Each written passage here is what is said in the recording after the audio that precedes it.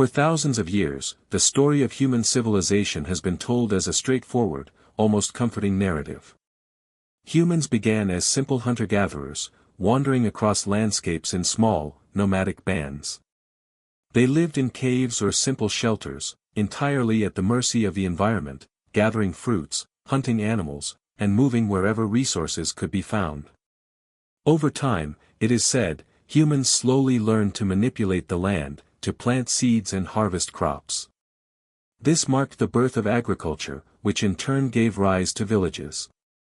Villages evolved into towns, towns into cities, and cities into civilizations complete with writing, governance, religion, and monumental architecture. It is a story repeated in history books, in classrooms, and in documentaries, a story that gives the illusion of order, of linear progress, of humanity steadily climbing the ladder from savagery to sophistication.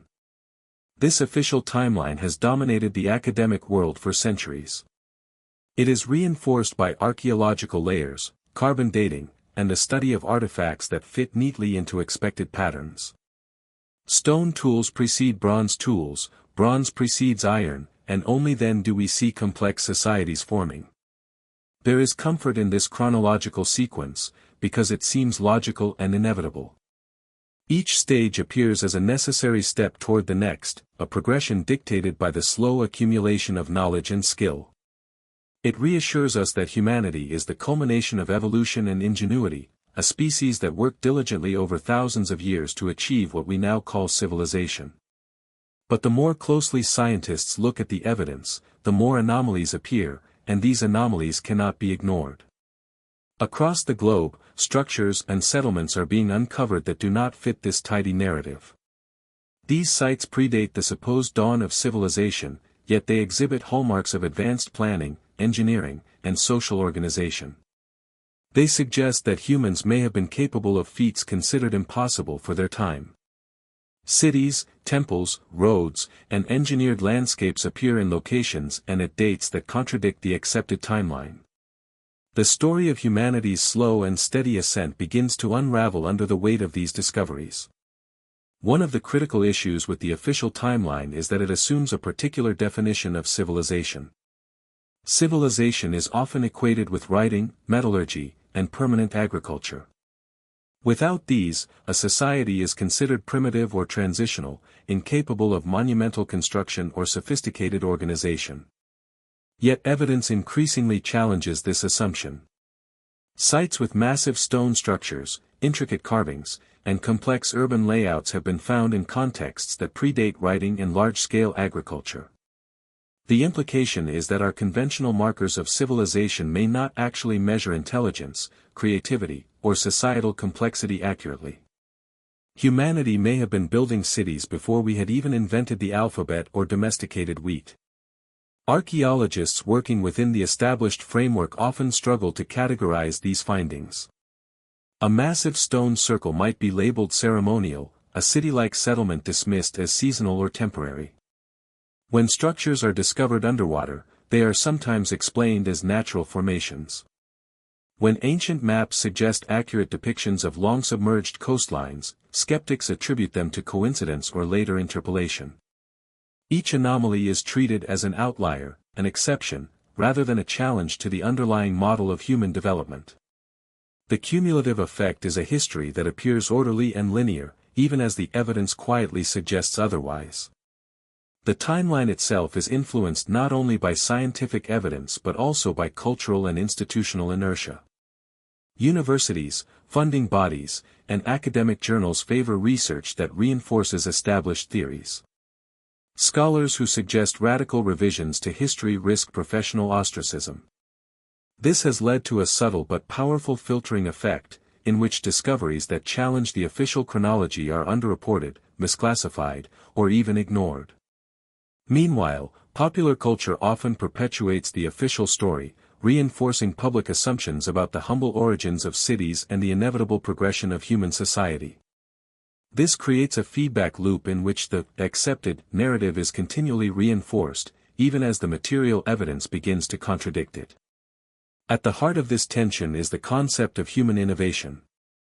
Conventional thinking suggests that large-scale urban planning, monumental architecture, and complex social organization require a gradual accumulation of knowledge, a slow march from primitive to advanced. Yet evidence from pre-agricultural sites suggests that humans may have achieved remarkable technological and organizational feats much earlier than assumed. Massive stone pillars, precise alignments with celestial bodies, and engineered landscapes appear at times and in places that defy conventional explanation.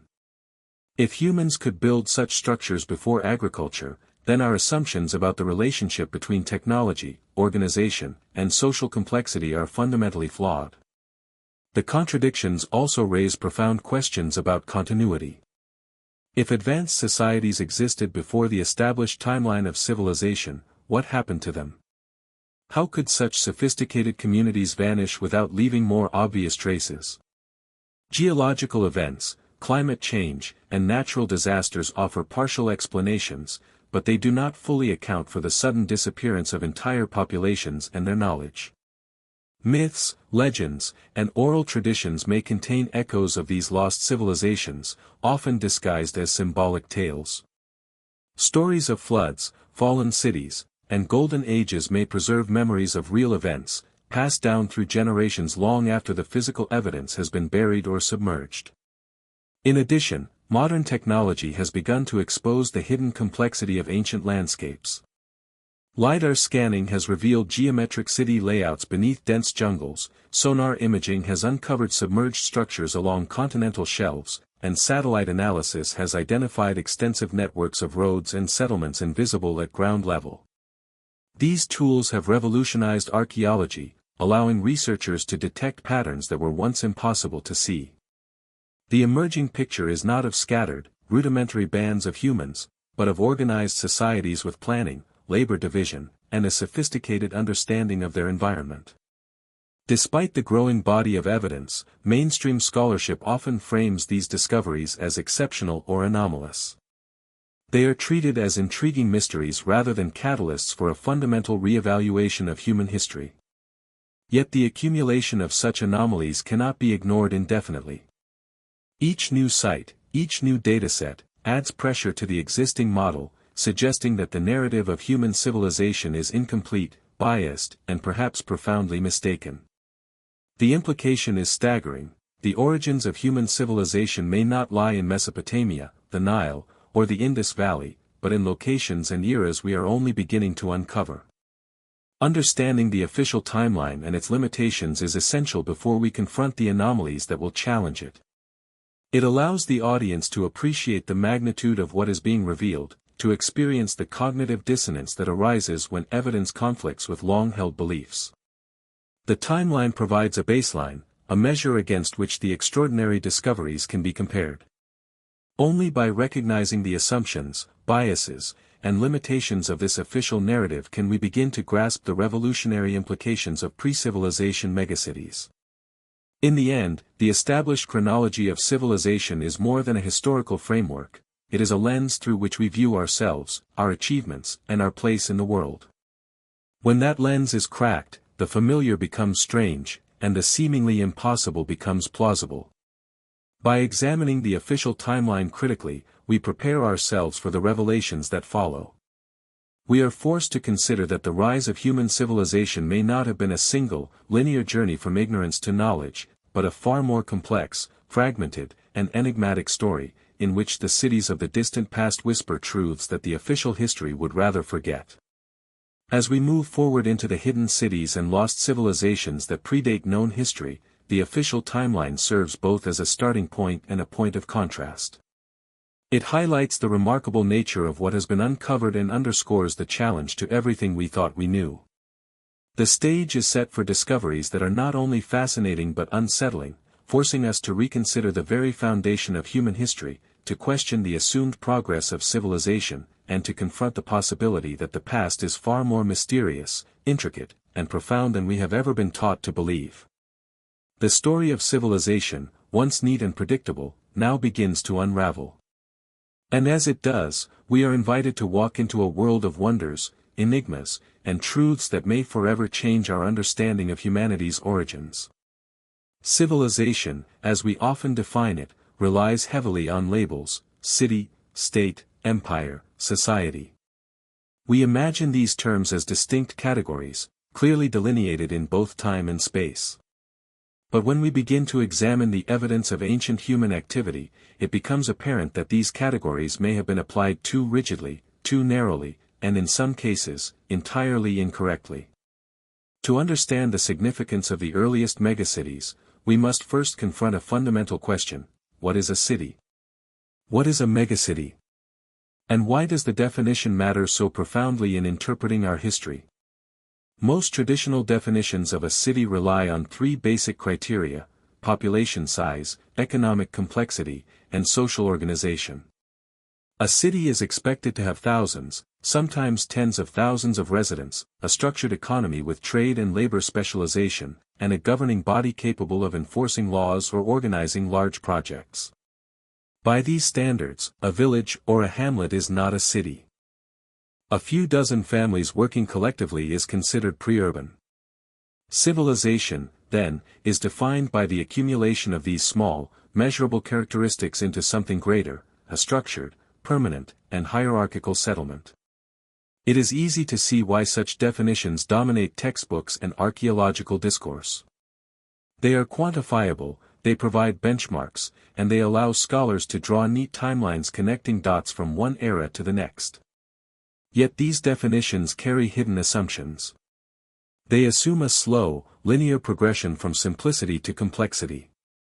They assume that population growth, agriculture, and technological innovation occur in predictable sequences.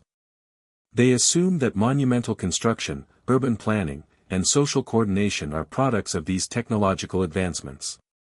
In essence, they assume that humans cannot organize complex societies without first mastering farming, writing, or metallurgy.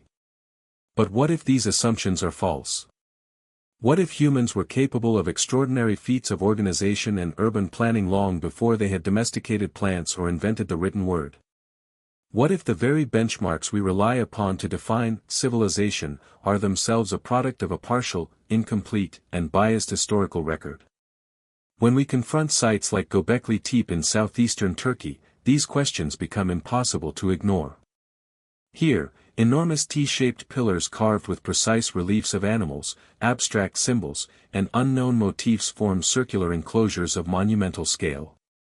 The site has been dated to over 11,000 years ago, at a time when humans were supposedly nomadic hunter-gatherers. There was no pottery, no metal tools, no agriculture. And yet, this society managed to coordinate the labor, engineering, and artistry necessary to construct a site that rivals, in precision and scale, monuments built millennia later. If we rely strictly on traditional definitions of civilization, Göbekli Tepe should not exist. And yet it does. The same pattern emerges across continents. In Peru, Carroll reveals sprawling urban planning, residential complexes, and monumental architecture dating back over 5,000 years, centuries before the pyramids of Egypt.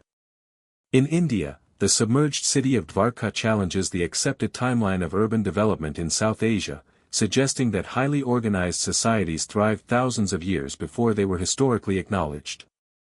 In the Amazon, LiDAR scans uncover geometric city grids beneath dense forest canopies, indicating large populations and sophisticated planning in areas long believed to be untouched wilderness. These discoveries defy conventional definitions of urbanism and raise profound questions about what it means to call a settlement a city. One of the key implications of redefining a city is recognizing the role of labor and social coordination. Traditional narratives assumed that early humans were incapable of mobilizing large groups for complex projects without formal governance structures, extensive technology, or economic surplus. Yet evidence from pre-agrarian sites suggests otherwise. Monumental constructions, intricate stonework, and urban layouts imply highly organized societies with knowledge of logistics, resource management, and human psychology. The presence of ceremonial spaces, astronomical alignments, and deliberate city planning points to governance and shared social objectives that extend far beyond mere survival. These early cities were not accidental aggregations of people, they were purposeful creations, expressions of communal vision and long-term planning. Furthermore, redefining a city challenges our assumptions about the interplay between environment and human development. For centuries, scholars have assumed that complex settlements arise only in resource-rich areas where agriculture can sustain large populations. But many of the earliest urban centers exist in regions that would have seemed marginal or inhospitable according to traditional models. Desert landscapes, floodplains, and areas now submerged under rising seas once hosted densely populated, highly organized societies. Humans engineered their environments to meet their needs, creating artificial soils, irrigation systems, and water management techniques long before we thought such practices existed. These achievements suggest that early humans were not passive participants in their environments but active engineers, capable of reshaping landscapes on a monumental scale. The definition of a megacity takes this re-evaluation even further. While a city might have thousands of residents, a megacity implies tens of thousands, with complex infrastructure, administrative oversight, and interconnected urban zones. By the conventional timeline, such populations and organizational complexity are thought to emerge only after millennia of agricultural surplus and technological innovation. Yet the evidence suggests that pre-civilization societies could sustain populations large enough to qualify as megacities, even without the technologies previously considered necessary. The existence of such megasites forces us to confront uncomfortable questions. How were these populations fed? How were social hierarchies maintained? How did knowledge survive across generations without written records? These are not small questions, they strike at the core of what we assume about human capability and social evolution. Perhaps most importantly, redefining what constitutes a city reframes our understanding of knowledge itself. If early societies could organize, plan, and construct monumental architecture without writing, then the transmission of knowledge must have occurred through methods that we are only beginning to comprehend. Oral traditions, ritual practices, and communal memory may have preserved technical expertise, cosmological understanding, and societal norms across generations. This challenges the assumption that literacy is a prerequisite for complex social organization and compels us to rethink the mechanisms by which humans learn, innovate, and collaborate. In considering the implications of these redefined concepts, it becomes clear that our understanding of history has been shaped as much by assumptions and limitations as by evidence. By rigidly defining civilization based on modern benchmarks, we risk overlooking the extraordinary capabilities of our ancestors. The term primitive may be misleading, obscuring the sophistication, ingenuity, and ambition of societies that existed long before our current historical framework allows. The earliest cities were not simply precursors to later civilizations, they were fully realized social experiments, sophisticated enough to rival or surpass what came centuries afterward. Ultimately, understanding what a city or megacity truly represents is not a matter of semantics. It is a gateway to reimagining the story of humanity itself. By challenging conventional definitions, we open the door to a deeper, more nuanced understanding of the past, one in which human ingenuity, resilience, and social complexity are recognized long before agriculture, writing, or metallurgy. We begin to see civilization not as a straight line from primitive to advanced, but as a mosaic of experimentation, collapse, adaptation, and rediscovery. Each early city becomes a testament to human potential, a challenge to our assumptions, and a reminder that the history we thought we knew is only a fraction of what actually occurred. As we explore the extraordinary sites that predate conventional civilization, we must carry this expanded perspective with us. We cannot judge these societies by the markers of later history. We must evaluate them on their own terms, by the scale of their construction, the sophistication of their planning, the evidence of social cohesion, and the enduring impact of their achievements.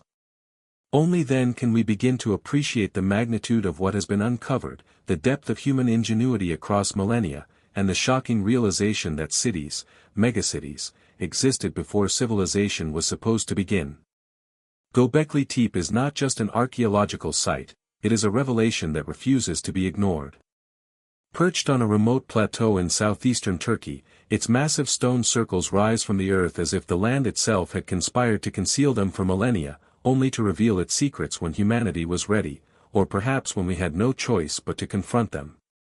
The first explorers of the site described it in terms that suggested disbelief: enormous T-shaped pillars, each carved with animals both familiar and exotic, arranged in circular formations so precise that modern engineers struggle to explain how prehistoric humans could have achieved such feats. These structures, dating back more than 11,000 years, predate the rise of agriculture, metallurgy, and writing, the very hallmarks that define civilization. Yet here, in this seemingly barren landscape, humans had accomplished what should have been impossible. The scale of Göbekli Tepe is staggering. The largest pillars weigh between 10 and 20 tons, quarried from nearby limestone outcrops, then transported and erected without the benefit of wheeled vehicles or metal tools. The circular enclosures, some spanning over 20 meters in diameter, are aligned with astonishing precision. Reliefs carved into the stones depict predators and prey, abstract symbols, and enigmatic figures whose meanings remain elusive to this day. Every stone seems deliberate, every carving purposeful, every formation a testament to the capabilities of a society we have long underestimated. The sheer labor involved suggests a coordinated workforce, likely consisting of hundreds of individuals, working over decades, or even generations, to complete each structure. This is monumental construction on a scale previously thought unattainable for hunter-gatherer societies. The purpose of Göbekli Tepe is equally mysterious. Unlike later urban centers, there is no evidence of permanent habitation. No ordinary dwellings, storage facilities, or trash heaps that indicate a settled population have been found within the site. This has led scholars to propose that Göbekli Tepe functioned primarily as a ceremonial or religious center. Yet even as a ceremonial site, the level of planning, artistry, and social coordination is extraordinary. Constructing such a place required not just physical labor, but leadership, shared vision, and a collective understanding of its purpose. It demands a rethinking of what society looked like at this early stage in human history. The assumption that complex social structures emerge only after farming is challenged directly here. Humans were capable of large-scale organization and monumental achievement long before they planted their first crops. Göbekli Tepe also challenges assumptions about knowledge transmission. The precision and artistry evident in the carving suggest skills and techniques passed down through generations. Oral instruction may have preserved the knowledge necessary for quarrying, carving, transporting, and erecting massive stones. This implies a level of cultural continuity, planning, and memory that exceeds what scholars previously imagined for pre-agricultural communities. Humans of this era were not merely surviving, they were innovating, experimenting, and building legacies designed to endure far beyond their own lifetimes. The presence of abstract symbols carved into the pillars hints at early forms of communication or proto-writing, a cognitive leap that predates established records by thousands of years. Moreover, the discovery of Göbekli Tepe undermines the idea of linear progression from primitive to advanced. For decades, archaeologists operated under the assumption that complex society required agriculture, that monumental architecture could only emerge after humans had settled and produced surplus food. Göbekli Tepe shows the opposite, a large, organized, and highly capable society that existed before the advent of farming.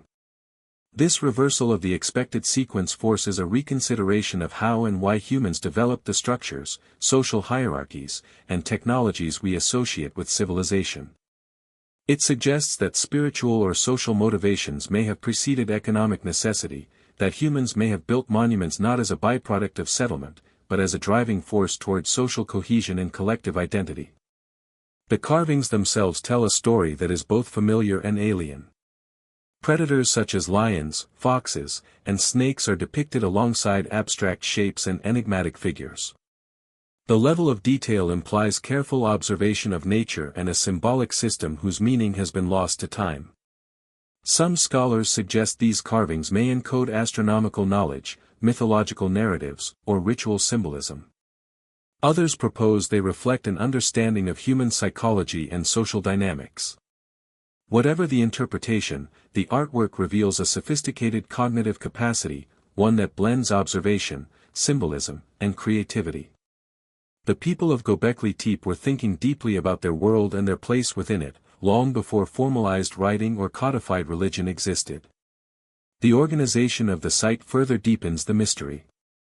Multiple circular enclosures, built over centuries, indicate a long-term plan rather than a series of ad hoc constructions. Each new circle was built atop earlier structures, often deliberately burying the older pillars.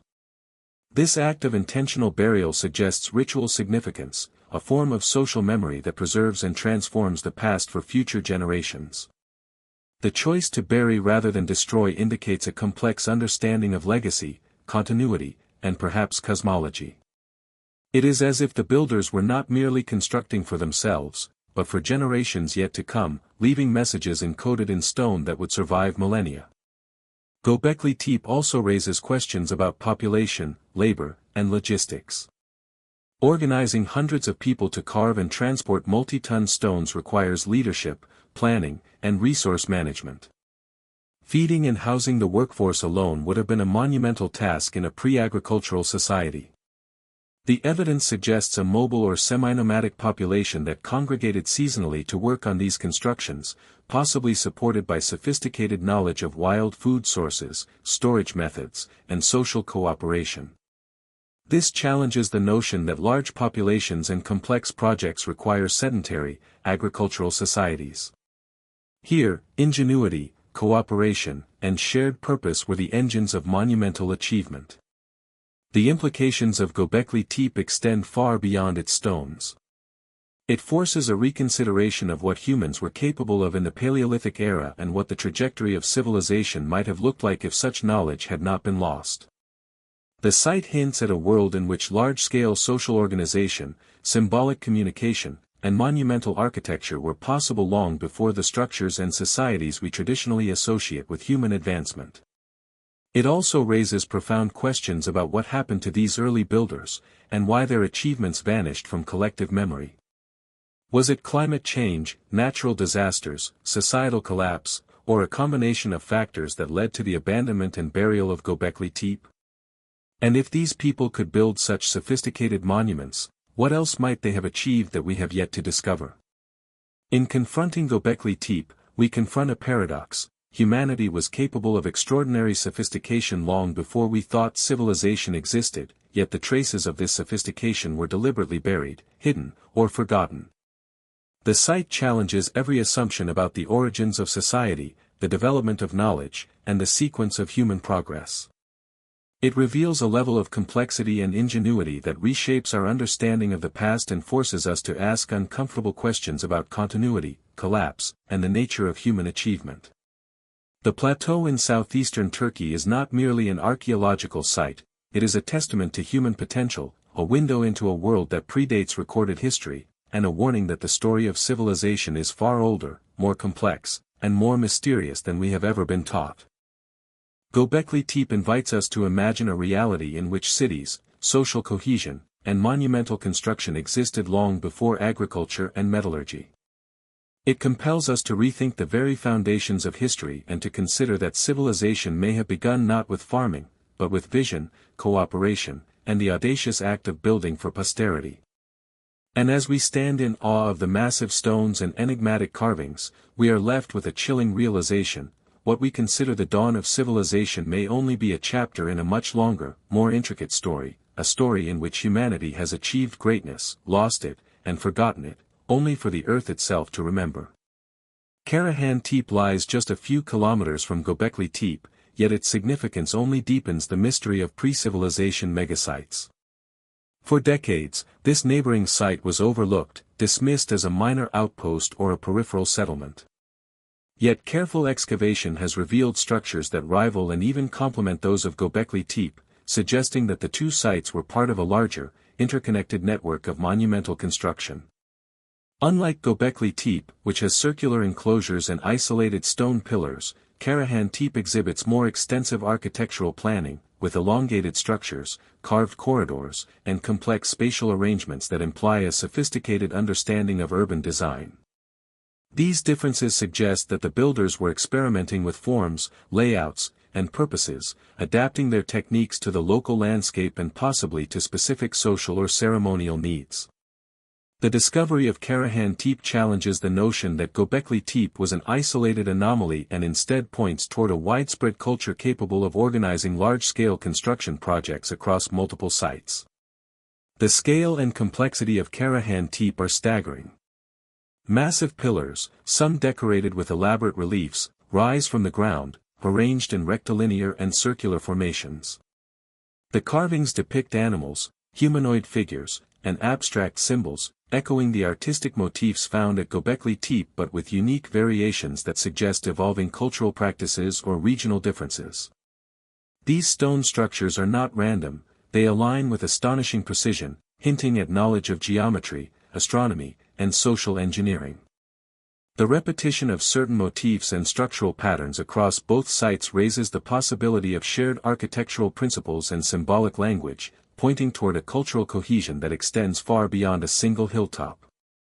The organization of these structures implies coordinated labor, advanced planning, and long-term vision, all occurring in a period when humans were supposedly incapable of such achievements. Archaeologists have begun to piece together a picture of seasonal occupation at Karahan Tepe. Unlike the transient encampments associated with hunter-gatherers, the site shows evidence of repeated, intentional gatherings over centuries. The scale of the construction would have required hundreds of individuals working in coordinated shifts, perhaps sustained by food surpluses harvested from surrounding areas or gathered from wild resources.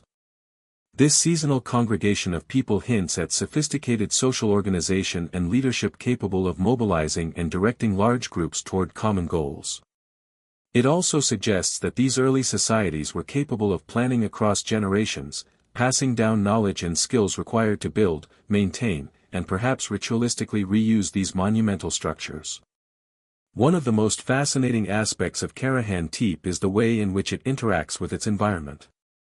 The builders did not simply erect structures on the landscape, they shaped the terrain to suit their purposes. Platforms, terraces, and pathways indicate a deep understanding of topography and environmental engineering. The careful placement of pillars and enclosures may have served multiple functions, ceremonial, social, astronomical, or even practical, indicating that these societies possessed an integrated worldview, blending spirituality, functionality, and aesthetics. This challenges the assumption that early humans lived in isolation from their surroundings or lacked the capacity to manipulate their environment on a large scale. Karahan Tepe demonstrates that environmental adaptation and monumental construction could occur simultaneously, long before the advent of formal agriculture. The symbolic language carved into the stones at Karahan Tepe deepens the enigma. Predatory animals, abstract motifs, and humanoid forms suggest a sophisticated belief system, possibly tied to cosmology, fertility, or social hierarchy. Some reliefs appear to depict hybrid creatures or mythological narratives, hinting at a cultural complexity that is difficult to reconcile with traditional views of Paleolithic societies. The recurrence of certain symbols across both Karahan Tepe and Göbekli Tepe suggests a shared or evolving set of beliefs and practices, hinting at communication and coordination across distances that are extraordinary for the era. This challenges the conventional notion that early humans were isolated bands with limited cultural exchange and points toward a networked society capable of sharing knowledge, ritual practices, and artistic expression over hundreds of kilometers. The relationship between Karahan Tepe and Göbekli Tepe may extend beyond mere proximity.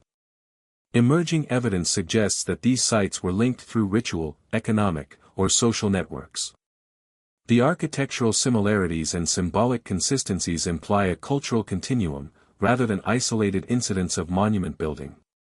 This raises tantalizing questions about the nature of these early societies. Were they organized around spiritual or religious imperatives? Did they function as seasonal gathering centers for dispersed populations? Were these sites hubs in a broader, perhaps global, network of pre-civilization urban centers? The implications are profound, suggesting that complex social structures and urban planning were not limited to one geographic location but may have been a widespread phenomenon across the prehistoric world. Excavations at Karahan Tepe also reveal an intentionality in construction that is difficult to ignore. Stones are carved and shaped with extraordinary precision, positioned in ways that maximize visual impact and possibly symbolic meaning. Pathways guide movement through the site, suggesting rituals or ceremonies that required participants to engage with the space in specific ways. The layering of structures, where newer constructions overlay or incorporate older elements, indicates a temporal dimension to their planning, with builders consciously acknowledging and interacting with the past. This challenges the perception that pre-agricultural societies lacked long-term planning or historical consciousness. At Karahan Tepe, there is evidence not only of architectural skill but of cultural continuity, memory, and foresight, all hallmarks of civilization as we typically define it. One of the most pressing mysteries surrounding Karahan Tepe is the disappearance of its builders. Like Göbekli Tepe, the site was deliberately buried and abandoned, raising questions about why such sophisticated societies vanished. Was it environmental catastrophe, social upheaval, or a conscious decision to end the use of the site? The deliberate burial of monumental structures suggests ritual significance, but it also hints at a civilization capable of systematic cultural practice and complex decision-making on a societal scale. The question of why these people abandoned such extraordinary achievements adds to the intrigue and highlights the fragility of even the most advanced early societies. Karahan Tepe also provides a glimpse into the potential origins of broader urban networks. If we accept that these sites were connected, spatially, culturally, and perhaps ritually, then it becomes plausible that pre-civilization megacities existed not in isolation, but as part of a sophisticated web of human activity. Roads, pathways, and ceremonial alignments may have linked multiple sites across regions, creating a network of shared knowledge, coordinated labor, and cultural exchange. This challenges the conventional assumption that early human settlements were scattered and disconnected, instead presenting a picture of a coordinated, adaptive, and intelligent society capable of long-distance planning and cooperation. The implications of Karahan Tepe extend beyond archaeology into the very foundations of history. By revealing the existence of multiple, interlinked monumental sites predating known civilization, it forces us to reconsider the timeline, complexity, and capabilities of prehistoric humans. The existence of Karahan Tepe demonstrates that the seeds of urbanization, social organization, and monumental construction were present far earlier than previously believed. It suggests that the trajectory of civilization may have been interrupted, obscured, or even deliberately hidden by natural or cultural processes. The traditional narrative, which places the dawn of cities at a later point in history, is no longer sufficient to explain the scale, sophistication, and coordination evident at these sites. As we move forward in uncovering Karahan Tepe, it becomes impossible to treat it as an isolated phenomenon. Its existence implies a broader, interconnected world of pre-civilization megasites, where humans were capable of remarkable feats of engineering, social organization, and cultural expression long before the conventional markers of civilization appeared. Karahan Tepe, together with Göbekli Tepe and other emerging sites, paints a picture of a complex, networked society operating thousands of years before agriculture, writing, or metallurgy.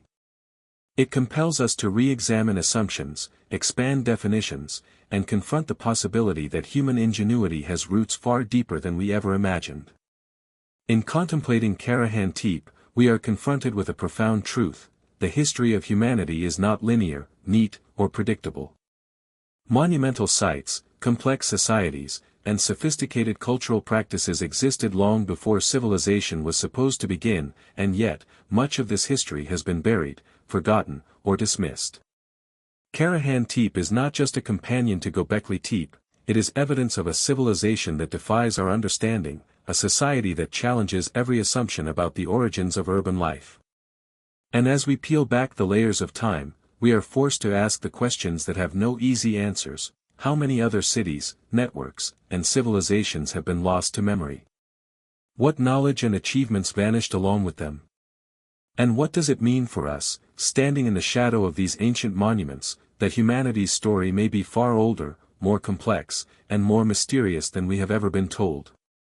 Long before the advent of pottery, before the invention of agriculture, before humans had mastered metal or written language, a remarkable era unfolded, one that defies conventional understanding of societal development. This is the pre-pottery megalithic world, a period when human communities were capable of monumental achievements despite lacking what historians traditionally consider the essential tools of civilization. The sites that emerge from this era, from Göbekli Tepe to Karahan Tepe and beyond, reveal a level of complexity, social organization, and engineering that contradicts the linear timeline presented in textbooks. Here, in landscapes that we once imagined to be inhabited only by small, scattered bands of hunter-gatherers, we find evidence of structured, purposeful communities creating enduring monuments, aligned with celestial bodies, and orchestrated with an intelligence that has long been underestimated. These pre-pottery societies challenge our most basic assumptions about human capability.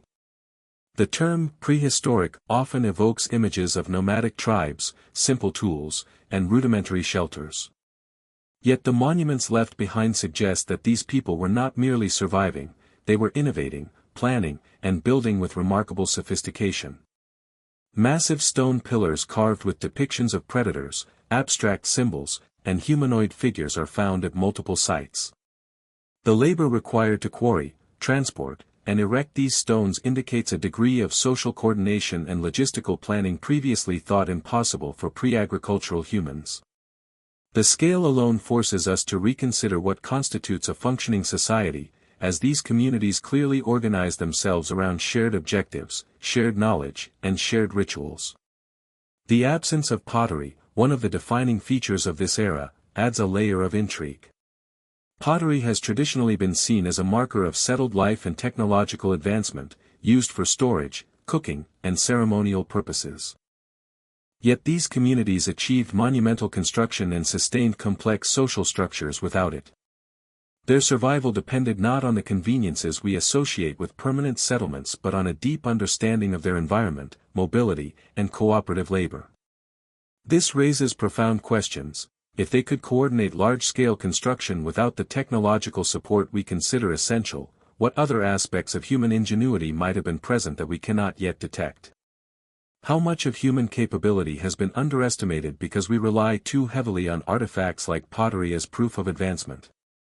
The structures themselves speak volumes about the intentions and capacities of these early societies. Stone circles, carved pillars, platforms, and terraces appear repeatedly, often in patterns that suggest astronomical observation, ceremonial function, or social organization.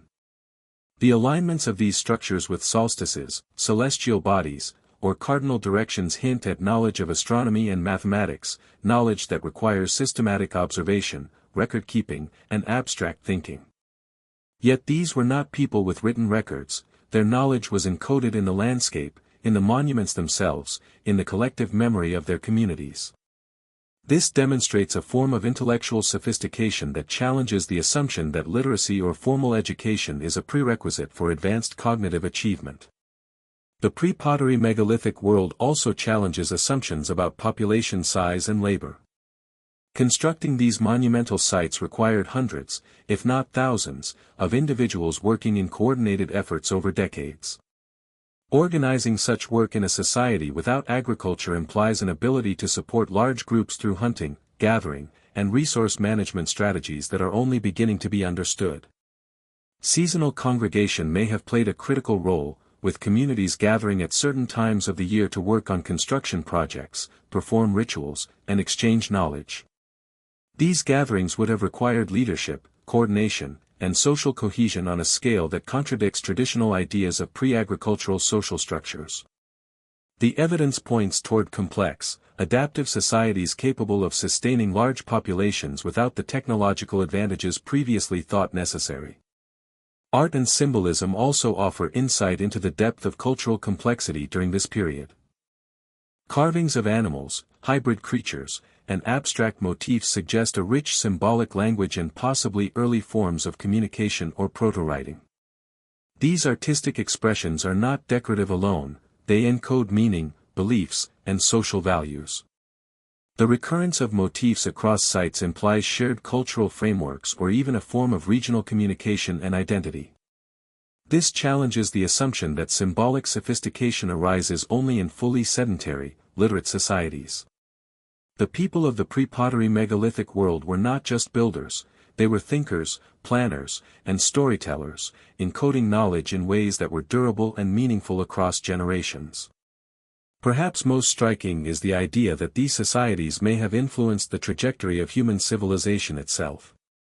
By creating monumental structures and organized communities before the development of agriculture, they may have laid the groundwork for social complexity that would later be expressed in urban settlements.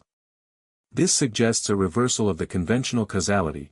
Rather than agriculture leading to social complexity and monumental construction, it may be that the social and cultural imperatives of early humans drove technological and agricultural innovation. Large, organized gatherings for ritual, labor, and social cohesion may have provided the impetus for developing farming, domestication, and more permanent settlement patterns. In other words, the motivations for civilization may have been social and spiritual rather than strictly economic or survival-based. The global distribution of pre-pottery megalithic sites adds another layer of mystery. Similar structures, alignments, and symbolic motifs appear across vast distances, from Anatolia to the Levant, and even hints appear in distant continents. While it is tempting to assume coincidence, the repetition of certain architectural principles, the alignment of monumental structures, and shared symbolic language suggest either cultural transmission or parallel development on a scale that challenges traditional archaeological reasoning. These discoveries hint at an interconnected world long before recorded history, a world where knowledge, technique, and social organization may have transcended individual communities, laying the groundwork for a broader, global understanding of human capability.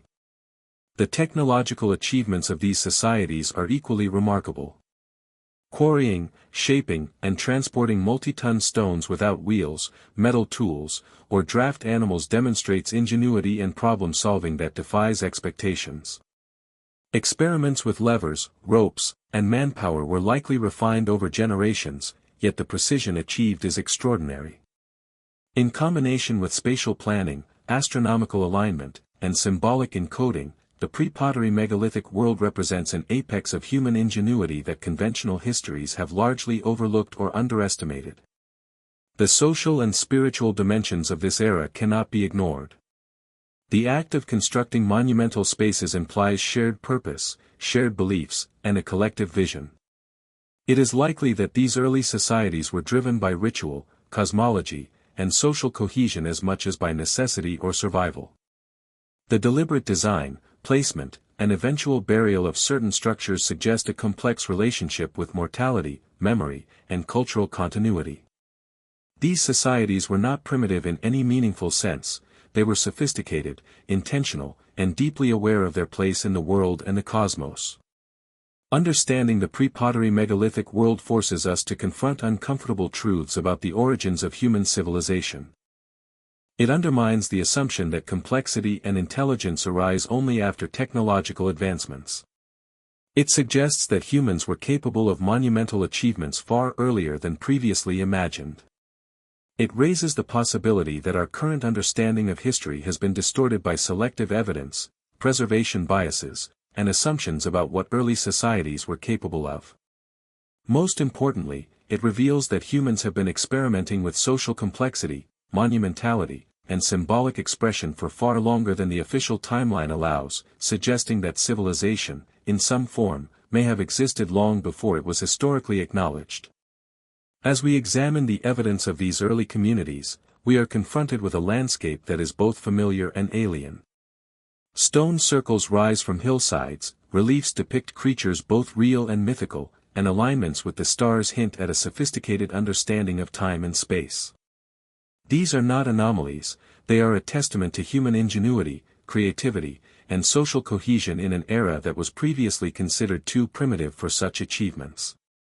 The pre-pottery megalithic world challenges every assumption about how and when humans became capable of organized society, monumental architecture, and cultural complexity.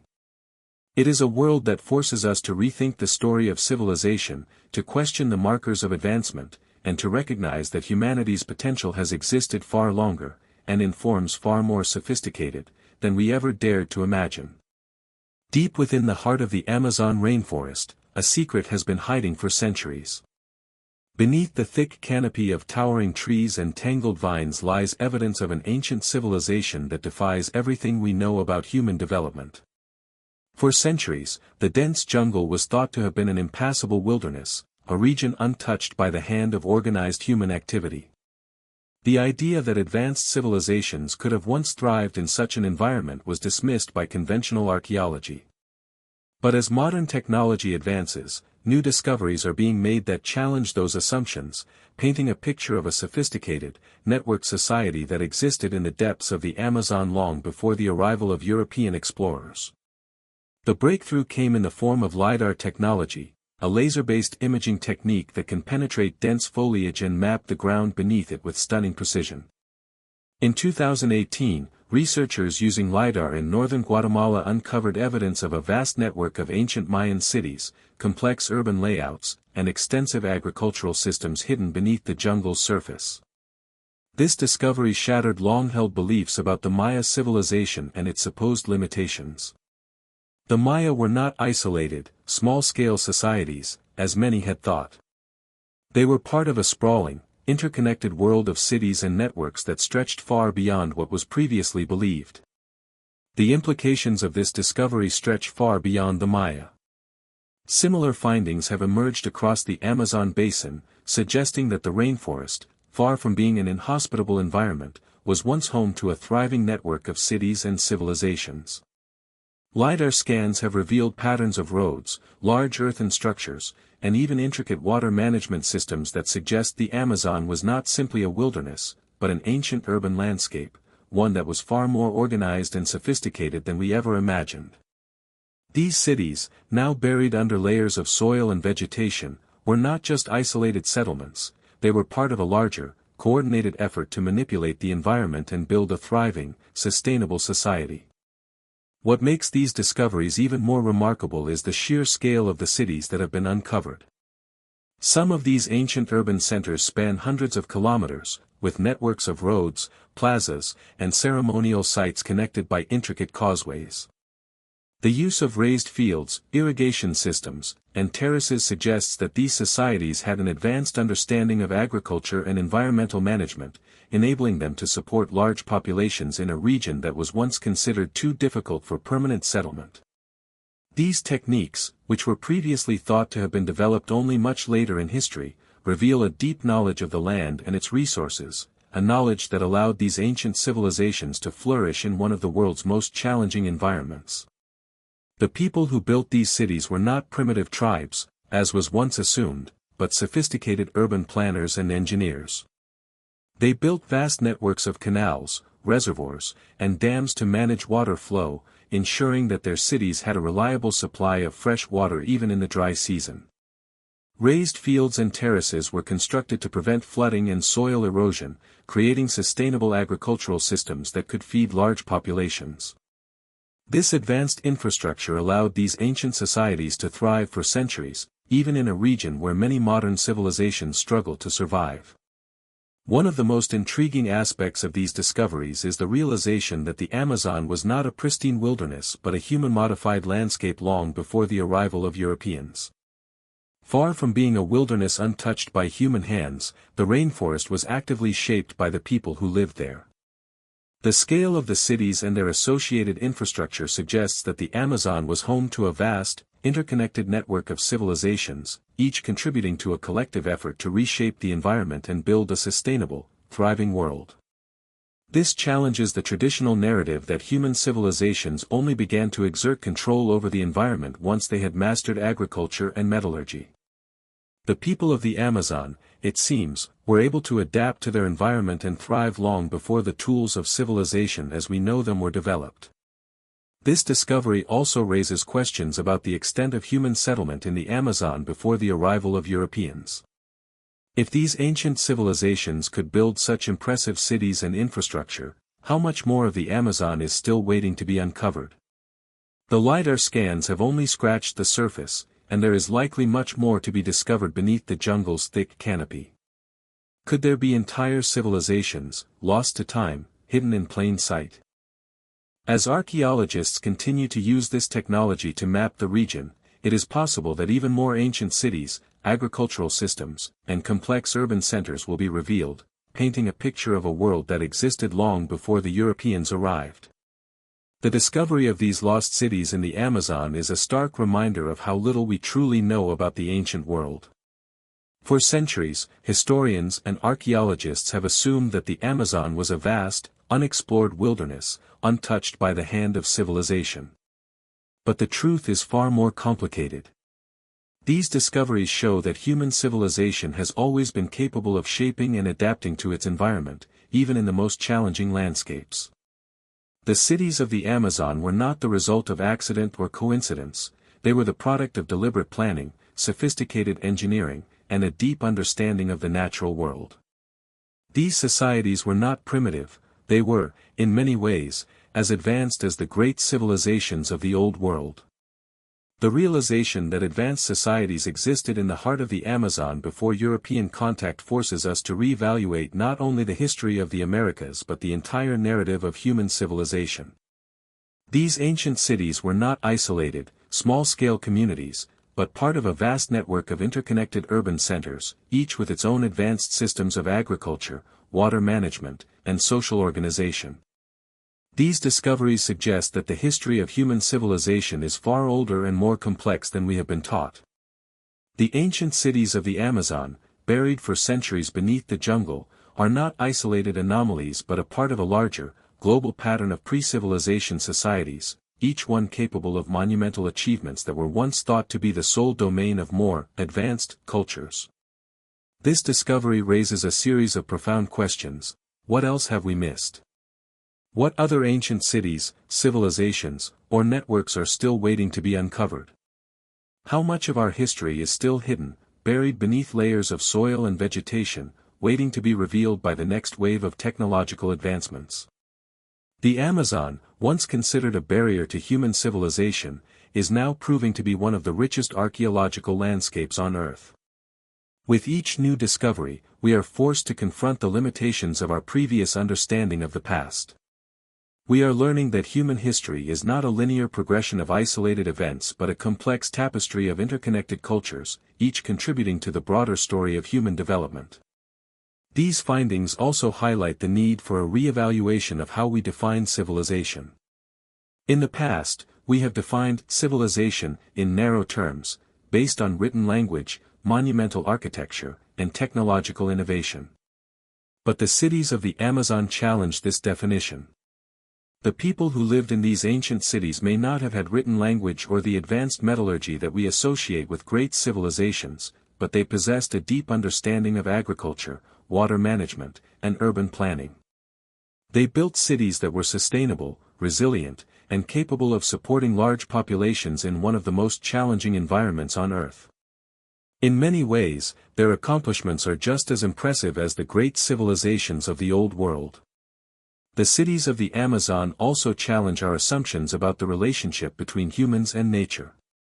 For centuries, we have viewed the Amazon as a pristine wilderness, a place untouched by human hands.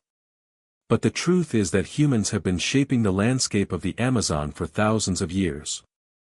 The civilizations that once thrived there did not simply exist within the environment, they actively modified it, building cities, roads, and agricultural systems that allowed them to thrive.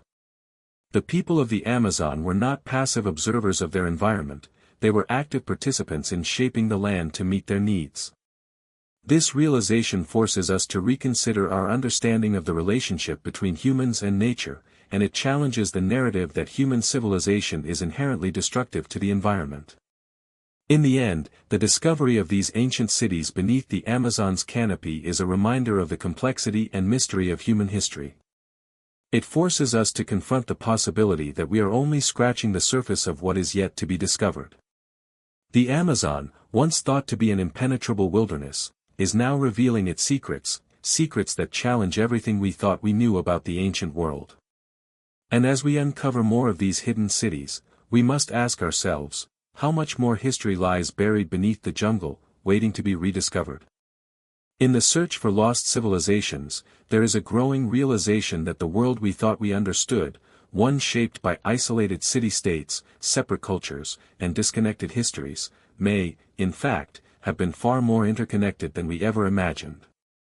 The discovery of vast, ancient cities across the globe, from the jungles of Central America to the deserts of Egypt, is reshaping our understanding of ancient human history. The evidence is starting to point toward a time long before recorded history when advanced societies not only existed but thrived in ways we never thought possible. This global network of pre-civilization megasites is revealing a hidden world of extraordinary human achievement, connected across continents by shared knowledge, cultural exchange, and even urban planning techniques that transcended geographic boundaries. One of the most remarkable features of these newly uncovered sites is the sheer scale and sophistication of their construction.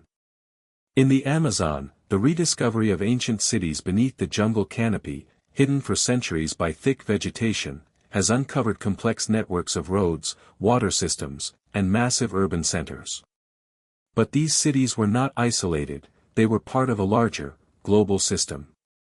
Evidence suggests that these ancient societies were capable of sharing ideas and techniques, passing down knowledge across vast distances, creating what could be described as a pre-globalized world.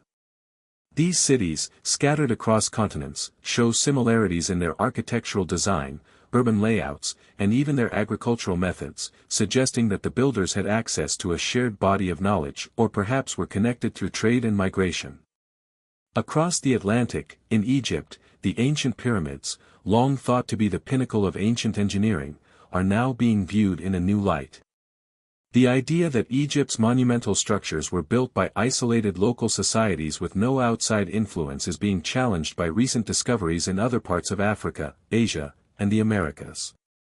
These discoveries suggest that similar engineering feats were being accomplished across the globe at the same time, pointing to the possibility of a highly interconnected ancient world. From the megalithic structures of Göbekli Tepe to the ceremonial cities of Mesoamerica, there is growing evidence that ancient people were part of a broader network of knowledge and exchange, sharing technological innovations, social practices, and religious ideologies in ways that defy conventional timelines. The development of complex societies in distant locations is now seen as part of this interconnected web, rather than the product of independent, isolated developments. The creation of monumental architecture, whether in the form of pyramids, temples, or massive stone circles, was not just a regional achievement but part of a shared human impulse. In ancient Mesopotamia, the ziggurats stood as towering symbols of human ambition and religious devotion. These massive step pyramids bear a striking resemblance to the step-like structures found in Mesoamerican cultures, such as the Mayans, who also constructed similar pyramid-shaped temples dedicated to their gods. The similarities between these two distant civilizations raise the question, could there have been some form of communication between them? The scale of these structures and their shared purpose suggests a deeper connection between cultures than we previously thought possible. Meanwhile, in the Pacific Islands, the colossal stone heads of Easter Island, Rapa Nui, stand as enigmatic remnants of an ancient culture whose social organization, astronomical knowledge, and architectural feats challenge the notion of isolated island societies. The construction of these massive statues required not only extraordinary labor but an understanding of geometry, social coordination, and resource management that seems beyond the capabilities of the small, isolated population once thought to have inhabited the island. Recent discoveries of similar stone structures on other Pacific islands, along with the evidence of long-distance trade routes connecting the islands, suggest that the Rapa Nui and other Polynesian cultures may have been part of an even larger network of pre-civilization societies. The same sense of global interconnectedness can be seen in the ancient cities of China, where the discovery of vast city complexes from the Shang and Zhou dynasties reveals a culture rich in urban planning, social organization, and advanced metallurgy. The city of Yin, for example, shows evidence of a large and highly organized society capable of monumental achievements, including large ceremonial structures, advanced bronze casting techniques, and complex political systems. The recent discovery of ancient roads and networks connecting these cities to the rest of Asia suggests that these early Chinese civilizations were not isolated but were part of a broader trading and cultural network that spanned much of the continent. In the Mediterranean, the Minoans of Crete built advanced palaces, complete with intricate frescoes, plumbing systems, and social hierarchies, long before the rise of Greece and Rome. The similarities between Minoan architecture and that of ancient civilizations in the Near East, including the use of standardized building methods and artistic motifs, suggest that these cultures were part of a shared, interconnected world. Trade routes crisscrossed the ancient world, linking distant cities and civilizations, from the Egyptians in the west to the Indus Valley in the east. These networks allowed for the exchange of goods, ideas, and technologies that would ultimately shape the course of human history. Even in the most remote corners of the earth, such as the highlands of Peru and the Andes, evidence of ancient urban centers and sophisticated agricultural systems is now emerging. The Inca Empire, long considered the pinnacle of South American civilization, was built upon centuries of knowledge passed down from earlier pre-Inca societies. The construction of Machu Picchu, with its perfectly cut stones and advanced water management systems, was not an isolated achievement. Recent excavations have uncovered evidence of similar stone structures and agricultural terraces stretching from the high Andes to the coastal deserts of Peru, suggesting that the Inca were part of a much larger, interconnected network of pre-civilization societies that spanned much of the continent. The global scope of these discoveries forces us to rethink the very idea of civilization. What we once thought of as isolated, disconnected cultures are now emerging as part of a vast, interconnected network that spanned continents and oceans. The evidence suggests that these ancient societies shared knowledge, trade, and ideas on a global scale, much earlier than we had previously believed. The rise of monumental architecture, complex urban centers, and sophisticated agricultural systems was not a result of isolated cultural evolution but part of a much larger, global phenomenon that spanned the entire globe. This new understanding of ancient civilizations also raises profound questions about the role of technology in the development of human societies. For centuries, we have assumed that technological innovation was the driving force behind the rise of civilizations. But the evidence emerging from sites across the world suggests that social and cultural factors may have been just as important. The construction of massive stone structures, intricate road networks, and complex water management systems was not simply about technological prowess, it was about shared cultural and religious values, social organization, and the ability to coordinate large-scale efforts. In many cases, the technology existed not as a tool for survival but as a tool for expressing social and religious ideas, ideas that were shared across vast distances, uniting distant cultures in a common vision. The implications of these discoveries extend far beyond the world of archaeology. They challenge our understanding of human history, forcing us to rethink the very origins of civilization. What if the story of human progress is not a steady march from simplicity to complexity but a more cyclical, interconnected tale of rise and fall, where civilizations shared knowledge, flourished, and eventually faded into obscurity? Could it be that the cities we are uncovering today are just the remnants of even older societies, long forgotten by time but connected in ways we cannot yet fully understand? This realization also forces us to confront a much larger mystery. How did such a global network of civilizations come to exist in the first place? Was it the result of migration, trade, or perhaps something even more extraordinary, a lost civilization whose influence reached across continents? The more we uncover, the more it seems that the history of humanity is far more complex than we have ever imagined. What we once thought were isolated pockets of civilization are now revealing themselves as part of a vast, interconnected world, and with each new discovery, we are forced to reconsider everything we thought we knew about the origins of human society. As we continue to peel back the layers of history, we are left with one inescapable conclusion: the ancient world was far more interconnected, complex, and sophisticated than we have ever been led to believe. The global network of pre-civilization megasites is proof that humanity has long been capable of remarkable achievements, and the true story of our past is one that has only just begun to be uncovered. With each new discovery, we are rewriting the history of human civilization, and the answers we find may change the course of our understanding forever. As we continue to delve deeper into the mysteries of ancient civilizations, the connections between distant megasites become impossible to ignore.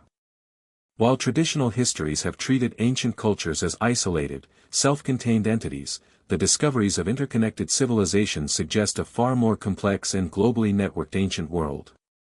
From the pyramids of Egypt to the temples of the Maya, the urban centers of Mesopotamia to the lost cities of the Amazon, there is an emerging narrative of shared knowledge, cultural exchange, and mutual influence that stretches across continents and millennia. These connections are not just physical, through trade routes or migration, but intellectual, spiritual, and even technological, hinting at a level of human coordination that we once believed impossible for ancient societies. In the heart of Mesopotamia, for example, the rise of the Sumerians is traditionally seen as the birth of civilization. Their cities, Uruk, Ur, and Eridu, were centers of technological innovation, where the wheel, writing, and complex social structures first emerged. But when we look closer at these early cities, we begin to see startling similarities with other ancient sites across the globe. The ziggurats of Mesopotamia, massive step temples dedicated to the gods, are remarkably similar to the pyramids of Egypt, despite being separated by thousands of miles. Both civilizations shared an obsession with monumental architecture and used it not only as a demonstration of power but also as a way to connect with the divine. The idea that such similar structures arose independently in two distant parts of the world seems improbable. Instead, it points toward the possibility of shared knowledge or even direct contact between these ancient cultures. The similarities between the civilizations of the Nile and the Tigris-Euphrates are not limited to architecture. Both societies placed a profound emphasis on the alignment of their cities and temples with celestial bodies. In Egypt, the pyramids are aligned with the stars of Orion's belt, symbolizing the connection between the pharaohs and the gods. Similarly, in Mesopotamia, the ziggurats were often aligned with the movements of the stars and planets, reflecting a belief in the cyclical nature of time and the divine order of the cosmos. The concept of sacred geometry, using the proportions of the natural world to create harmony between the earthly and the divine, appears in both cultures, suggesting that the builders of these great civilizations were drawing from a common well of astronomical and mathematical knowledge. But the connections between these civilizations do not end there. The ancient Egyptians and Sumerians were also highly skilled in agriculture, using advanced irrigation techniques to harness the power of their rivers, the Nile and the Euphrates, to support their growing populations. The idea of manipulating water for agricultural purposes was not unique to these civilizations, it can also be found in the ancient cities of the Indus Valley, another advanced civilization that flourished around the same time. The cities of Harappa and Mohenjo-Daro were laid out in a grid-like pattern, with streets and drainage systems that suggest a highly organized and planned urban environment. Like the Egyptians and Sumerians, the Indus Valley people understood the importance of water management, creating wells, reservoirs, and sophisticated sewage systems. This knowledge, shared across cultures, allowed these civilizations to thrive in otherwise inhospitable environments, from the deserts of Mesopotamia to the monsoon-fed plains of the Indus Valley. The spiritual connections between these ancient civilizations are also remarkable. The ancient Egyptians believed in a pantheon of gods and goddesses who ruled over every aspect of their lives, from the daily rhythms of nature to the eternal cycle of life and death. Similarly, the Sumerians worshipped a host of deities, each one representing a different facet of existence, from agriculture to war to the heavens themselves. The religious practices of these civilizations were deeply intertwined with their understanding of the cosmos, with the construction of temples and ziggurats acting as physical manifestations of their beliefs about the relationship between the gods and humanity. In the Americas, we see a similar reverence for the gods in the Maya and Aztec civilizations. Both cultures believed in a complex cosmology where the movements of the stars and planets were directly connected to the fate of humanity. The Maya, for example, developed a sophisticated calendar system that tracked the cycles of the stars, the sun, and the moon, believing that the alignment of celestial bodies held the key to understanding the forces that governed the world. The connection between these distant cultures is not purely theoretical. Archaeological evidence is now emerging that suggests trade, migration, and cultural exchange may have played a significant role in the development of these early civilizations. In Mesopotamia, for instance, the Sumerians are believed to have had contact with the Indus Valley civilization, as evidenced by the discovery of Indus seals and artifacts in Sumerian cities. Similarly, the ancient Egyptians traded with the peoples of the Levant, and their influence can be seen in the art and architecture of the surrounding regions. It is entirely possible that these interactions were not limited to trade alone, but involved the exchange of knowledge, ideas, and even religious practices. In the Americas, the Maya civilization has long been thought of as an isolated culture, developing independently of other ancient societies. However, recent discoveries suggest that the Maya were not as isolated as once believed. The construction of their cities, massive, organized urban centers with sophisticated astronomical observatories, bears striking similarities to the early civilizations of the Old World. The Maya's obsession with the heavens, their intricate calendar systems, and their monumental architecture suggest that they may have been influenced by ideas and practices from other ancient cultures. The connection between the Maya and ancient Mesopotamia, for example, may be more than just coincidental. Some researchers have pointed to similarities between Maya and Sumerian mathematics and astronomy, suggesting that these two cultures shared knowledge of celestial cycles and cosmological principles. The rediscovery of ancient cities beneath the Amazon rainforest further complicates our understanding of pre-civilization networks. The scale of these ancient urban centers, hidden beneath the thick jungle canopy for centuries, suggests that the Amazon was once home to a thriving network of cities that were connected by trade routes and cultural exchange. These cities, built without the use of pottery or metal tools, demonstrate that ancient societies in the Amazon possessed an understanding of agriculture, water management, and urban planning that rivals the achievements of the great civilizations of the Old World. And just like the ancient civilizations of Mesopotamia, Egypt, and the Indus Valley, the people of the Amazon shared a deep connection to the cosmos, using astronomy and sacred geometry to align their cities and temples with celestial bodies. The evidence of these global connections forces us to reconsider the traditional view of human history. For centuries, we have been taught that civilizations arose independently, each one developing its own unique culture and technology in isolation. But the growing body of evidence suggests a much more interconnected ancient world, where ideas, technologies, and religious practices were shared across continents. These civilizations were not isolated, but part of a vast, interconnected network of human achievement that spanned the globe. The implications of these discoveries are profound. They challenge our understanding of the origins of civilization and force us to reevaluate the timelines we have long accepted. The rise of agriculture, the construction of monumental architecture, the development of writing, all of these were once thought to be the exclusive domain of a few isolated societies. But the evidence now suggests that these developments were part of a larger, global phenomenon, one that spread ideas and technologies across vast distances. The shared knowledge and cultural practices of these ancient civilizations were not the result of chance, but of a deeper, more intentional interconnectedness. This global network of pre-civilization megasites forces us to ask new questions about human history. What other connections remain hidden beneath the surface? How much of the ancient world is still waiting to be uncovered? And how can we reconcile these discoveries with our current understanding of the past? As more and more evidence emerges, it becomes clear that the history of humanity is far more complex than we have ever been taught. These interconnected civilizations, stretching across continents and millennia, represent a world of extraordinary human achievement, one that we are only beginning to understand. With each new discovery, we are rewriting the story of our past, and the answers we find may change the course of history forever. As the puzzle pieces of ancient history begin to fit together, one of the most striking revelations is the sheer sophistication of technologies that existed long before the conventional rise of known civilizations.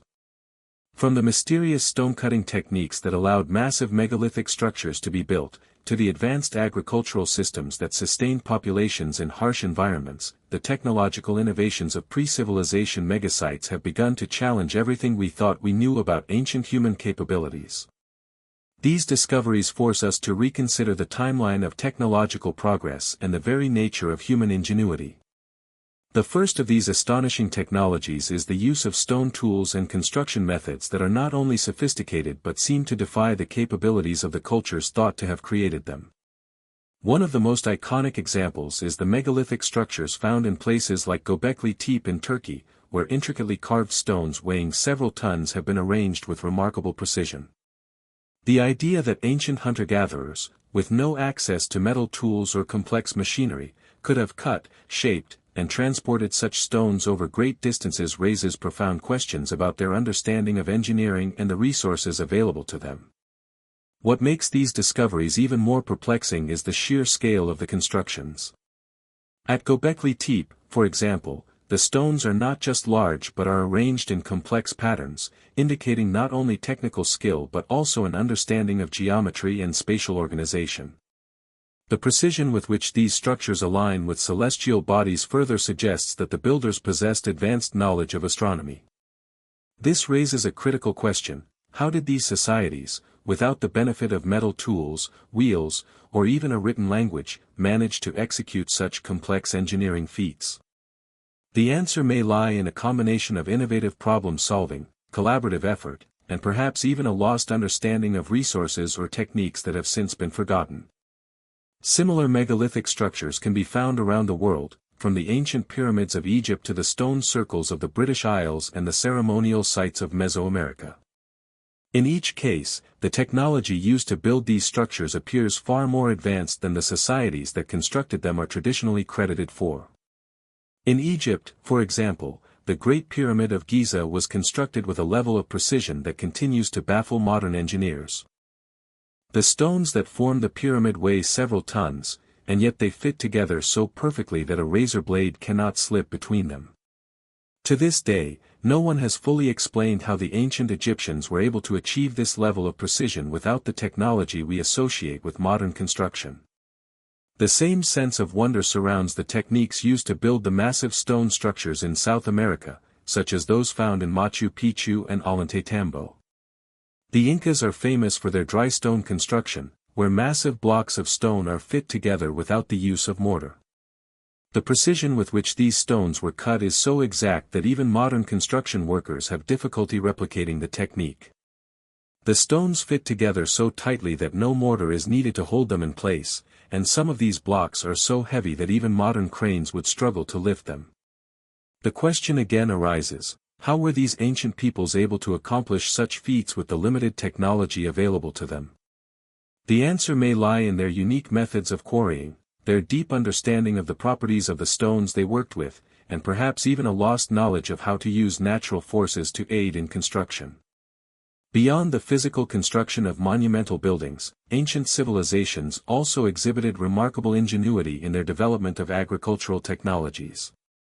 While it was once believed that agricultural innovation occurred only after the rise of settled urban civilizations, recent discoveries suggest that sophisticated agricultural techniques were employed by ancient societies long before the advent of cities. The pre-pottery megalithic societies, for example, had a profound understanding of crop cultivation, land management, and resource allocation. The earliest examples of advanced agricultural systems come from the sites in the Near East, such as Çatalhöyük and Göbekli Tepe. Archaeologists have found evidence of large-scale grain storage and early forms of irrigation, suggesting that these societies were not only familiar with agriculture but were actively manipulating their environment to maximize crop yields. At Çatalhöyük, one of the oldest known settlements, there is evidence of early crop cultivation, including barley and wheat, as well as evidence of livestock domestication. Similarly, in the Andes, the ancient civilizations that preceded the Inca, such as the Nazca and Moche, developed innovative techniques for farming in some of the world's most challenging environments, including dry deserts and high-altitude mountains. They built intricate irrigation systems and terracing methods that allowed them to grow crops in areas that would otherwise be uninhabitable. Perhaps most impressive is the discovery of sophisticated water management systems. In the ancient cities of the Indus Valley, for example, archaeologists have uncovered evidence of advanced plumbing systems, including public baths, drainage systems, and wells that demonstrate a highly developed understanding of sanitation and water supply. The cities of Harappa and Mohenjo-Daro were built with an advanced grid-like urban plan, featuring streets that were evenly spaced and connected by drainage systems designed to carry wastewater away from homes and public spaces. These systems were so advanced that they predate the earliest forms of plumbing found in the West by thousands of years. In addition, the cities of the Indus Valley were built near rivers, and evidence suggests that the inhabitants used the natural flow of water to irrigate fields and create reservoirs for storing water for dry seasons. The development of writing is another area where early civilizations demonstrated remarkable technological innovation. While the Sumerians are credited with inventing the first form of writing, cuneiform, the Egyptians followed with their own complex hieroglyphic system. The Maya, too, developed an intricate system of writing that allowed them to record historical events, astronomical observations, and religious texts. What is striking about these early writing systems is their ability to encode complex ideas in symbols, allowing for the transmission of knowledge across generations and, in some cases, across vast distances. Writing, however, was not the only technological advancement these ancient societies achieved. In the realm of metallurgy, civilizations like the Sumerians, Egyptians, and Chinese developed the ability to work with metals in ways that changed the course of history. The Sumerians, for example, were among the first to smelt copper and tin to create bronze, a revolutionary material that allowed for the creation of tools and weapons far stronger than those made from stone or wood. Similarly, the Egyptians developed advanced techniques for goldsmithing, producing intricate jewelry and religious artifacts that still astonish modern experts. The emergence of metallurgy also had profound implications for agriculture. With the advent of bronze and later iron tools, early civilizations were able to improve their farming practices, using plows, sickles, and other tools to increase crop yields and expand their agricultural capabilities.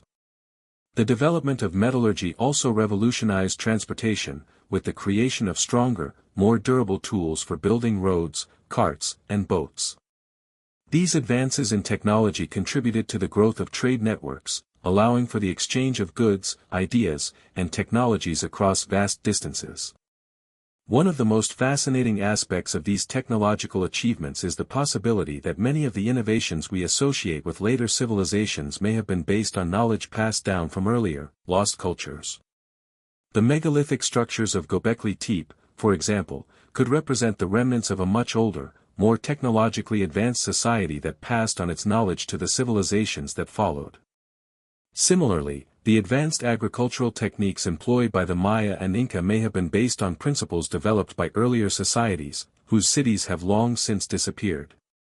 These technological innovations, while groundbreaking in their time, also suggest that ancient civilizations may have been far more interconnected and influenced by one another than we once thought. The spread of agricultural knowledge, the sharing of construction techniques, and the transmission of spiritual and intellectual ideas were not isolated events but part of a larger, more complex web of human achievement. This interconnectedness between ancient cultures may have been facilitated by trade routes, migration, and cultural exchange, allowing for the flow of knowledge across vast distances and generations.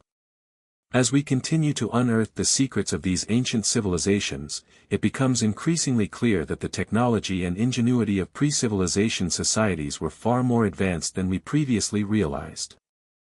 The monumental structures, agricultural systems, writing, metallurgy, and water management techniques all point to societies that were capable of extraordinary feats, defying conventional timelines and the limitations of their time. These technologies were not just innovations of survival, they were expressions of human creativity, problem-solving, and ambition, qualities that have always been at the core of human nature. The technological achievements of these ancient cultures raise profound questions about the origins of human progress. How much of what we know today is built on the knowledge and inventions of civilizations long gone? Could the key to understanding the rise of modern technology lie not in the future, but in the forgotten past?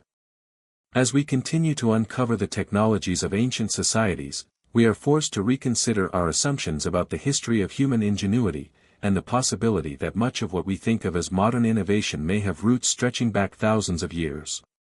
The role of religion and spirituality in the rise of ancient civilizations is a subject that continues to captivate historians, archaeologists, and scholars alike. The more we uncover about the monumental achievements of ancient cultures, whether in architecture, agriculture, or technology, the clearer it becomes that religion and spirituality were not merely ancillary elements of these societies but central to their very fabric. These early civilizations did not separate their sacred beliefs from their everyday lives. Instead, religion permeated every aspect of their existence, influencing their architecture, their social structures, their relationship with the natural world, and their technological advancements. One of the most striking features of these ancient cultures is the close relationship between religious belief and the construction of monumental structures. In civilizations such as Egypt, Mesopotamia, and Mesoamerica, grand temples, pyramids, and ziggurats were not just architectural feats but symbolic representations of their society's religious and cosmic views. The Great Pyramid of Giza, for example, was not merely a tomb for the pharaoh but a monumental representation of the pharaoh's divine role in the afterlife and his connection to the gods, particularly the sun god Ra. The alignment of the pyramid with the stars, the use of sacred geometry in its construction, and the sheer scale of the project all speak to the centrality of religion in ancient Egyptian society. Similarly, the ziggurats of Mesopotamia were not just temples, they were massive structures meant to house the gods themselves. These stepped pyramids were believed to connect the earthly realm with the divine, with each successive level symbolizing a closer proximity to the heavens. The Sumerians, Akkadians, and Babylonians all built ziggurats that were not only centers of religious worship but also social, political, and economic hubs. Their towering presence in the heart of ancient cities underscored the importance of the gods in shaping both the physical and the social landscapes of these early civilizations. The process of building such grand temples was also tied to religious rituals, with workers often believing that they were participating in a divine endeavor that would help maintain cosmic order and ensure prosperity. The Maya, known for their monumental architecture and advanced astronomy, also built temples and ceremonial centers that reflected their deep connection to the cosmos. The Maya were fascinated by the stars, the planets, and the cycles of the moon, and they structured their cities in ways that reflected their cosmological beliefs. Temples and pyramids were often aligned with celestial events, such as solstices, equinoxes, and planetary conjunctions. These alignments were not coincidental but were deeply embedded in the Maya's understanding of their place in the universe. In fact, the Maya developed a sophisticated calendar system that tracked the movements of celestial bodies with remarkable precision, linking their daily lives to the cosmic cycles that governed their existence. The role of religion in shaping these civilizations went far beyond the construction of temples and pyramids. In many ancient societies, religion was the lens through which everything was understood, from the rise and fall of empires to the agricultural cycles and the dynamics of nature. The Egyptians, for example, believed that the pharaoh was not just a king but a divine intermediary between the gods and the people. His ability to rule was seen as a reflection of divine favor, and the prosperity of Egypt was believed to be a direct result of the pharaoh's ability to maintain cosmic order, known as Ma'at. This divine connection extended to every aspect of governance and administration, from the construction of monumental temples to the regulation of agricultural output. The pharaoh's role was not only to ensure political stability but also to preserve the balance between humanity, the gods, and the natural world. The Sumerians, too, believed that their rulers were divinely appointed. In the ancient city of Ur, for example, the ziggurat was dedicated to the moon god Nana, and the city's king was considered to be the earthly representative of Nana. The ruler's legitimacy was intertwined with the divine, and the success or failure of the kingdom was believed to be directly influenced by the gods. The Sumerians also believed in a pantheon of gods that governed every aspect of life, from agriculture to warfare, and their religious practices were designed to maintain favor with these gods. Temples were not just places of worship but were central to the political and economic life of the city. The king would make offerings to the gods, hold festivals, and conduct rituals to ensure the prosperity and safety of the city-state. In ancient China, religion and spirituality were similarly intertwined with governance. The early dynasties, such as the Shang and Zhou, believed that their rulers were chosen by the gods and had a mandate to rule. This mandate was thought to be contingent upon the ruler's ability to maintain harmony with the natural world and the divine order. The concept of the mandate of heaven, which was later adopted by the Zhou dynasty, held that rulers were given the right to govern based on their virtue and their ability to uphold cosmic harmony. If a ruler failed in this task, it was believed that the gods would withdraw their favor, leading to the collapse of the dynasty. The influence of religion on the development of agricultural practices is another key aspect of early civilizations. In many cultures, the cycles of nature, particularly the seasons, were seen as a reflection of divine activity. The agricultural calendar, with its planting and harvest cycles, was intimately tied to religious festivals and rituals. In ancient Egypt, for example, the annual flooding of the Nile was seen as a divine gift, a sign of the gods' favor that would ensure a bountiful harvest. The Egyptians celebrated this event with the Feast of the Nile, during which the king would make offerings to the gods in gratitude for the fertile waters that sustained their crops. Similarly, in Mesopotamia, the annual flooding of the Tigris and Euphrates was celebrated with religious festivals and rituals designed to ensure the prosperity of the harvest.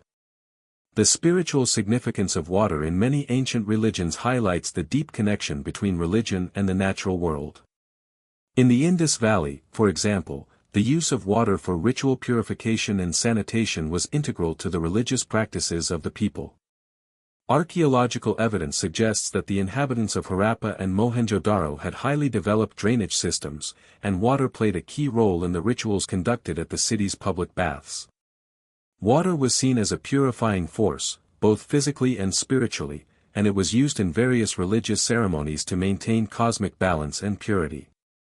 In the Americas, the ancient civilizations of Mesoamerica and the Andes also placed great importance on the spiritual significance of the natural world. The Maya, for example, believed that the gods created the world by sacrificing themselves, and they saw their role as maintaining the balance of the universe through ritual and sacrifice. The Mayas' deep understanding of the cosmos was not just intellectual, it was rooted in their spiritual beliefs. The construction of their temples and ceremonial centers was tied to their understanding of celestial events, and their calendar was based on the cycles of the stars and planets. The Aztecs, too, believed that their gods required constant offerings, including human sacrifices, to maintain the balance of the cosmos and to ensure the survival of the world. In many ancient civilizations, the boundaries between the sacred and the secular were blurred, and religion was seen as an essential part of everyday life. The construction of monumental architecture, the development of agricultural systems, and the organization of social hierarchies were all influenced by religious beliefs.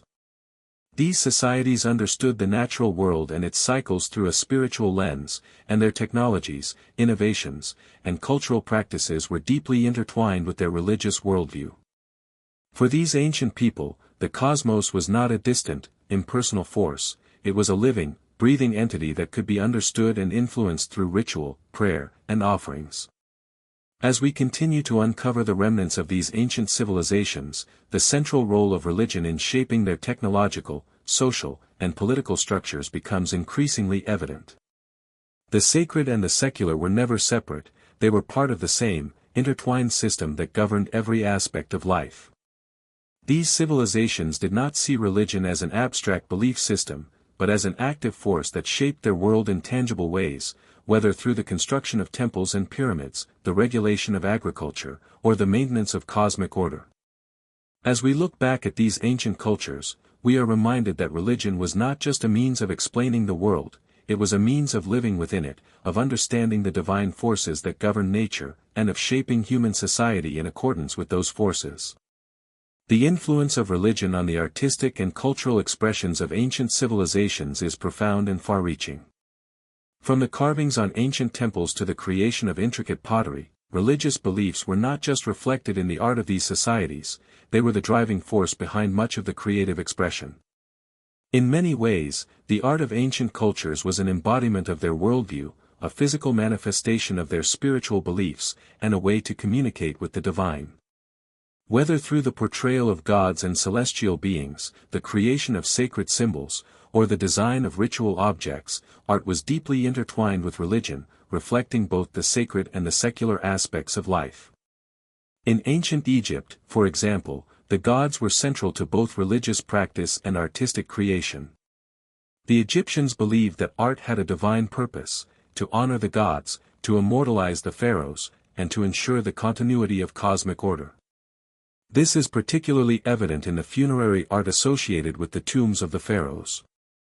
The tomb paintings, carvings, and statues were not merely decorative, they were created to ensure the pharaoh's safe passage into the afterlife and to maintain order in the world of the gods.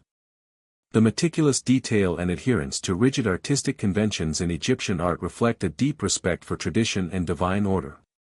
The figures of the gods, pharaohs, and other figures in Egyptian art are often depicted in rigid, formal poses that convey the eternal nature of the divine, reflecting the belief that the gods and rulers existed beyond the temporal realm. The use of symbolism in Egyptian art was also deeply tied to their religious beliefs. The ankh, for example, symbolized life and immortality, while the scarab beetle represented regeneration and protection. These symbols were not just aesthetic choices but were imbued with spiritual significance.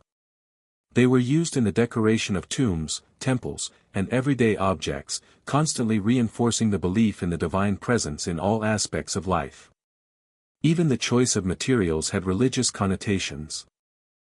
Gold, for example, was associated with the gods and the afterlife, and it was often used to create statues, jewelry, and burial items for the pharaohs. The Egyptians believed that gold was the flesh of the gods, and its use in art and religious objects symbolized the divine power of the rulers. In Mesopotamia, religious beliefs were similarly expressed through art, particularly in the form of temple reliefs, sculptures, and cylinder seals. The ziggurats, as we have seen, were not just architectural marvels but served as places of divine presence, and the art created to adorn them was intended to honor the gods. One of the most famous examples of this is the Stele of Hammurabi, a massive stone monument that depicts the Babylonian king Hammurabi receiving the law from the sun god Shamash. The stele is not merely a record of laws but a statement of divine authority, showing the close relationship between the ruler and the gods. The depiction of Shamash, the sun god, delivering the laws to the king emphasizes the belief that the laws of the land were not of human origin but were divinely inspired, reinforcing the idea that the king's authority was sanctioned by the heavens. Mesopotamian cylinder seals, often used to mark ownership or record transactions, also had religious significance. These small, intricately carved seals often depicted gods, mythological scenes, or divine figures, symbolizing the connection between the mundane activities of daily life and the divine realm. The images on these seals were not just for decorative purposes, they were meant to invoke the protection of the gods and to ensure the success of the actions they depicted. In some cases, the seals were used in rituals to summon the power of the gods, making the act of sealing a transaction or marking an object a spiritual act. In Mesoamerica, the Maya and Aztec civilizations also produced art that was deeply intertwined with their religious beliefs. The Maya, for example, were highly skilled in the creation of stelae, large stone monuments that often depicted rulers and their divine connections. These monuments were not just commemorative, they were also ritual objects. The Maya believed that the rulers were intermediaries between the gods and the people, and the stelae served as visual representations of this divine connection. The stelae were often inscribed with the names of gods and references to celestial events, reinforcing the idea that the rulers' actions were guided by the gods. Aztec art, similarly, was dominated by religious themes. The Aztecs were deeply concerned with the balance between the forces of life and death, and this is reflected in their art, which often depicted gods of war, fertility, and the underworld. One of the most famous examples of Aztec religious art is the sun stone, or calendar stone, which depicts the central deity Tonatiuh, the sun god. The stone is a powerful representation of the Aztec understanding of time, cycles, and the relationship between the gods and human beings. The calendar stone was not just a timekeeping device, it was a symbol of the Aztec worldview, which saw the gods' actions as directly influencing the cycles of the natural world, from the seasons to human life. Like the Maya, the Aztecs also used art in their rituals. The creation of large, intricate offerings, including statues of gods and ceremonial vessels, was a way to communicate with the divine and ensure the prosperity of the empire. The Aztecs believed that their gods required sacrifices, both human and material, to maintain the balance of the world. Art, therefore, played a crucial role in these rituals, serving as a medium through which the gods could be honored and appeased. The spiritual connection between art and religion was also evident in the civilizations of the Indus Valley. Though much of the religious and cultural practices of the Indus Valley civilization remain a mystery, their art suggests a profound connection to spiritual beliefs. The intricate seals, pottery, and figurines that have been uncovered often depict animals, deities, and human figures in poses that suggest ritual significance. The use of symbolism is prevalent in these objects, which may have been used in religious ceremonies or as amulets to invoke the protection of the gods. The widespread use of the so-called proto-Shiva figure, often depicted as a horned deity, suggests that the religious beliefs of the Indus Valley people were linked to the worship of a fertility god or a god of nature, similar to the deities of other ancient cultures. Art in ancient China also had a deep spiritual significance, particularly in the early dynasties. The Shang and Zhou dynasties, for example, produced ritual bronze vessels that were used in ceremonies to honor the ancestors and the gods. These vessels were often intricately decorated with animal motifs, representing the gods' power over nature. The practice of ancestor worship was central to Chinese religion, and the creation of these ritual objects was seen as a way to maintain the connection between the living and the dead. The act of offering food, drink, or incense in these vessels was believed to nourish the spirits of the ancestors and ensure their protection and guidance. The role of art in these ancient societies was not merely about aesthetics or decoration. Art was a means of connecting with the divine, of honoring the gods, and of maintaining harmony in the universe. Whether through the construction of temples, the creation of sacred objects, or the depiction of gods and celestial beings, art was an essential part of religious life. It was a way to communicate with the spiritual realm, to ensure divine favor, and to express the fundamental beliefs that shaped the worldviews of these ancient cultures. As we continue to uncover and study the art of ancient civilizations, it becomes clear that the relationship between religion and art is far more complex and profound than we had ever imagined. Art was not just a reflection of religious beliefs but an active part of the religious experience itself. It was through art that ancient peoples expressed their understanding of the divine, their place in the cosmos, and their hopes for the future. The monuments, sculptures, and paintings that have survived from these ancient cultures are not merely relics of the past, they are windows into the spiritual lives of those who created them, offering us a glimpse into the sacred world of the ancients. The social and political structures of ancient civilizations were not simply systems of governance but deeply intertwined with the religious and cultural beliefs of their people. In many societies, the boundaries between the sacred and the secular were not distinct but existed in a complex, interconnected web. Religion did not merely shape the worldview of individuals, it was the very foundation upon which the social order was built. Leaders were often seen as divinely ordained, and their authority was tied directly to their ability to maintain harmony between the divine and earthly realms. The political and social structures of these civilizations were designed to support not just the material well-being of their people but also their spiritual and moral values. In Egypt, for example, the pharaoh was not just a king but a living god. The concept of divine kingship was fundamental to Egyptian society, and the pharaoh's rule was seen as an essential link between the gods and the people. The pharaoh was considered the embodiment of the god Horus, and his primary responsibility was to maintain Ma'at, the cosmic order that ensured balance in the world. This divine role granted the pharaoh absolute authority over both the political and religious spheres of Egyptian life. The state itself was organized around religious principles, with priests, temples, and religious rituals playing a central role in governance. The construction of monumental temples and pyramids, the regulation of agricultural cycles, and the administration of justice were all seen as part of the pharaoh's divine duty. The power of the pharaoh was further reinforced by the elaborate system of bureaucracy that governed Egypt. The administration was divided into a complex hierarchy of officials, each responsible for a specific aspect of governance, from tax collection to military defense to the maintenance of temples. These officials, many of whom were priests or priestesses, wielded significant power in their own right. The intertwining of political and religious authority meant that those who held power were not just political figures but also spiritual leaders. The state's legitimacy was always tied to its relationship with the gods, and it was believed that if the pharaoh failed to maintain divine favor, chaos would result. In Mesopotamia, the situation was similar, though the political structure was often more decentralized. The king, known as the Ensi or Lugal, was also considered a representative of the gods. In the Sumerian city-states, the ruler's authority was based on the belief that he had been chosen by the gods to rule over the people.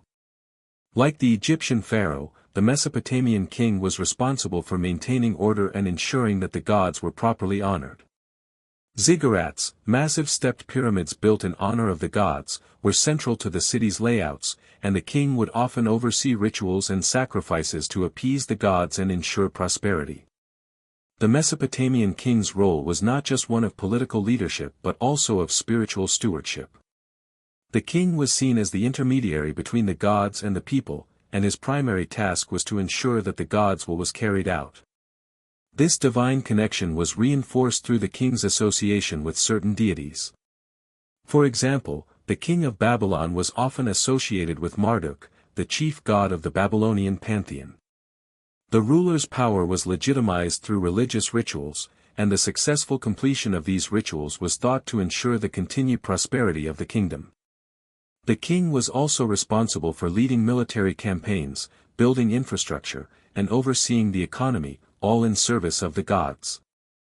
In Mesoamerica, the social and political structures of the Maya and Aztec civilizations were similarly influenced by religious beliefs.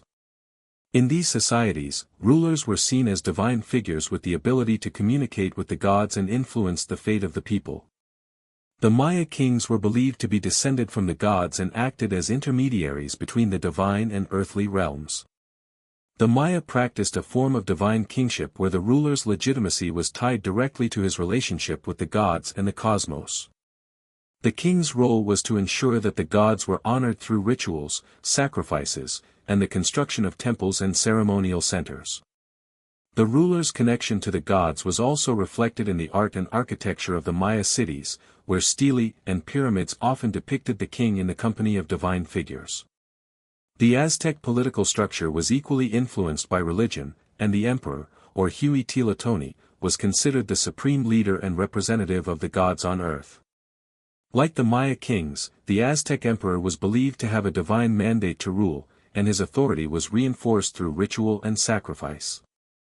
The Aztec emperor's role was to maintain balance in the universe by ensuring that the gods were properly nourished and that the natural cycles of life and death were upheld. This belief in divine kingship was central to the Aztec system of governance and was reflected in the elaborate ceremonies held to honor the gods. The emperor was also responsible for leading military campaigns, expanding the empire, and ensuring the stability of the social order. The social structures of these ancient civilizations were similarly shaped by religious beliefs. In many societies, the priesthood held significant power and influence, often rivaling that of political leaders. In Egypt, for example, the priests were responsible for maintaining the temples, conducting religious rituals, and interpreting the will of the gods. The priesthood was a powerful institution, and its leaders often played a key role in advising the pharaoh. In Mesopotamia, the priests were similarly influential, often holding high-ranking positions in the government. The priest-king relationship was central to the governance of these civilizations, and the success of the kingdom was seen as directly tied to the effectiveness of religious practices. In the Americas, the priesthood held a similarly powerful position in society. Among the Maya, the priests were responsible for interpreting the movements of the stars and planets and for determining the best times for agricultural planting and religious ceremonies. The Maya priesthood was highly educated, with specialized knowledge of astronomy, mathematics, and calendar systems. This knowledge was considered sacred and was passed down through generations. The priests also played a key role in political life, as the king's legitimacy was closely tied to his ability to maintain divine favor. In the Aztec civilization, the priests were responsible for performing the most important rituals, including human sacrifices, which were believed to nourish the gods and ensure the continuation of the world. The social hierarchy in these civilizations was often rigid, with the ruling class at the top and the common people at the bottom. However, the social order was not based purely on wealth or birth but also on religious standing. The priests, rulers, and elites were often seen as closer to the gods, while the common people were expected to uphold the rituals and sacrifices that supported the divine order. In Egypt, the priesthood and the royal family were seen as divine intermediaries, while in Mesopotamia, the king and his officials were considered representatives of the gods.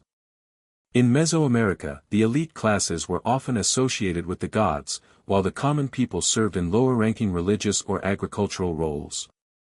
In these ancient civilizations, the intersection of religion, politics, and social structure created a system in which every aspect of life was influenced by the gods. The political power of the rulers was not just a result of military strength or wealth but was also based on their ability to maintain cosmic order through religious practice. The success of the kingdom, the prosperity of the people, and the stability of the social order were all seen as the result of the ruler's divine favor. This interconnectedness of religion and politics created a highly organized and cohesive society, where the lines between the sacred and the secular were often blurred, and where the maintenance of divine favor was considered the highest priority.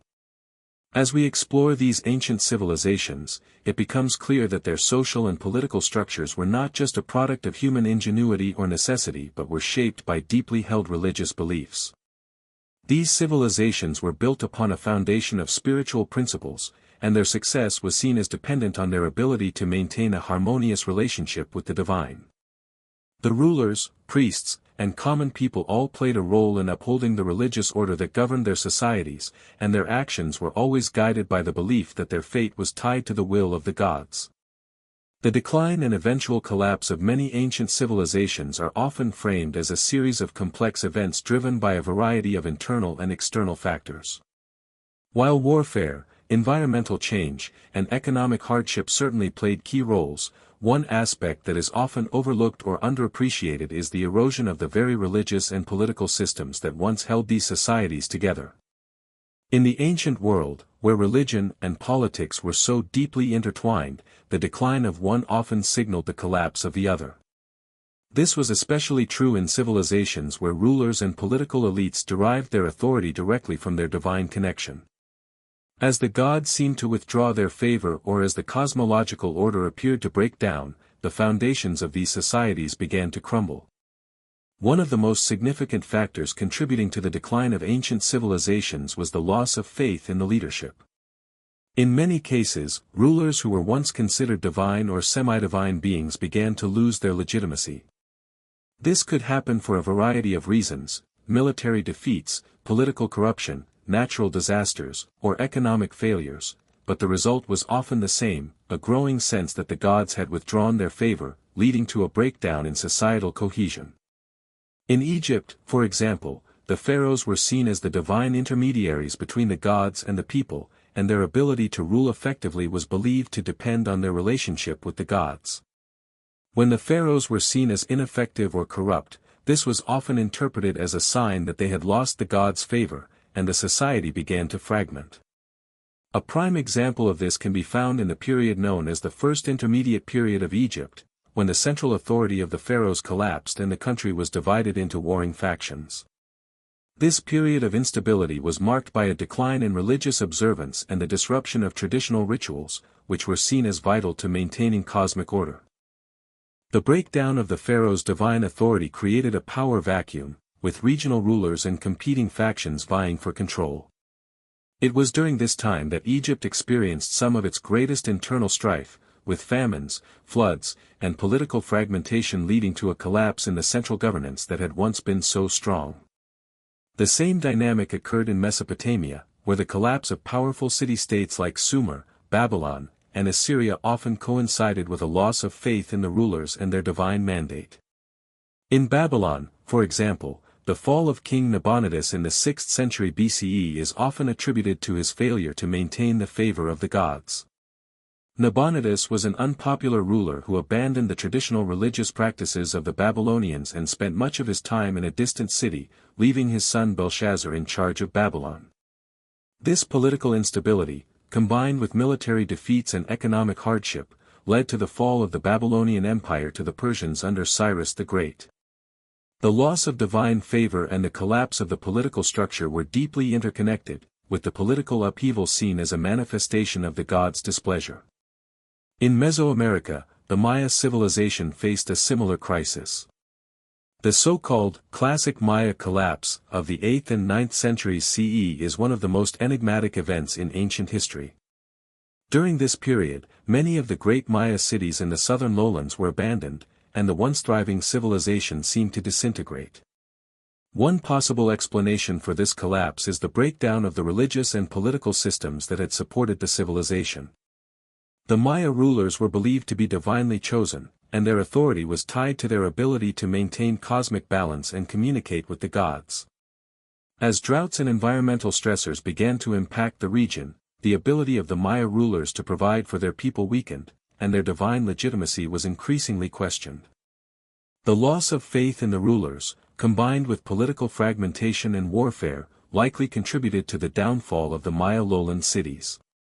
The Aztec civilization, which flourished in central Mexico until the arrival of the Spanish in the early 16th century, offers another example of the collapse of a society whose religious and political structures were inextricably linked. The Aztec emperor, or Huitzilopochtli, was considered the earthly representative of the gods, and his rule was justified by his ability to maintain cosmic balance through ritual and sacrifice. However, the Spanish conquest led by Hernán Cortés in 1519 dealt a fatal blow to the Aztec Empire. While the arrival of the Spanish and their superior military technology played a crucial role in the empire's collapse, it is also possible that the Aztecs' religious beliefs made them more vulnerable to conquest.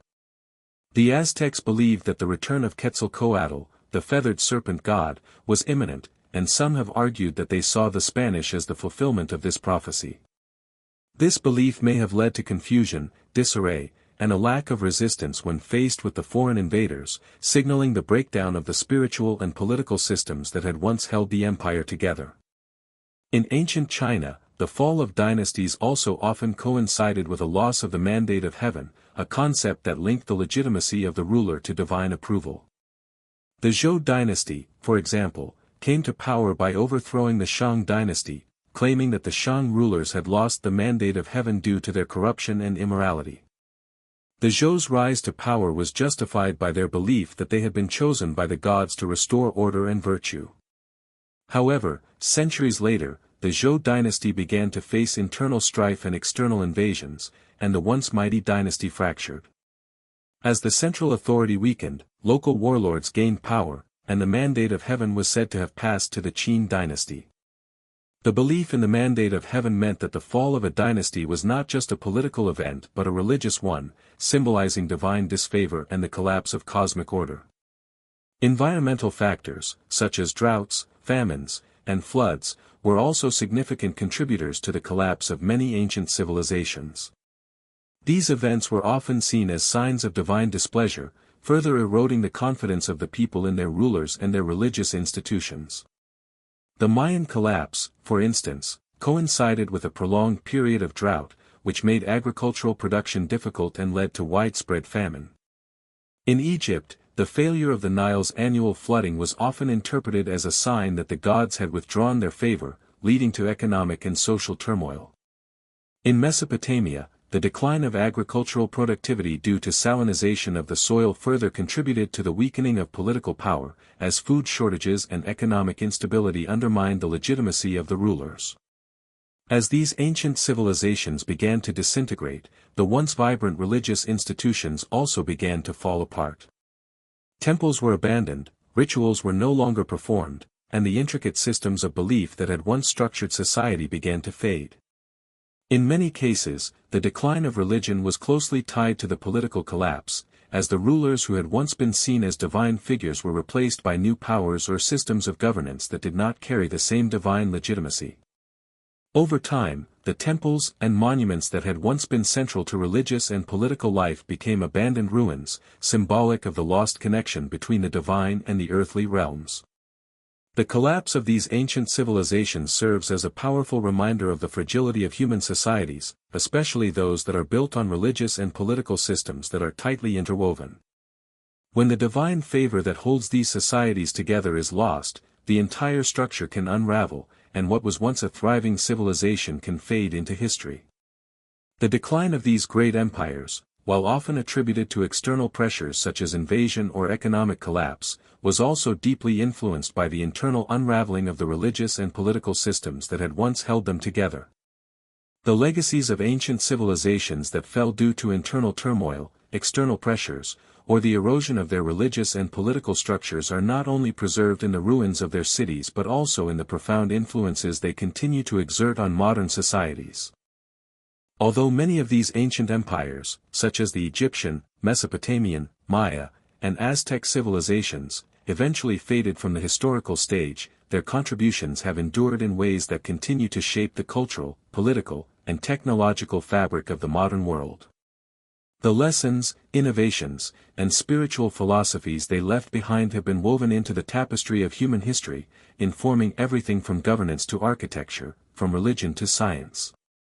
One of the most significant legacies of these ancient civilizations lies in their contributions to architecture and engineering. The monumental structures built by the Egyptians, Mesopotamians, Maya, and Aztecs remain awe-inspiring examples of human ingenuity and ambition. The pyramids of Egypt, for example, continue to captivate the imagination of people around the world. These massive structures, built without the benefit of modern tools or machinery, are testaments to the advanced knowledge and skills of the ancient Egyptians in mathematics, engineering, and construction. The sheer scale and precision with which these structures were built raise questions that continue to challenge modern understanding, and they remain a symbol of the enduring power of human creativity. In Mesopotamia, the ziggurats, stepped pyramids that were central to the religious and political life of the Sumerians, Akkadians, Babylonians, and Assyrians, are an equally remarkable testament to the architectural achievements of these ancient societies. These colossal structures, designed to bridge the gap between heaven and earth, were symbols of the power and presence of the gods. Today, the ziggurats stand as some of the oldest and most significant architectural achievements in human history, offering valuable insights into the religious and social structures of early urban civilizations. The legacy of these ancient builders can be seen in the way that modern architecture continues to reflect the influence of these early architectural forms. Similarly, the Maya and Aztecs made lasting contributions to the field of architecture. The Grand Pyramids of Teotihuacan, the step temples of Copan and Palenque, and the iconic structures of Tenochtitlan, all stand as monuments to the advanced engineering skills of these civilizations. The Maya, in particular, were known for their mastery of stone carving, and their cities were filled with intricate stelae and altars that not only depicted rulers and gods but also captured important historical events. These achievements in art and architecture are still studied today for the insight they provide into Maya culture, religion, and social structure. The legacy of their city-building prowess lives on in the way modern societies continue to build monumental structures that honor both the practical and the spiritual needs of the people. Yet, the influence of these ancient civilizations is not confined merely to the physical structures they left behind. Their cultural and religious practices have had a profound impact on subsequent societies, many of which adopted and adapted the spiritual beliefs, customs, and rituals of their predecessors. For example, the belief in divine kingship, where rulers were seen as intermediaries between the gods and the people, was a concept that spread from Egypt and Mesopotamia to later civilizations, such as those of the ancient Greeks and Romans. This idea of the divine right of kings would go on to shape the governance of European monarchies for centuries, reinforcing the connection between religious authority and political power. The spiritual beliefs of the Maya, Aztecs, and other Mesoamerican cultures have also left a lasting legacy. Though much of the traditional religious practices were suppressed or altered by the Spanish during the colonial period, elements of these ancient belief systems have persisted and continue to be a vital part of indigenous cultures in the Americas. The concept of cycles of time, the importance of astronomical alignments, and the reverence for natural forces can still be found in the spiritual practices of modern indigenous groups, linking them to the ancient civilizations that once thrived on the American continent. Another key area where the influence of these ancient civilizations is still felt today is in the realm of writing, literature, and record-keeping. The Sumerians, for example, are credited with the invention of the first known writing system, cuneiform, around 3500 BCE. This innovation allowed for the recording of laws, treaties, and economic transactions, and it laid the foundation for written communication that would eventually spread throughout the ancient world. The Code of Hammurabi, one of the oldest and most complete written legal codes, offers a glimpse into the ways in which early civilizations sought to organize their societies through written laws and regulations. The idea that written language could be used as a tool of governance and control, as well as a means of preserving cultural and historical records, continues to shape modern legal and political systems. Similarly, the Maya developed a complex writing system, known as hieroglyphics, that was used to record their history, mythology, and astronomical observations. The decipherment of Maya script in the 20th century has provided scholars with a wealth of information about Maya culture, politics, and religion, and it has deepened our understanding of the sophisticated societies that once thrived in Mesoamerica. The legacy of Maya writing and record-keeping has also influenced modern scholarship, particularly in the fields of archaeology, anthropology, and history, where the careful study of ancient texts continues to provide valuable insights into the lives of these ancient peoples. The legacy of these civilizations is also evident in the scientific and mathematical advances they achieved. The Egyptians, for example, developed a calendar system based on the movements of the stars and the cycles of the moon, which was crucial for organizing agricultural activities and religious rituals. They also mastered geometry, using it to construct the pyramids and to align their temples and cities with the stars. Similarly, the Maya created one of the most accurate calendar systems ever devised, based on their observations of celestial events such as eclipses and the movements of planets. Their understanding of astronomy was not only a means of tracking time but also a spiritual practice, as they believed that the movements of the heavens influenced the cycles of life on Earth. The Aztecs also made important contributions to the fields of astronomy and mathematics. They developed a sophisticated understanding of the solar calendar, which was central to their religious practices and agricultural cycles. The Aztec calendar, with its two interlocking systems, the Tonalpwali, a 260-day ritual calendar, and the Xiapawali, a 365-day agricultural calendar, was a testament to their deep understanding of the natural world and its connection to the divine. This dual calendar system influenced later Mesoamerican cultures and has had a lasting impact on the way modern societies think about the relationship between time, nature, and spirituality. The technological and engineering advances of these ancient civilizations also paved the way for future innovations. The Egyptians' mastery of stone-cutting techniques and their ability to build large-scale architectural structures without the aid of modern machinery laid the groundwork for future advances in engineering and construction. Similarly, the development of irrigation systems in Mesopotamia allowed for the expansion of agriculture in an otherwise arid region, influencing agricultural practices in later societies. The Maya and Aztecs, with their advanced knowledge of water management and agricultural techniques, created systems that allowed them to thrive in challenging environments, offering valuable lessons in sustainability that continue to inform modern agricultural practices. Finally, the collapse of these ancient civilizations, while often tragic, also offers important lessons for contemporary societies. The decline of these civilizations highlights the dangers of political and religious systems that are too rigid or disconnected from the changing realities of the world. The fall of empires like those of the Maya, Aztecs, and Egyptians underscores the importance of adaptability and resilience in the face of environmental challenges, social unrest, and political instability. Their legacies, therefore, are not only preserved in the grandeur of their monuments but also in the lessons they impart about the cyclical nature of history and the need for societies to evolve in response to internal and external pressures. In conclusion, while these ancient civilizations may have fallen, their contributions to human knowledge, culture, and spirituality have endured. From their innovations in architecture and engineering to their advancements in astronomy and mathematics, these societies have left an indelible mark on the world. The lessons learned from their rise and fall continue to shape modern thought, and their legacy serves as both a reminder of human achievement and a warning of the fragility of even the most powerful civilizations. As we continue to explore the mysteries of the past, we find that the ancient civilizations that once seemed so distant are, in many ways, still with us, shaping our understanding of the world and our place within it. As modern archaeology continues to uncover the hidden secrets of ancient civilizations, we find ourselves standing at the edge of a deeper understanding of the human past. The discovery of long-forgotten cities, artifacts, and monuments is rewriting our history and challenging many of the assumptions that have long been held about the origins of civilization. These breakthroughs are not only shedding light on the cultures and societies that once thrived but also revealing the sophisticated technologies, intricate belief systems, and advanced knowledge that these ancient people possessed.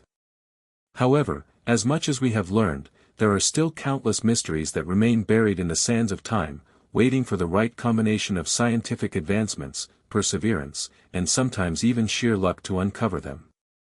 One of the most exciting aspects of modern archaeology is the use of new technologies to explore ancient sites that were once considered too difficult or dangerous to study.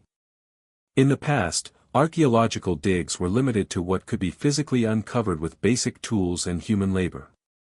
However, with the advent of advanced technologies such as satellite imagery, ground-penetrating radar, and LiDAR, light detection and ranging, archaeologists are now able to see beneath the surface of the Earth, revealing hidden structures and cities that were previously unknown. These technologies have made it possible to survey large areas of land from the air or to peer deep underground without disturbing the soil, giving us a much clearer picture of how ancient civilizations were organized and what they left behind.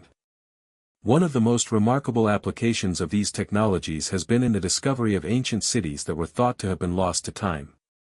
In 2018, for example, researchers using LiDAR technology in the dense jungles of Guatemala uncovered the remains of more than 60,000 Mayan structures, including cities, pyramids, and roads. This discovery, which was made possible by the ability to see through the thick foliage, has radically altered our understanding of the size and scale of the ancient Maya civilization. The finding suggests that the Maya were not just isolated city-states, as was once believed, but part of a vast network of interconnected urban centers. This discovery has opened up new avenues of research, as archaeologists now seek to understand how these cities were connected, what their economies were based on, and how their inhabitants interacted with the environment.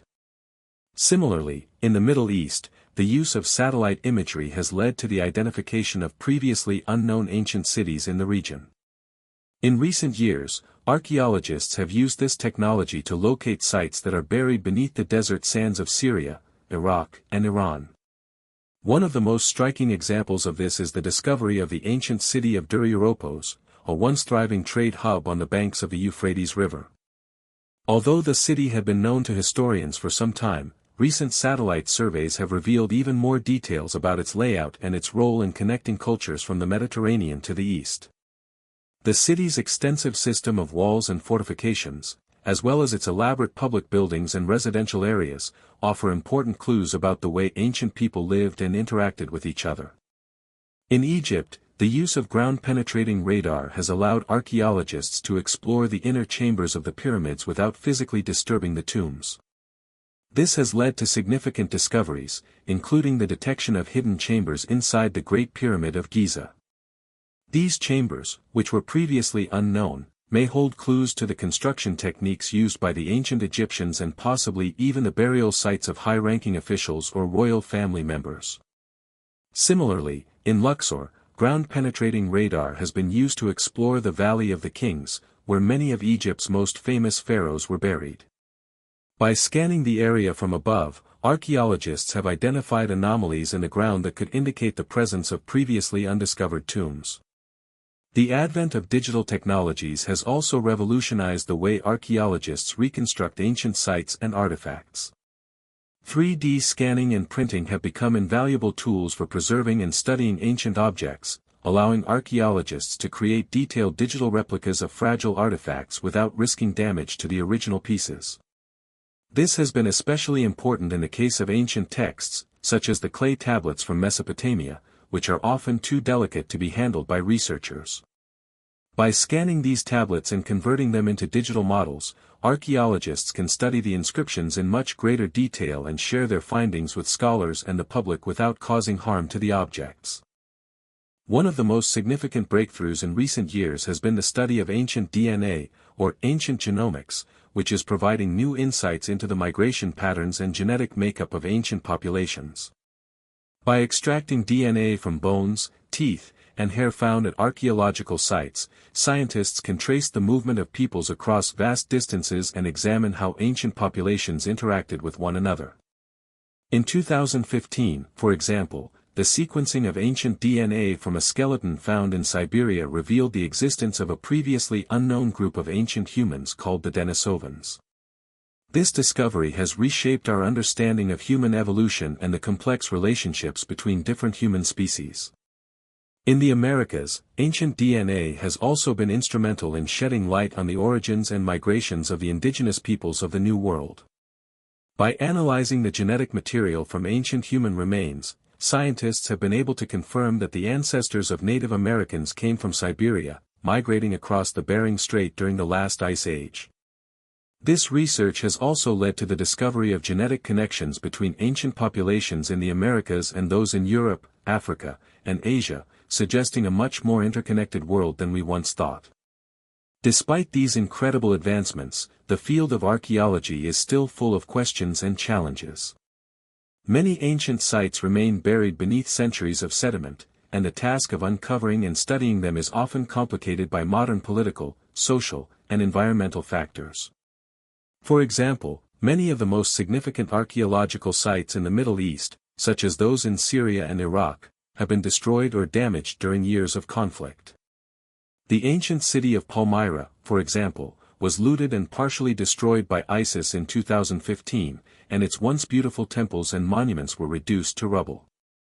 Similarly, ongoing conflicts in Afghanistan and other regions have made it difficult for archaeologists to access and preserve ancient sites.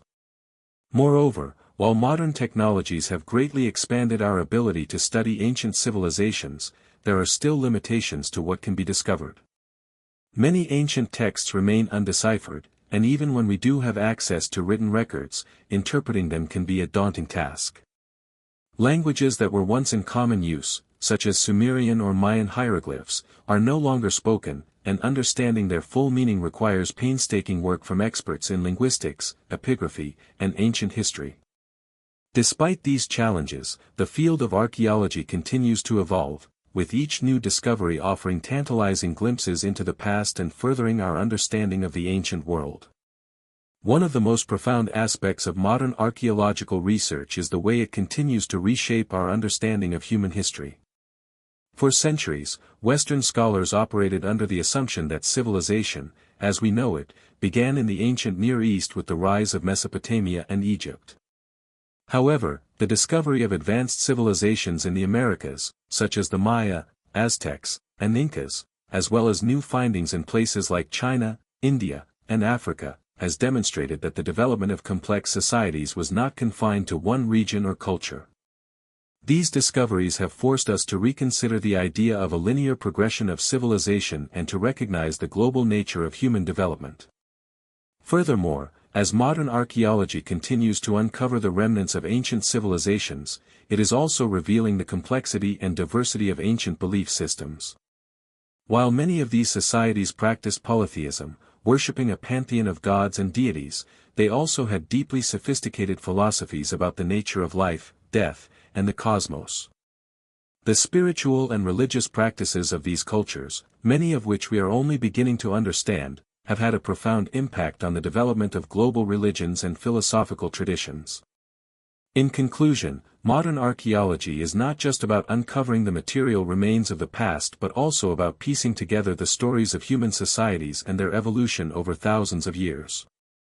From the rise of cities and empires to the decline and fall of once great civilizations, the work being done by archaeologists today is reshaping our understanding of the ancient world. Through the use of advanced technologies, scientific techniques, and interdisciplinary collaboration, we are now able to explore ancient sites and artifacts in ways that were previously unimaginable. While many mysteries remain, the discoveries being made are gradually revealing a more complete and nuanced picture of our shared human history, reminding us that the past is never truly gone, it's merely waiting to be uncovered. As the field of modern archaeology continues to evolve, it faces a growing set of challenges that threaten the preservation of ancient cultures and their legacies. Many of the most significant archaeological sites are located in regions that are experiencing rapid development, urbanization, and environmental degradation, making it increasingly difficult to protect these cultural treasures from destruction. Additionally, the forces of climate change, political instability, and the encroachment of modern infrastructure all play a role in the erosion and degradation of ancient sites. The delicate balance between preserving the past and meeting the needs of the present is a dilemma that archaeologists, preservationists, and governments must navigate carefully, as the loss of even a single artifact or monument can significantly alter our understanding of ancient civilizations. One of the most pressing challenges facing modern archaeology is the rapid expansion of urbanization and infrastructure development. Cities and towns are expanding at an unprecedented rate across the world, particularly in regions that were once home to ancient civilizations. As roads, buildings, and other infrastructure projects push further into previously untouched areas, they often uncover significant archaeological sites. While this can sometimes lead to important discoveries, it also poses a major risk to the preservation of these sites. In many cases, development projects have led to the destruction of ancient structures, temples, and entire cities. The ancient city of Babylon, for example, once one of the most magnificent urban centers in the ancient world, has been damaged by modern construction activities, including oil extraction and military occupation. The once grand Ishtar Gate and the ziggurat of Marduk now stand in a state of disrepair, a stark reminder of the clash between modern progress and historical preservation. The issue of urban sprawl is not limited to the Middle East. In places like Egypt, Greece, Italy, and even Central America, the growth of modern cities has encroached upon ancient ruins, threatening their survival. In Egypt, for example, the ancient city of Alexandria, which was once a center of learning and culture, is rapidly being covered by modern buildings and infrastructure. The ancient port of Alexandria, which housed the famous lighthouse of Pharos, one of the seven wonders of the ancient world, is slowly being lost beneath the waters of the Mediterranean and the expansion of the city. Similarly, in the Maya region of Central America, the expansion of agriculture and tourism has led to the destruction of several important sites, including parts of the ancient city of Copan in Honduras. As modern economies prioritize development and growth, the preservation of ancient sites often takes a back seat. Another critical challenge for archaeologists is the impact of climate change on ancient sites. Rising temperatures, extreme weather events, and shifting rainfall patterns are increasingly affecting the preservation of archaeological sites, particularly those that are located in vulnerable or remote areas. For example, many of the ancient sites in the Middle East and North Africa, including those in Egypt, Iraq, and Syria, are already dealing with the effects of desertification, where shifting sands and extreme heat threaten the integrity of fragile structures. In regions like the Yucatan Peninsula, where the Maya civilization once thrived, deforestation, droughts, and changing environmental conditions are altering the landscape in ways that make it more difficult to protect and study ancient ruins. One of the most alarming examples of climate change's impact on archaeological preservation is the threat posed to sites in the Arctic. Permafrost, which has traditionally helped to preserve ancient remains, is rapidly melting due to global warming. This thawing process is releasing ancient human remains, artifacts, and organic materials that have been preserved for millennia. While this presents an extraordinary opportunity for researchers to study previously hidden material culture, it also exposes these objects to rapid decay. In some cases, archaeologists have found mummies, clothing, and even preserved food that have begun to deteriorate due to exposure to modern air and moisture. This accelerated decay underscores the urgent need for protective measures to ensure that these discoveries do not disappear as quickly as they are revealed. The issue of climate change is also particularly pronounced in coastal regions. Many ancient civilizations, including the Maya and the Egyptians, built cities and temples near bodies of water. Rising sea levels, along with increasingly powerful storms, pose a significant threat to these coastal sites. In Egypt, the ancient city of Heracleion, once a thriving port on the Mediterranean, was lost beneath the sea for over 1,000 years.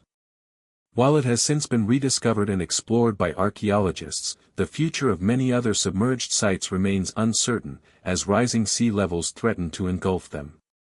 Similarly, in the Caribbean and parts of Central America, rising waters and storm surges are beginning to erode coastal Mayan cities, some of which have already been heavily damaged by hurricanes in recent decades. Beyond environmental threats, political instability and conflict are also major contributors to the destruction of ancient sites. The looting of archaeological sites has become a widespread problem in conflict zones, where valuable artifacts are often stolen and sold on the black market. In countries like Syria and Iraq, the destruction of ancient cities and monuments by extremist groups such as ISIS has been particularly devastating. The ancient city of Palmyra, a UNESCO World Heritage Site in Syria, was captured by ISIS in 2015, and during their occupation, many of its iconic monuments were damaged or destroyed. The Temple of Bel, an ancient structure dating back to the 1st century CE, was reduced to rubble, and the city's extensive collection of sculptures and reliefs were looted or vandalized. Despite efforts to protect cultural heritage, these acts of destruction highlight the vulnerability of ancient sites in regions affected by war and political unrest. In addition to deliberate destruction, the illegal trade of artifacts remains a significant threat to the preservation of ancient cultures. Archaeological treasures are often stolen from sites and sold to private collectors, bypassing the proper channels for research and preservation. This black market not only robs nations of their cultural heritage but also undermines scientific study by preventing archaeologists from examining artifacts in their original contexts. The trade of looted artifacts is a billion-dollar industry, and while efforts have been made to crack down on it, the sheer scale of the problem makes it difficult to curb. International conventions, such as the 1970 UNESCO Convention, have been implemented to combat the illegal trade of cultural property, but enforcement remains a challenge. As a result of these challenges, the preservation of ancient sites requires a multifaceted approach that balances the need for development with the importance of safeguarding cultural heritage. In some cases, governments and local communities have taken steps to protect and preserve these sites by instituting legal protections and creating cultural heritage programs. Egypt, for example, has enacted strict laws to prevent the illegal excavation of antiquities, and many archaeological sites are now protected by the government and UNESCO. In other regions, local communities have recognized the economic value of preserving their ancient sites and have worked to establish sustainable tourism practices that allow for the responsible exploration of these treasures without causing harm. The role of international organizations, such as UNESCO, in preserving cultural heritage has become increasingly important in recent years. UNESCO's World Heritage Program identifies and protects sites of cultural, historical, and natural significance across the globe. By designating sites as World Heritage, UNESCO not only helps to protect them but also raises global awareness about the importance of cultural preservation. However, these efforts are not without their limitations, particularly in conflict zones where political instability prevents effective enforcement. In many cases, local governments may lack the resources or political will to safeguard their ancient sites, making international cooperation and support critical. Archaeologists and preservationists are also working to develop new techniques for the conservation of ancient structures and artifacts. Advances in materials science have led to the creation of new conservation methods, such as the use of nanotechnology to protect fragile objects or the development of new types of stone restoration that can stabilize crumbling monuments.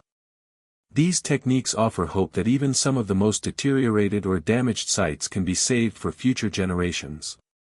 However, as with all conservation efforts, there is a delicate balance between intervention and preservation.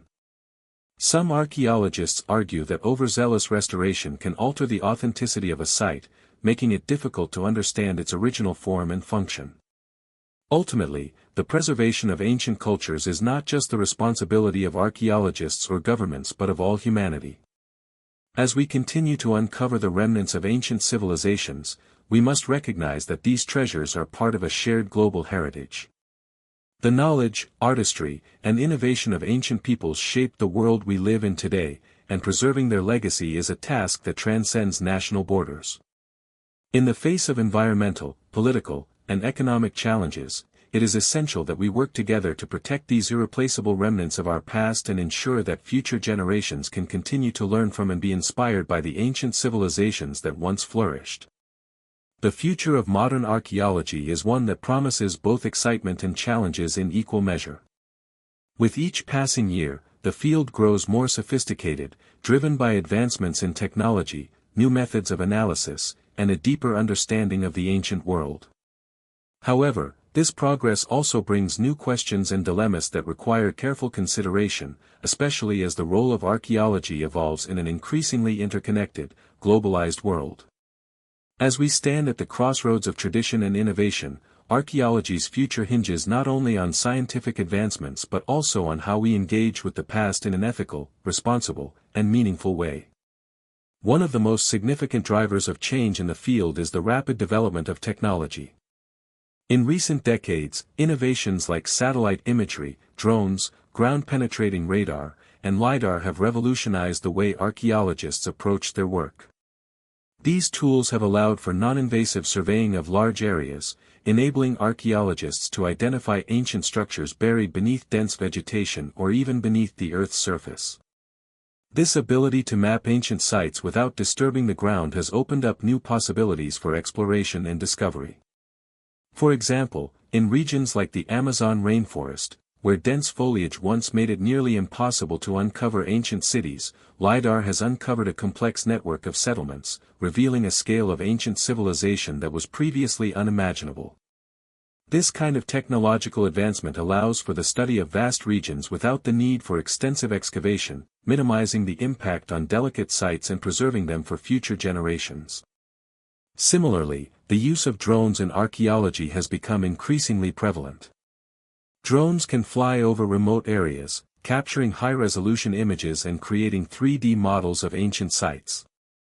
This technology has not only helped archaeologists document sites in unprecedented detail but also allowed them to access places that are physically challenging or dangerous to reach.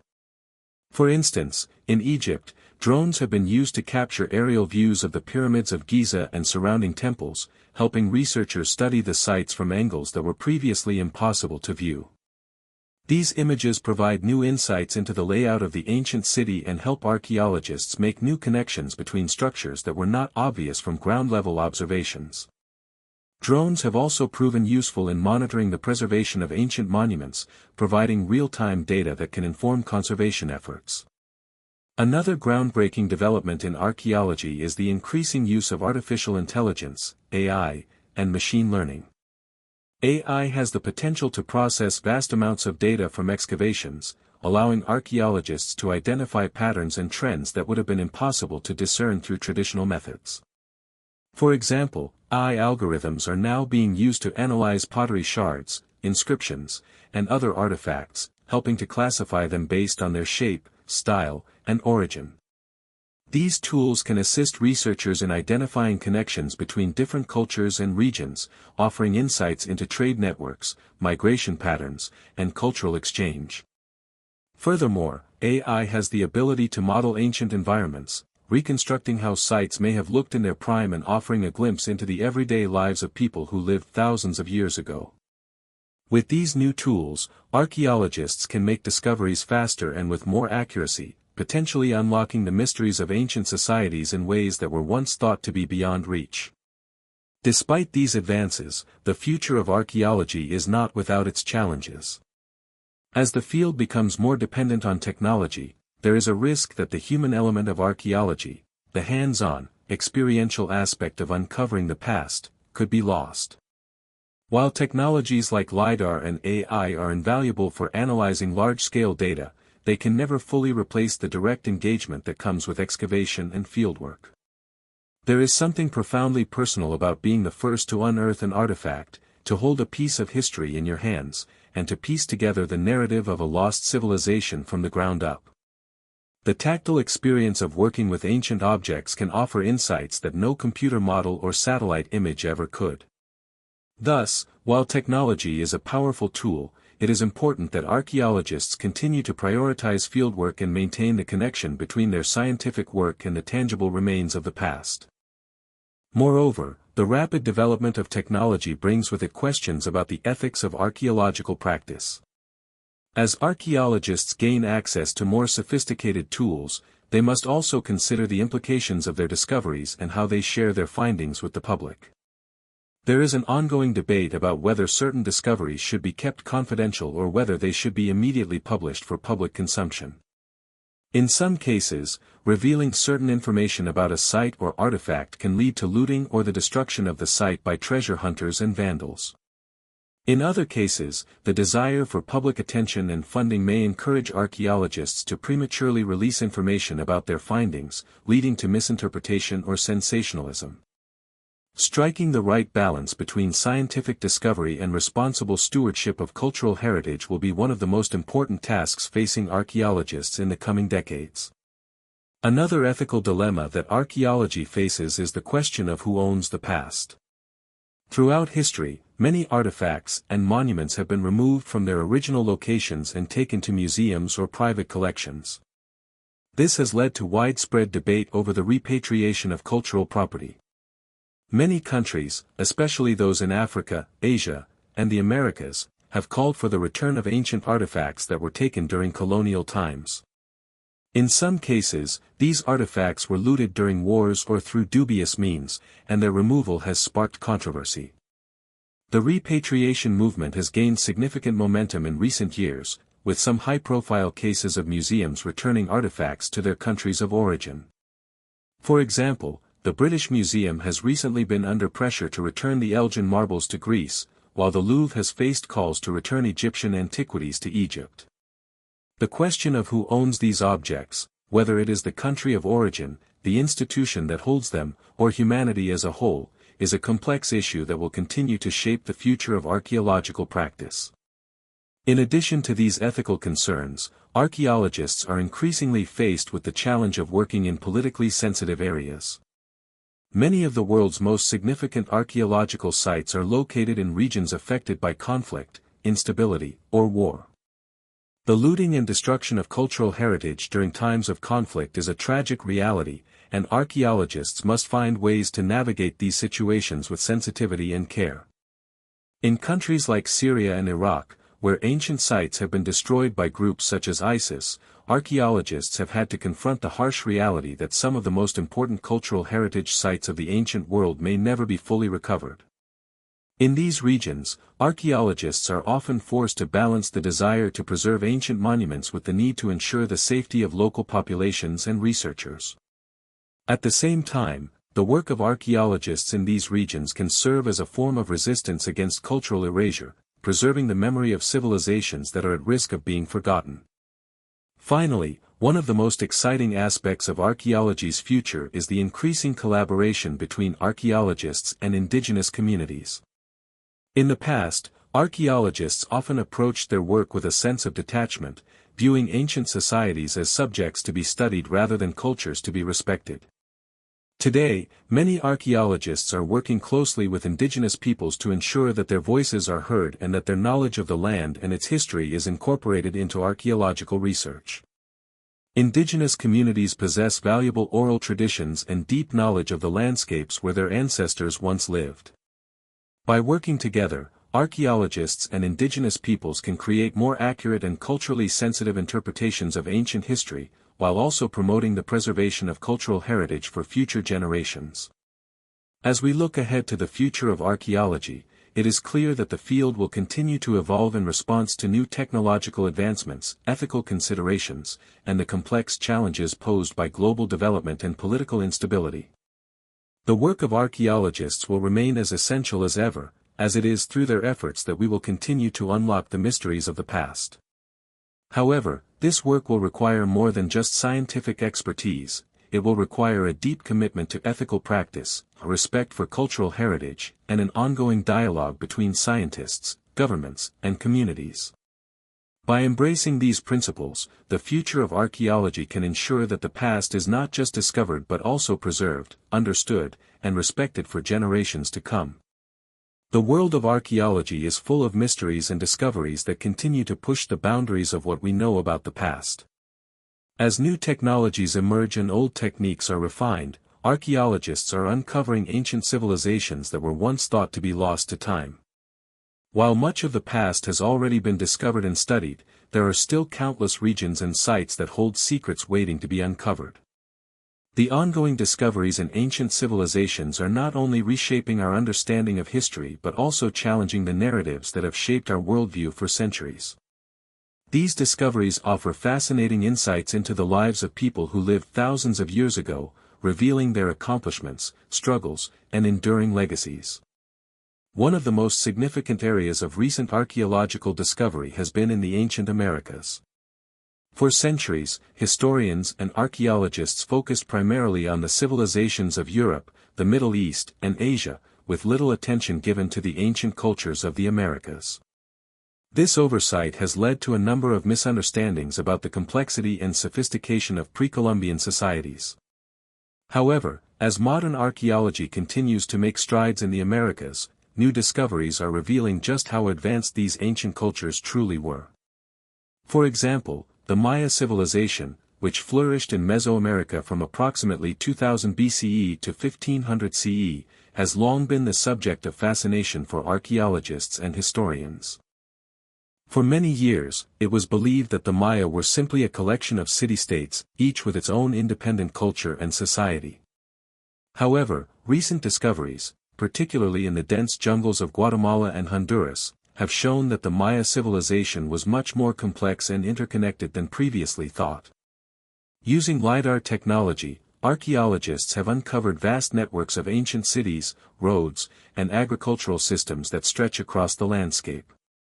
These discoveries suggest that the Maya were not isolated, but rather part of a larger cultural and political network that spanned much of Central America. One of the most astonishing findings in recent years is the discovery of the ancient city of Tikal in Guatemala. For centuries, this city was buried under dense jungle, and its true extent was not understood. However, new survey methods have revealed the true scale of Tikal, showing that it was not just a small city-state but a sprawling metropolis with sophisticated infrastructure, including a vast network of causeways, reservoirs, and monumental architecture. The discovery of Tikal has forced archaeologists to reconsider their understanding of Maya society, challenging previous assumptions about the Maya's ability to organize and manage such a large and complex urban center. Additionally, the recent discovery of Maya megacities has led to further questions about the Maya's political and economic systems and their ability to sustain such large populations over long periods of time. In the same region, the ancient city of Copan, located on the border between Guatemala and Honduras, has also been the focus of major archaeological discoveries. Copan was once a major center of Maya civilization, known for its impressive architecture, intricate carvings, and sophisticated writing system. Recent excavations have uncovered new details about the city's political structure, its religious practices, and its role in the broader Maya world. Researchers have uncovered a number of stelae and altars that depict important political figures and their deeds, shedding light on the way the Maya used art and writing to communicate their power and authority. These discoveries provide valuable insights into the political dynamics of ancient Maya society and help us better understand the role of art and propaganda in shaping political power. As impressive as the discoveries in Mesoamerica are, they represent only a fraction of the ongoing archaeological work being done in the Americas. In the Andean region of South America, the ancient Inca civilization is another source of fascination and discovery. For centuries, the Inca Empire was considered one of the most advanced civilizations in the pre-Columbian Americas. The Inca were known for their ability to build monumental architecture, construct advanced agricultural systems, and create a vast network of roads and bridges that spanned their empire. Yet despite their remarkable achievements, much of their history remains shrouded in mystery, particularly the reasons for the empire's sudden collapse in the early 16th century. In recent years, new archaeological research has shed light on the rise and fall of the Inca Empire. Excavations at key sites like Machu Picchu, Sacsayhuaman, and Ollantaytambo have provided valuable information about Inca society, including their agricultural practices, religious beliefs, and social structure. These discoveries have revealed a much more nuanced picture of Inca culture than was previously understood. For example, Recent excavations at Machu Picchu have uncovered evidence of elaborate water systems that allowed the Inca to manage their environment in ways that were not previously thought possible. These systems, which included aqueducts, terraces, and drainage channels, allowed the Inca to grow crops in the harsh Andean mountains, demonstrating their advanced knowledge of engineering and agriculture. Similarly, new discoveries at the site of Sacsayhuaman, a massive ceremonial complex near Cusco, have provided insights into the religious and political significance of Inca architecture. The site, which features massive stone walls and intricate carvings, was once thought to be a simple military fortress. However, recent excavations have revealed that it was much more than that. The walls of Sacsayhuaman appear to have been built with precise alignment to astronomical events, indicating the Incas' deep understanding of the cosmos and their belief in the spiritual significance of celestial bodies. These discoveries have sparked new debates among scholars about the role of religion and ritual in Inca society, as well as the relationship between politics and spirituality.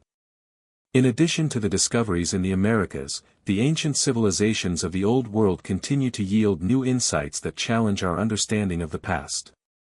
In the Middle East, for example, the ruins of ancient Mesopotamia continue to provide valuable clues about the early development of human civilization. The recent excavation of the ancient city of Ur, the birthplace of the biblical figure Abraham, has revealed an astonishing wealth of artifacts that shed light on the daily life, religion, and politics of one of the world's earliest urban centers. Archaeologists have uncovered the remains of grand temples, elaborate burial tombs, and intricate pottery that provide a glimpse into the world of the Sumerians, Akkadians, and Babylonians. Likewise, in Egypt, the discovery of new tombs and burial sites has transformed our understanding of the ancient Egyptian elite. While the pyramids and the tombs of the pharaohs in the Valley of the Kings are well known, recent discoveries have shown that the burial practices of ordinary Egyptians were much more complex than previously thought. The tomb of a high-ranking official named Kui, for example, was uncovered near the Pyramid of Snefru at Dahshur, providing new insights into the lives of non-royal individuals during the Old Kingdom. The tomb contains elaborate carvings and inscriptions that reveal the social, economic, and religious roles of officials in ancient Egyptian society, offering a more complete picture of life during this period. The ancient city of Petra in Jordan, once a thriving trade hub and now a UNESCO World Heritage Site, is another example of a site that continues to provide new discoveries. Recent excavations at Petra have uncovered new buildings, inscriptions, and artifacts that reveal more about the city's role as a crossroads of commerce and culture.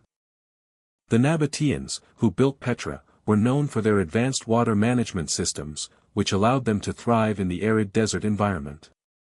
The discovery of new water channels and cisterns has led archaeologists to reconsider the level of technological sophistication the Nabateans had in managing water resources, further highlighting the ingenuity of ancient societies.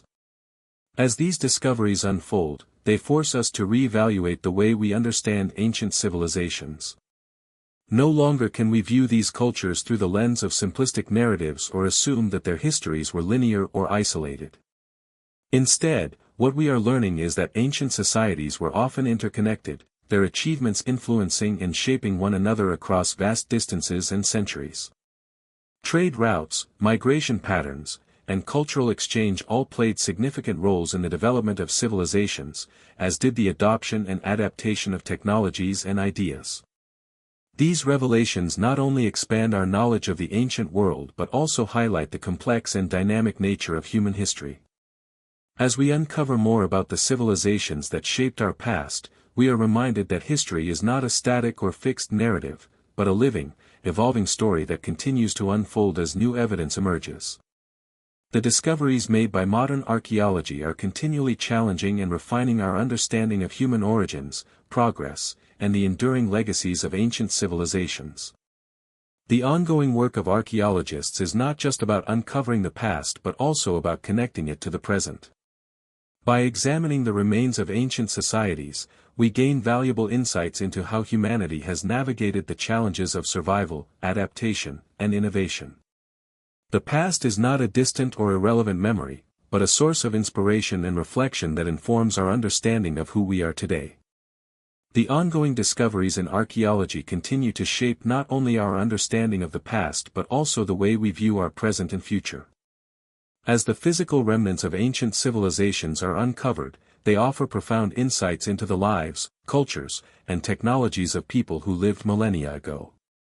Yet, beyond simply revealing historical facts, these discoveries often spark debates about their significance, raising questions about how we interpret the past and how those interpretations influence contemporary society.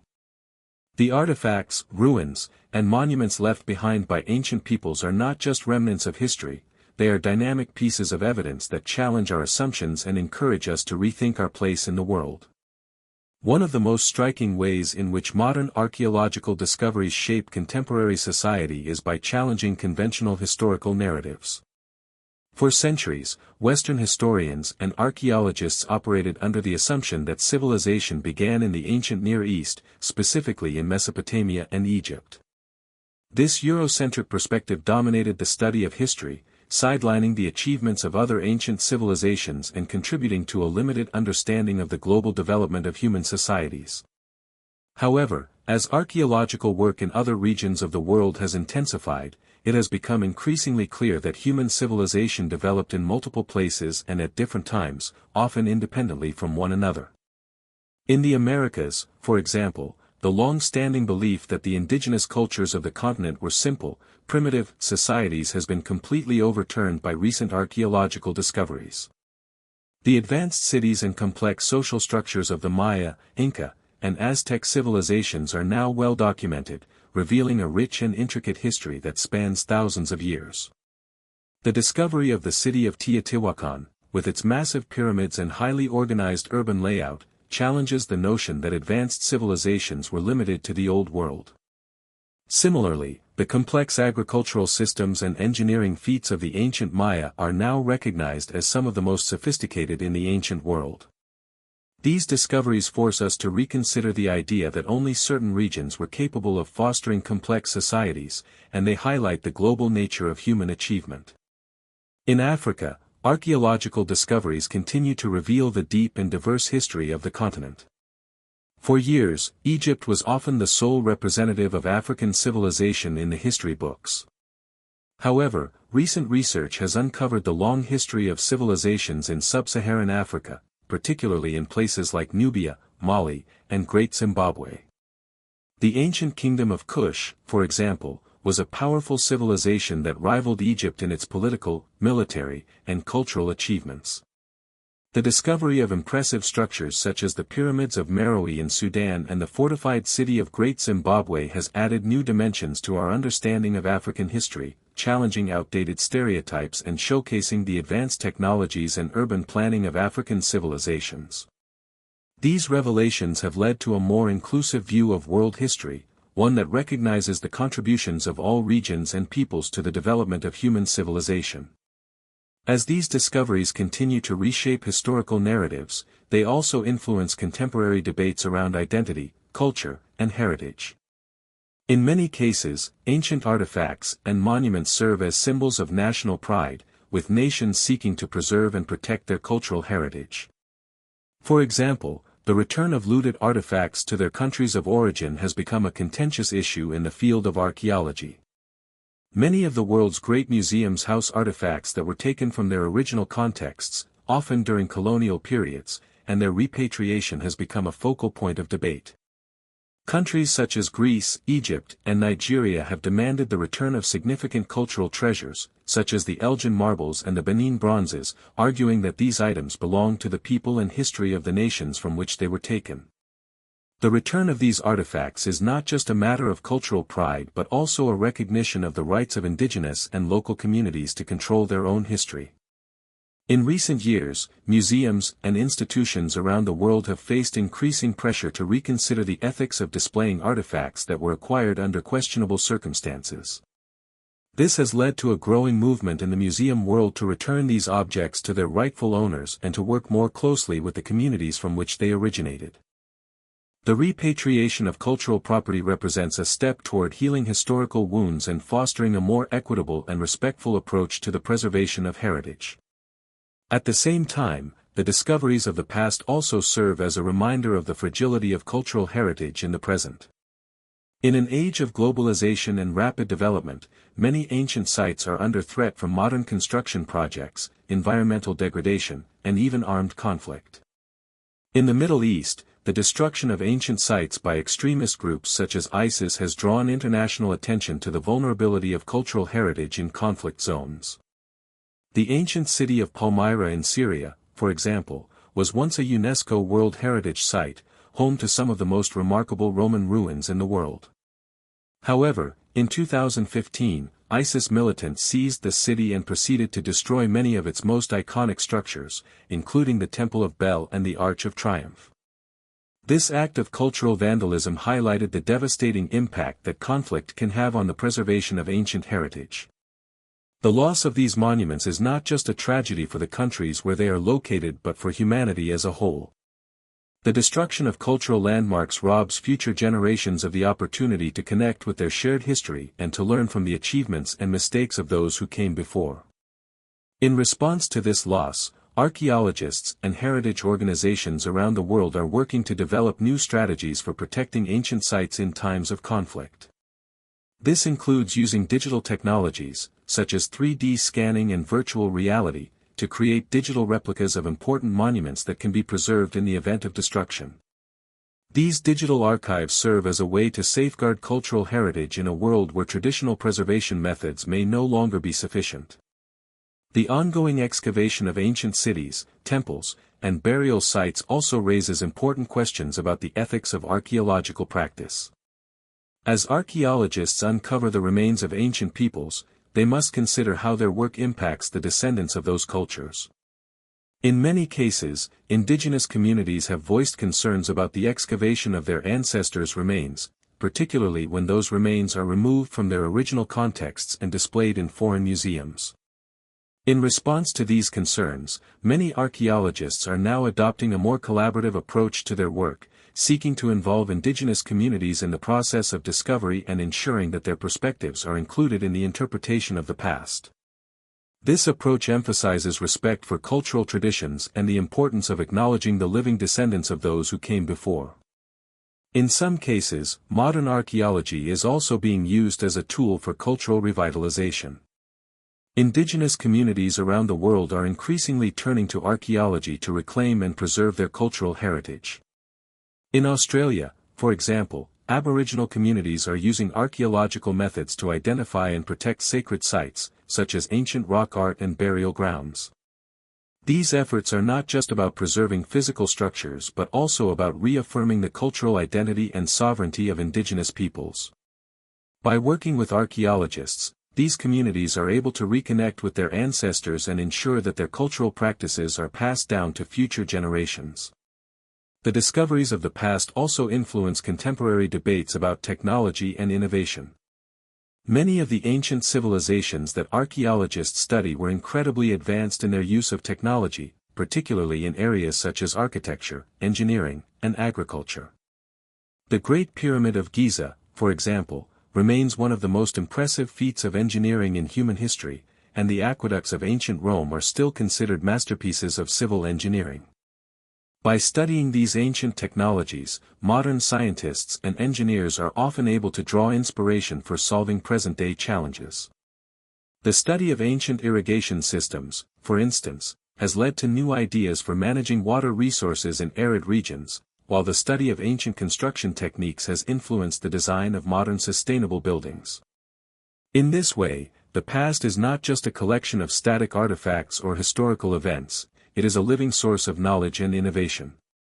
As we uncover more about ancient societies, we are reminded that the people of the past were not so different from us.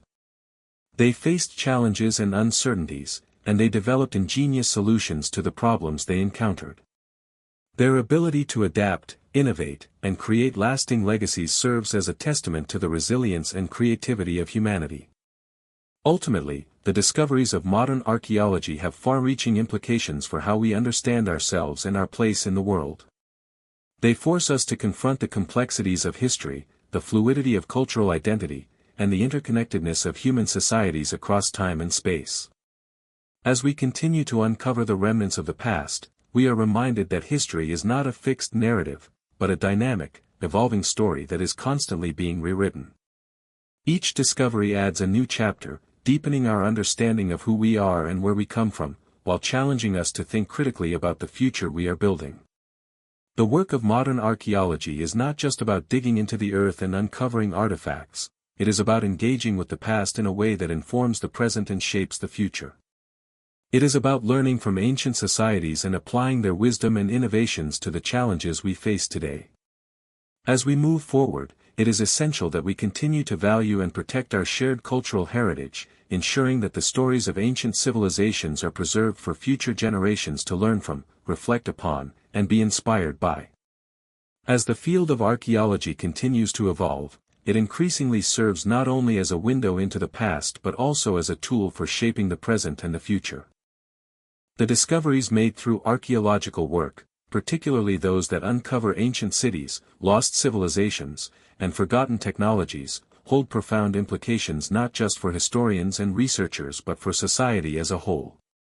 These discoveries have the power to challenge prevailing narratives about human history, contribute to global dialogues about identity and culture, and even inspire new technological innovations.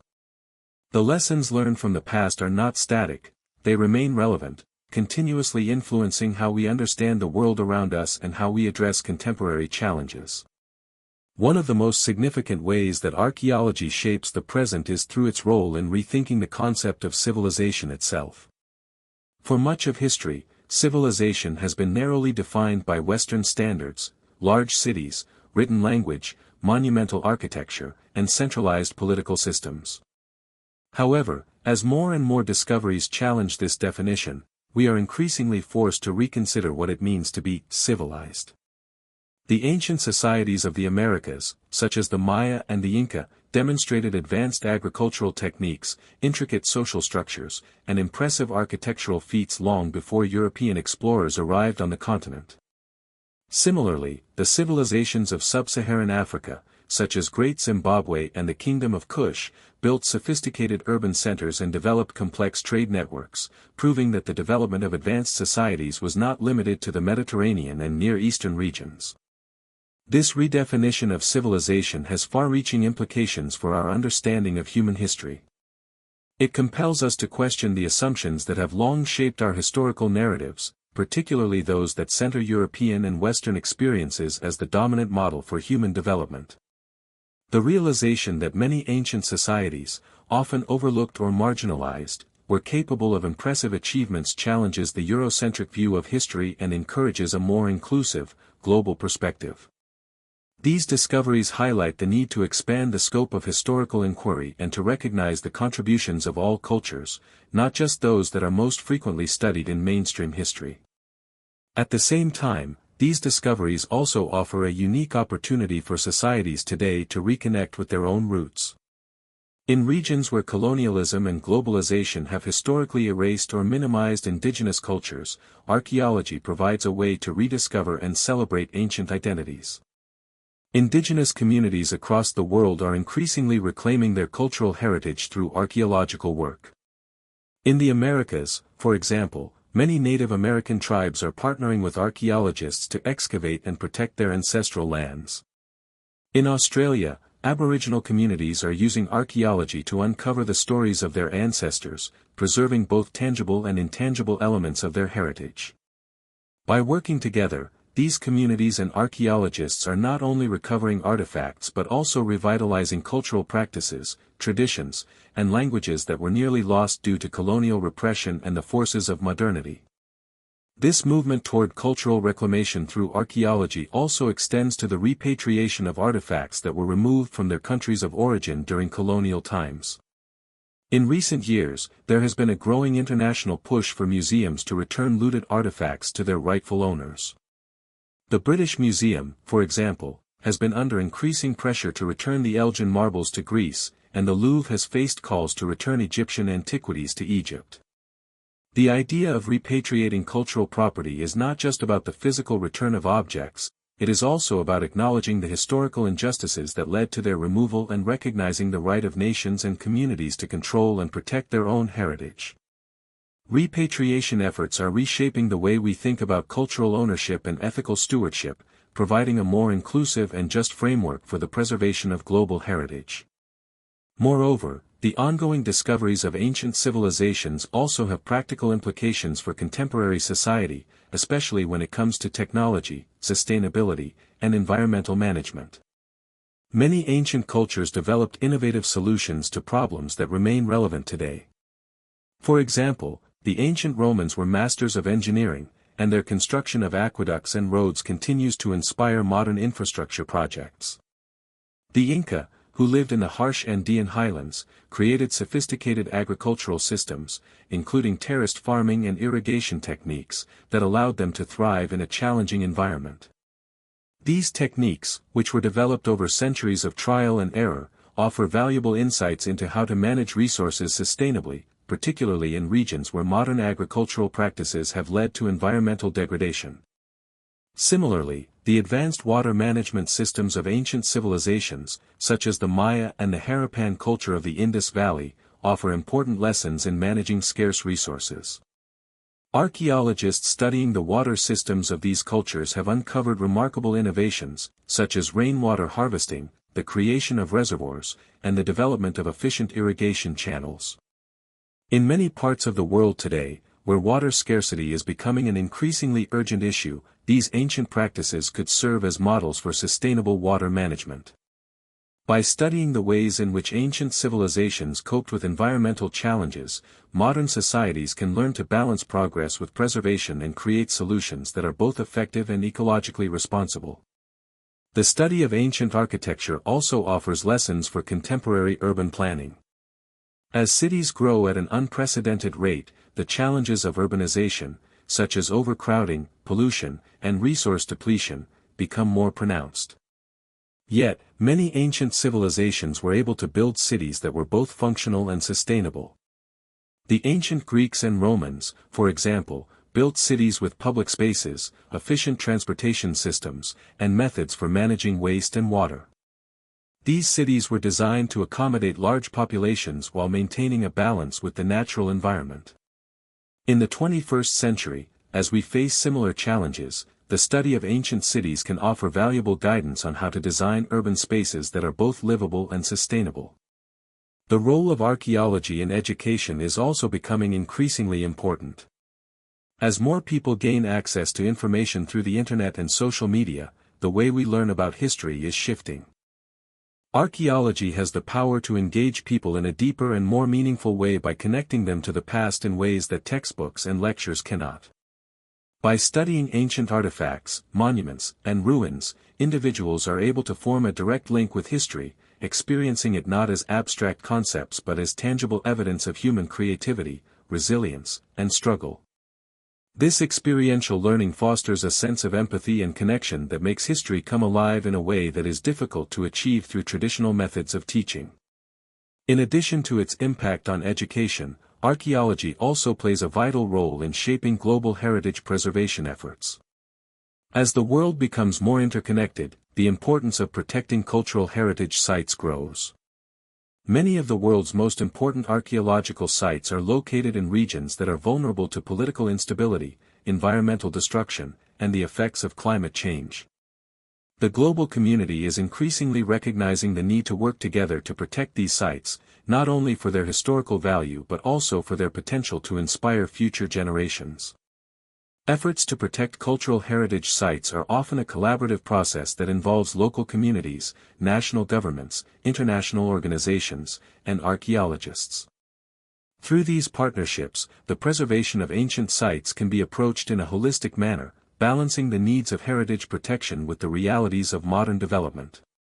In this context, modern archaeology serves as a bridge between the past and the present, offering both practical solutions and profound insights. It reminds us that the knowledge of the past is not just a relic of history but a living resource that can guide us as we face the challenges of the present and future. By studying ancient cultures, we not only gain a deeper understanding of where we come from but also acquire tools to build a more sustainable, equitable, and enlightened future. As we continue to uncover the remnants of ancient civilizations, we must also recognize the role of archaeology in fostering a deeper sense of shared humanity.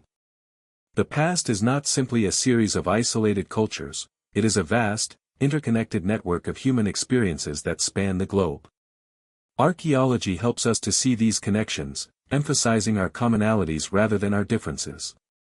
Through the study of ancient societies, we come to understand that the challenges faced by people in the past, whether they were dealing with environmental pressures, social inequality, or political conflict, are not so different from the challenges we face today. In this way, the discoveries of modern archaeology not only enrich our understanding of history but also offer profound lessons for how we navigate the complexities of the modern world. The future of archaeology lies in its ability to continue bridging the past with the present, helping us to learn from history while applying those lessons to the future. As we uncover more about the civilizations that came before us, we have the opportunity to build a more informed, connected, and sustainable world. The discoveries of the past are not just fragments of history, they are the foundation upon which we can build a better future. As we continue to explore the past through archaeology, one of the most transformative changes in the field has been the integration of technology. The advancements in scientific tools and methodologies have opened up new avenues for researchers, enabling them to delve deeper into ancient sites, uncover secrets buried for millennia, and preserve cultural heritage in ways previously unimaginable. These technological innovations have not only changed how archaeology is conducted but also how we understand and engage with the ancient world. The future of archaeology is being shaped by technology, making it more accurate, efficient, and accessible to a broader audience. One of the most important technological advancements in recent years has been the use of remote sensing tools, which allow archaeologists to explore sites without disturbing the ground. Technologies like LiDAR, light detection and ranging, ground-penetrating radar, and drones have revolutionized the way archaeologists survey and map ancient landscapes.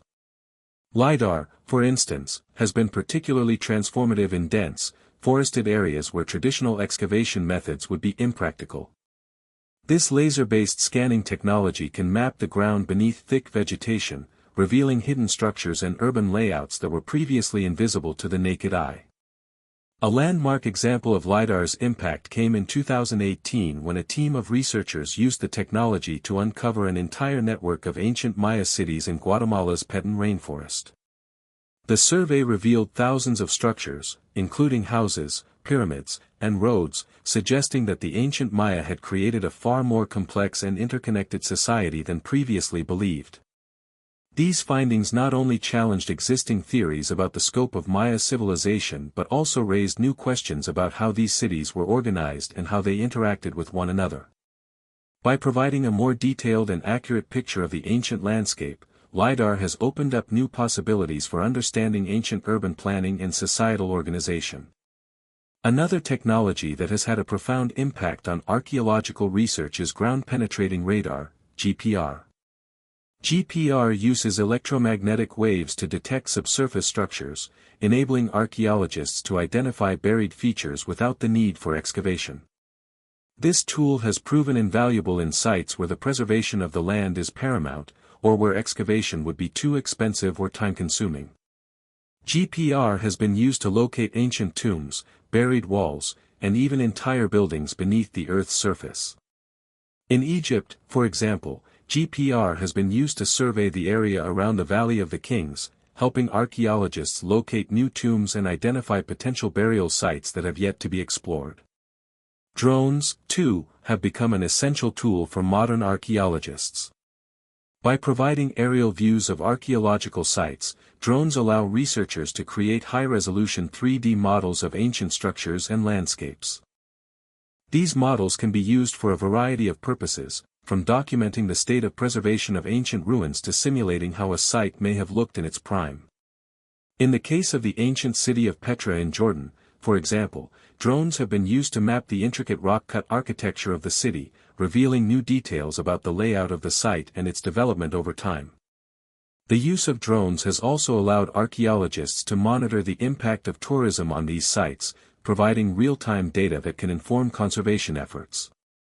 In addition to remote sensing and surveying technologies, advances in digital imaging and 3D printing are also reshaping the way archaeologists work.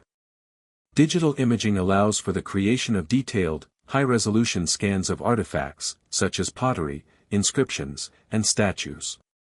These scans can be analyzed in ways that were not possible before, allowing researchers to identify minute details or hidden inscriptions that might otherwise go unnoticed. The digital scans can also be used to create virtual reconstructions of artifacts or entire sites, giving scholars and the public the opportunity to interact with the past in a way that was never before possible. 3D printing has taken this a step further, allowing researchers to recreate artifacts and even entire buildings based on digital scans. This technology has proven especially useful for museums and archaeological sites, as it allows for the reproduction of fragile or rare artifacts, which can then be displayed without risking damage to the original pieces. For example, at the British Museum, 3D printed replicas of ancient artifacts are used to allow visitors to handle and examine objects that would otherwise be too delicate to touch. Additionally, archaeologists can use 3D printing to experiment with different reconstructions of artifacts, offering new ways of testing hypotheses about how ancient objects were created and used. While these technological innovations have greatly expanded the capabilities of archaeologists, they also raise important questions about the ethics of archaeological research and the preservation of cultural heritage. One of the central concerns is the issue of accessibility and ownership. As remote sensing and digital technologies become more widespread, the ability to uncover and document archaeological sites is no longer limited to professional archaeologists or academics. Citizen scientists, hobbyists, and even tourists now have access to powerful tools like LiDAR and drones, which can be used to survey and map sites with minimal oversight. While this democratization of technology has the potential to broaden our understanding of ancient cultures, it also introduces new risks. Sites may be disturbed or even destroyed by unqualified individuals using these tools without proper training or ethical consideration.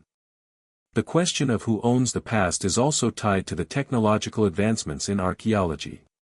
Many of the tools used to uncover and preserve ancient artifacts are expensive and require specialized expertise to operate.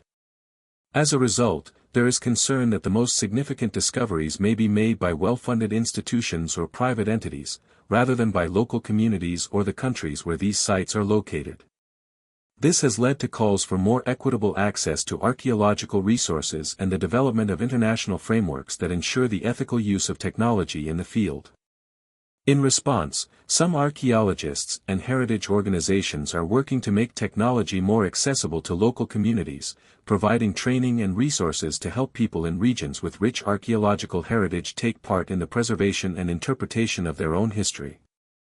Another challenge that comes with the rise of technology in archaeology is the potential for misuse or manipulation of data. Digital tools like LiDAR, 3D scanning, and GPR can produce vast amounts of data, but this data can be difficult to interpret without proper analysis and context. Archaeologists must be careful not to overestimate the accuracy or significance of their findings based solely on technological outputs. For example, LiDAR may reveal structures that appear to be hidden beneath the surface, but these structures may not always be what they seem. It is essential for archaeologists to combine technological data with traditional methods of excavation, historical research, and cultural context to arrive at meaningful interpretations of the past. The preservation of archaeological sites is also a growing concern as technology becomes more integrated into archaeological practice.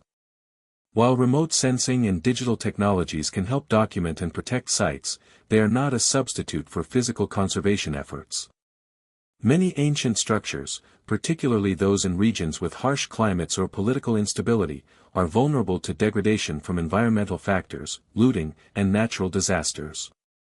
The rise of digital technologies has enabled archaeologists to create detailed digital records of sites, but these records can only do so much to prevent the loss of physical heritage.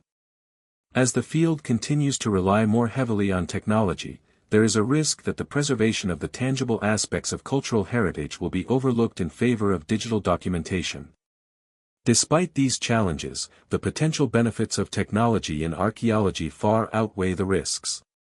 The use of advanced tools and techniques has opened up new avenues for exploration and discovery, enabling archaeologists to study ancient cultures in unprecedented ways. Technology has allowed us to uncover hidden cities, reconstruct ancient monuments, and analyze artifacts with a level of detail that would have been impossible just a few decades ago. More importantly, these technologies have made archaeology more accessible and inclusive, empowering people from all walks of life to engage with the past and contribute to the preservation of cultural heritage. Looking ahead, the future of archaeology will likely be defined by an even greater integration of technology into the field. Artificial intelligence, for example, holds immense potential for the analysis of vast amounts of archaeological data. AI can be used to identify patterns in pottery, inscriptions, and other artifacts, allowing archaeologists to make connections and draw conclusions more quickly and accurately than ever before. Additionally, advancements in virtual reality, VR, and augmented reality, AR, may enable people to experience ancient sites in immersive ways, allowing them to explore long-lost civilizations in ways that were once the stuff of science fiction. As technology continues to shape the future of archaeology, it is important to remember that these tools are not a replacement for human expertise. Technology can help us unlock new possibilities and enhance our understanding of the past, but it is the work of archaeologists, historians, and communities that gives meaning to the discoveries made. By combining cutting-edge technology with careful research, cultural sensitivity, and ethical responsibility, archaeologists can ensure that the past is not only preserved but also understood in a way that is relevant and meaningful for future generations. The future of archaeology is poised to be deeply influenced by the integration of artificial intelligence, AI, and machine learning technologies. These rapidly advancing fields are already beginning to reshape the way archaeologists approach their work, enabling them to analyze data, interpret findings, and make discoveries faster and more accurately than ever before. The impact of AI in archaeology is vast, stretching across a range of disciplines, from excavation to artifact analysis, site preservation, and even reconstructing long-lost civilizations. The promise of AI lies not just in its ability to process enormous amounts of data but also in its capacity to identify patterns and make connections that human researchers might overlook. As a result, AI is opening up new possibilities in the field, ushering in a new era of discovery and understanding. One of the most immediate applications of AI in archaeology is its ability to analyze large datasets. Archaeological research often generates vast amounts of data, from excavation records to satellite images, from surveyed data to the cataloging of artifacts. Traditionally, this data would need to be meticulously reviewed by archaeologists, a process that is time-consuming and prone to human error. However, AI is capable of processing this data at speeds far beyond human capabilities. By training algorithms on historical records, excavation notes, and digital models of sites, AI can sift through enormous amounts of data, sorting and organizing it in ways that would take humans years to complete. The ability to quickly analyze and categorize this data means that archaeologists can spend more time interpreting findings and less time on the grunt work of sorting through information. In particular, AI's ability to recognize patterns is one of the most exciting developments in the field of archaeology. Archaeological sites and artifacts often contain subtle, intricate details that can be difficult to spot with the naked eye.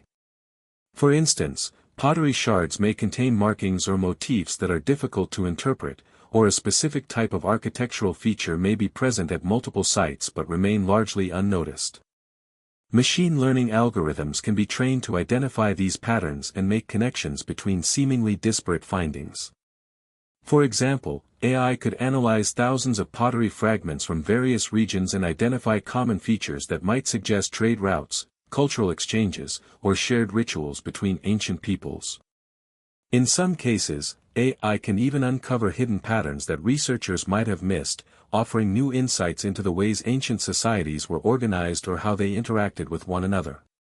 A prime example of this application is the use of AI in the study of ancient texts. Many ancient civilizations, such as the Egyptians, Sumerians, and Maya, left behind written records in the form of inscriptions, tablets, and codices. Deciphering these texts is often a laborious process that requires not only a deep understanding of the language but also an awareness of the cultural and historical context in which they were written. Particularly machine learning, can aid in deciphering these ancient scripts by analyzing the symbols and comparing them with known texts.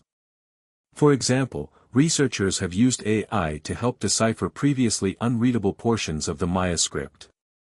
By feeding the algorithm with thousands of known glyphs and their corresponding meanings, the system was able to identify patterns that helped researchers decode new texts, opening up an entire corpus of ancient knowledge that had previously been inaccessible. Machine learning can also be applied to the interpretation of images, including the analysis of ancient art and architecture. Over the years, archaeologists have accumulated vast collections of images, from frescoes to sculptures, from wall carvings to architectural blueprints.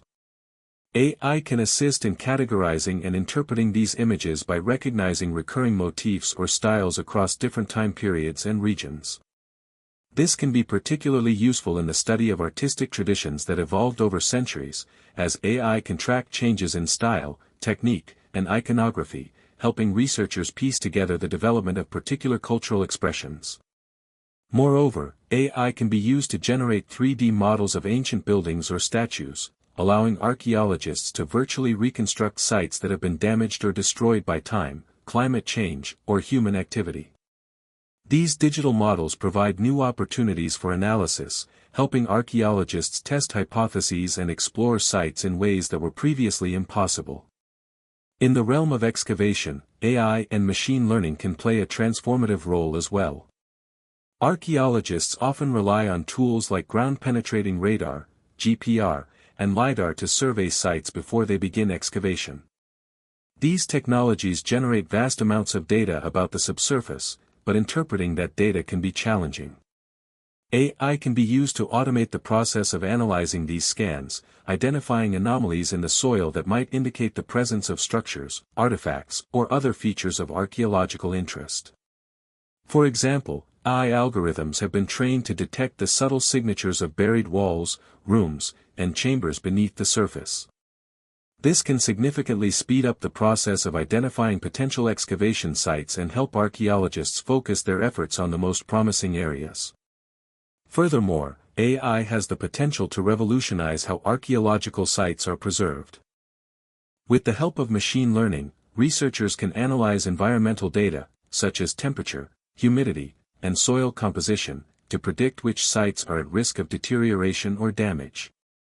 AI systems can monitor the condition of ancient monuments, identifying changes in their physical state that might indicate the early stages of decay. For instance, AI could be used to track the wear and tear on the Great Wall of China or the Pyramids of Giza, alerting conservators to areas that need immediate attention. Additionally, AI-driven models could be used to simulate how sites might respond to future environmental changes, such as climate change, natural disasters, or increased tourism, helping to inform more effective conservation strategies.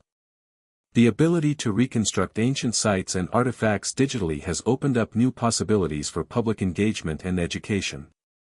One of the most exciting applications of AI is in virtual reality, VR, and augmented reality, AR, which are transforming how people experience ancient history. Through VR and AR, users can virtually visit long-lost cities, such as Pompeii or ancient Athens, and explore them as they might have looked in their prime. AI plays a crucial role in this process by creating realistic, interactive 3D models of these sites. These virtual reconstructions are not static, they can be updated as new discoveries are made, allowing people to explore ancient worlds that are constantly evolving. This level of immersion provides a powerful tool for education, as it allows students and enthusiasts to interact with history in a way that was never possible before. In addition to enhancing the public's engagement with the past, AI is also helping to democratize access to archaeological knowledge. Traditional archaeological research has often been confined to academic institutions and specialized journals, limiting the reach of discoveries. However, with the advent of AI-driven tools, more people can access, analyze, and interpret archaeological data. For instance, some AI programs have been designed to allow non-experts to analyze ancient texts, photos, or artifacts through online platforms, helping to crowdsource interpretations and generate new ideas. By making these resources available to a broader audience, AI is helping to foster a more inclusive and collaborative approach to the study of the past. Despite the promise and potential of AI in archaeology, it is important to recognize that there are still challenges and limitations to its use. One of the main concerns is the risk of over-reliance on algorithms at the expense of human expertise. AI can help researchers process vast amounts of data, but it cannot replace the nuanced understanding that comes from years of study and experience in the field. Archaeological interpretation often requires a deep understanding of context, culture, and history, elements that are not easily captured by algorithms. As such, it is crucial that AI be seen as a tool to assist archaeologists rather than replace them. Human oversight and interpretation remain essential to ensure that AI-generated conclusions are accurate and meaningful. Moreover, as with any technological innovation, there are ethical concerns related to the use of AI in archaeology. One issue is privacy, particularly when it comes to the study of human remains. AI-driven analysis of burial sites and human remains could potentially reveal sensitive information about individuals and communities, raising questions about the ethical implications of such discoveries. There is also the matter of cultural sensitivity. AI may not always account for the cultural and spiritual significance of certain sites or artifacts, potentially leading to misinterpretations or even the exploitation of sacred spaces. To address these concerns, it is essential for archaeologists to engage with local communities, indigenous groups, and cultural experts when employing AI technologies in the field. Despite these challenges, the potential of AI to revolutionize archaeology is undeniable. By enabling faster, more accurate analysis, facilitating the preservation of cultural heritage, and enhancing public engagement with the past, AI is helping to push the boundaries of what is possible in the study of ancient civilizations. As AI continues to evolve, it will undoubtedly unlock new insights into the past, offering fresh perspectives on human history and providing powerful tools for safeguarding our shared cultural heritage for future generations.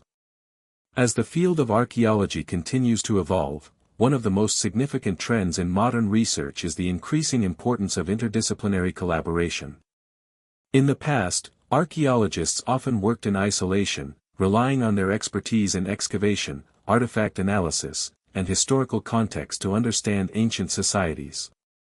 While these traditional methods are still essential, the complexity of the questions we face today requires a more holistic approach, one that draws upon the knowledge, tools, and perspectives of other fields such as anthropology, geology, chemistry, biology, and even engineering.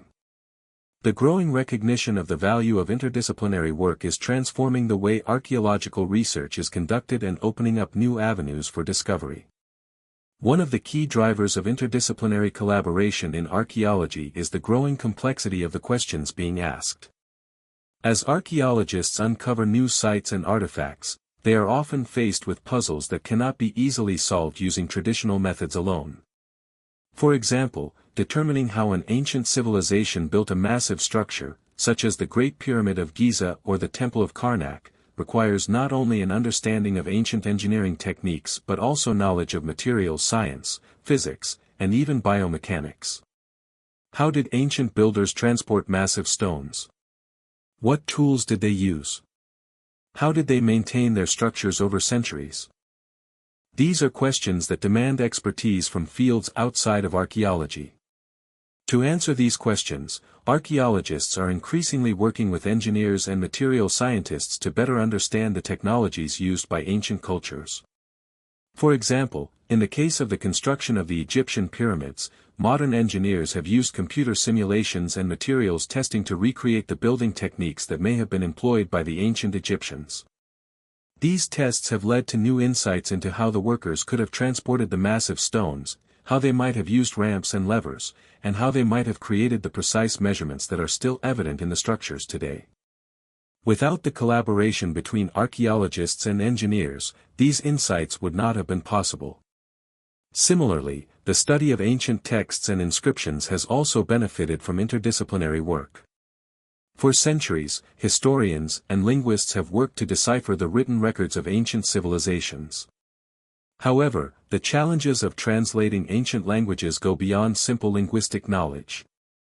To accurately understand these texts, scholars often need expertise in areas such as anthropology, sociology, and even psychology.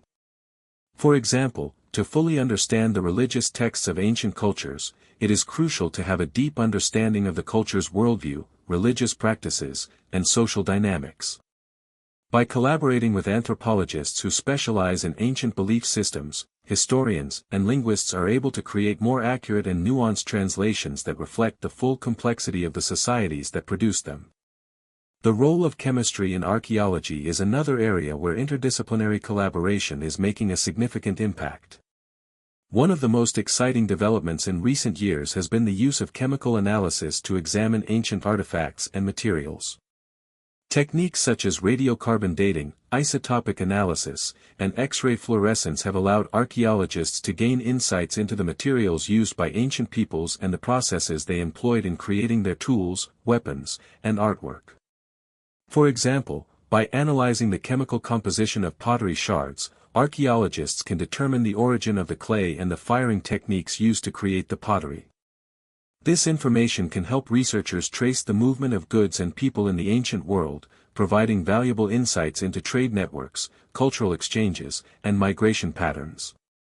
In the field of bioarchaeology, interdisciplinary work has also led to groundbreaking discoveries about ancient human societies. Bioarchaeologists study human remains to learn about the health, diet, and lifestyles of past populations. By collaborating with biologists, medical researchers, and even geneticists, bioarchaeologists can reconstruct the diets and diseases of ancient peoples in unprecedented detail. For example, the analysis of ancient human DNA has provided insights into the migration patterns of early humans, shedding light on how different populations spread across the globe and interacted with one another. Similarly, the study of ancient bones and teeth can reveal information about the diets of ancient peoples, their physical activity levels, and the diseases they may have suffered from. These discoveries have added a new dimension to our understanding of ancient societies, allowing us to move beyond traditional historical narratives and gain a more complete picture of the lives of ordinary people. The integration of archaeology and climate science is another area where interdisciplinary collaboration is proving crucial. Climate change is one of the most pressing issues of our time, and understanding how ancient societies responded to environmental changes can offer valuable lessons for the future. For example, archaeologists and climate scientists have worked together to study how ancient civilizations, such as the Maya and the ancestral Puebloans, adapted to periods of drought and other environmental stress. By examining the archaeological record and combining it with climate data, researchers can determine how these societies managed their resources, how they responded to environmental challenges, and how climate change may have influenced the collapse of these civilizations. This interdisciplinary work not only sheds light on the past but also provides important insights into how modern societies might cope with the challenges of climate change. In the realm of site preservation, interdisciplinary collaboration is also becoming increasingly important. Archaeologists, conservators, architects, and even urban planners are working together to ensure that ancient sites are protected and preserved for future generations. The challenges of preserving archaeological sites are immense, especially in the face of urbanization, tourism, and the effects of climate change. By bringing together experts from a variety of fields, it is possible to develop more effective preservation strategies that balance the need to protect these sites with the realities of modern life. For example, in some cases, architects have worked with archaeologists to design protective structures that shield ancient buildings from the elements while still allowing them to be studied and appreciated by the public. In other cases, urban planners have collaborated with archaeologists to ensure that new construction projects do not endanger or destroy important historical sites. Technology has also played a central role in fostering interdisciplinary collaboration in archaeology.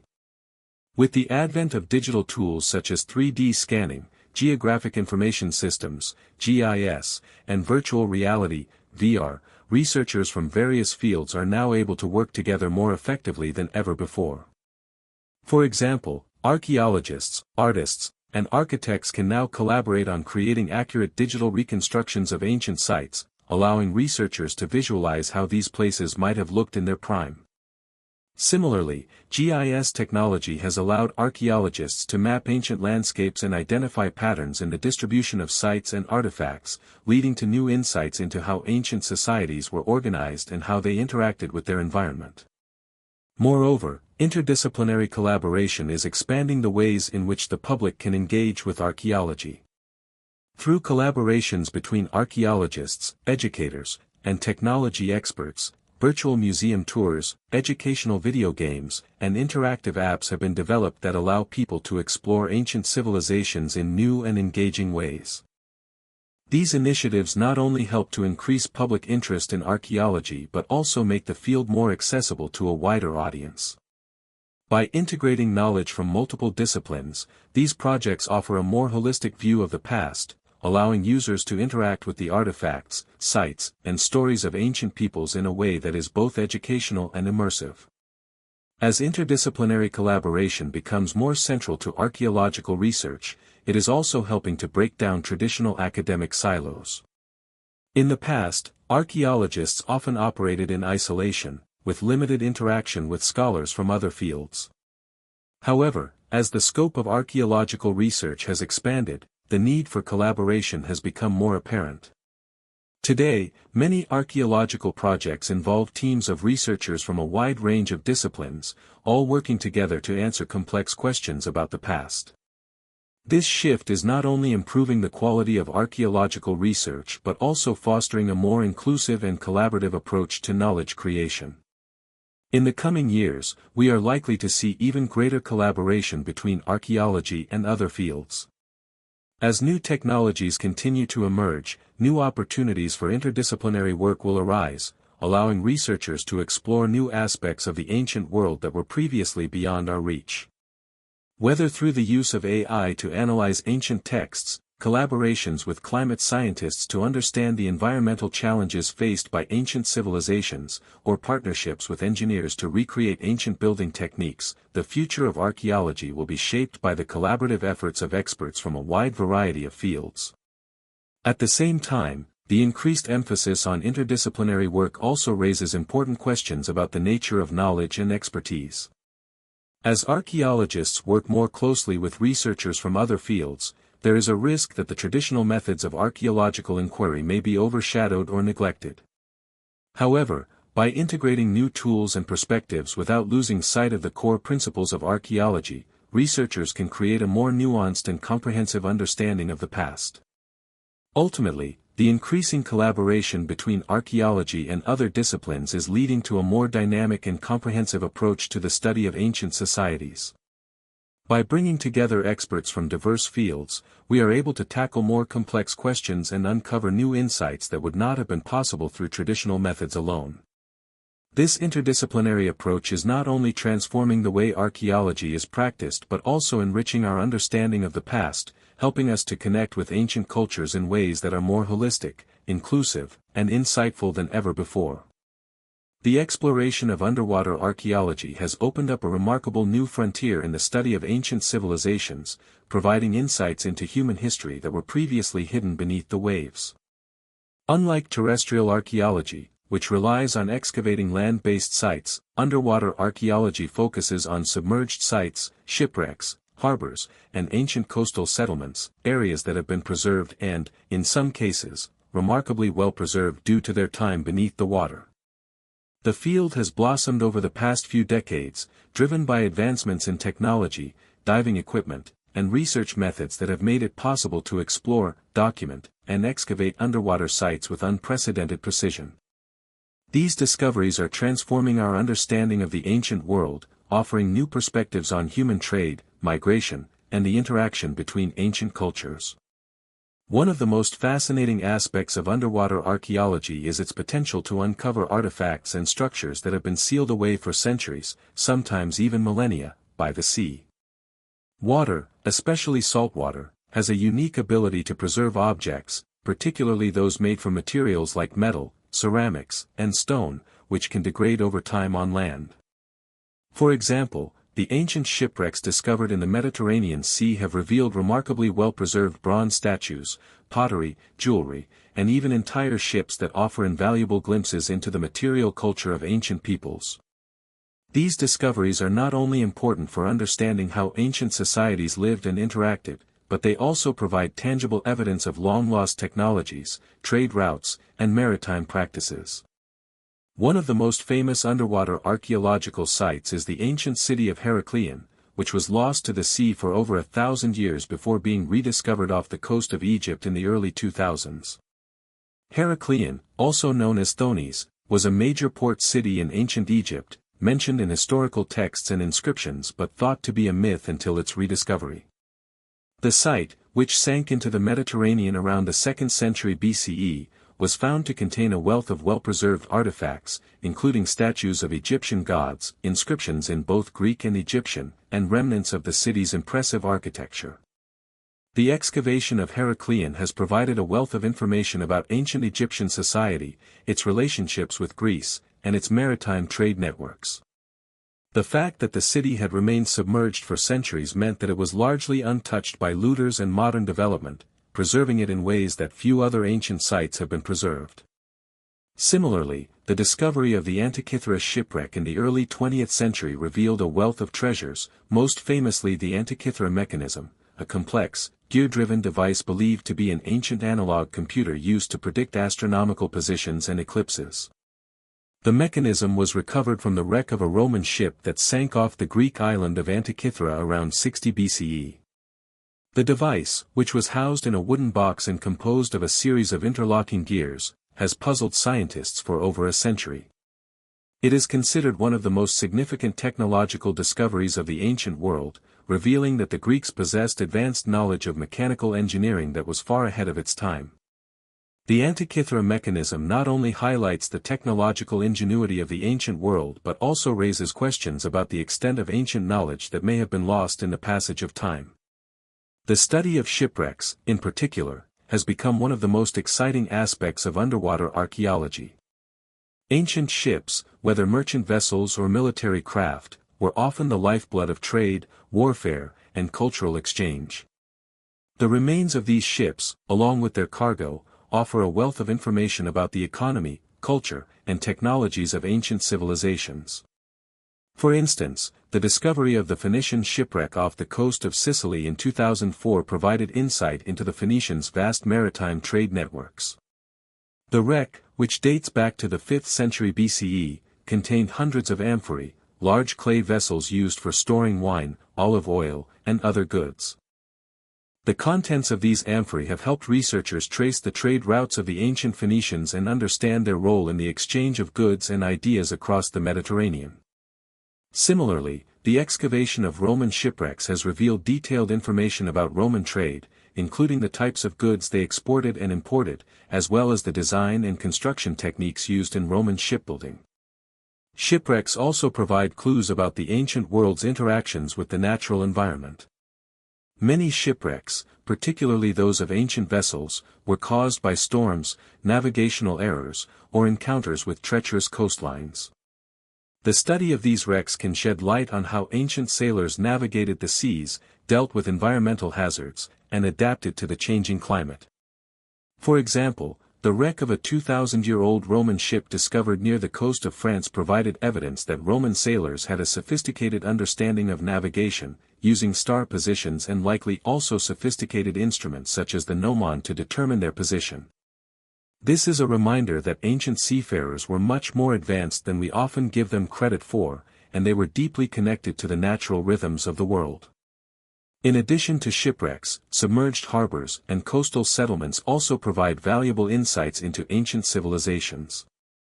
Coastal cities were often the heart of trade, commerce, and cultural exchange, and the preservation of these settlements under the sea offers a unique opportunity to study urban life in ancient times.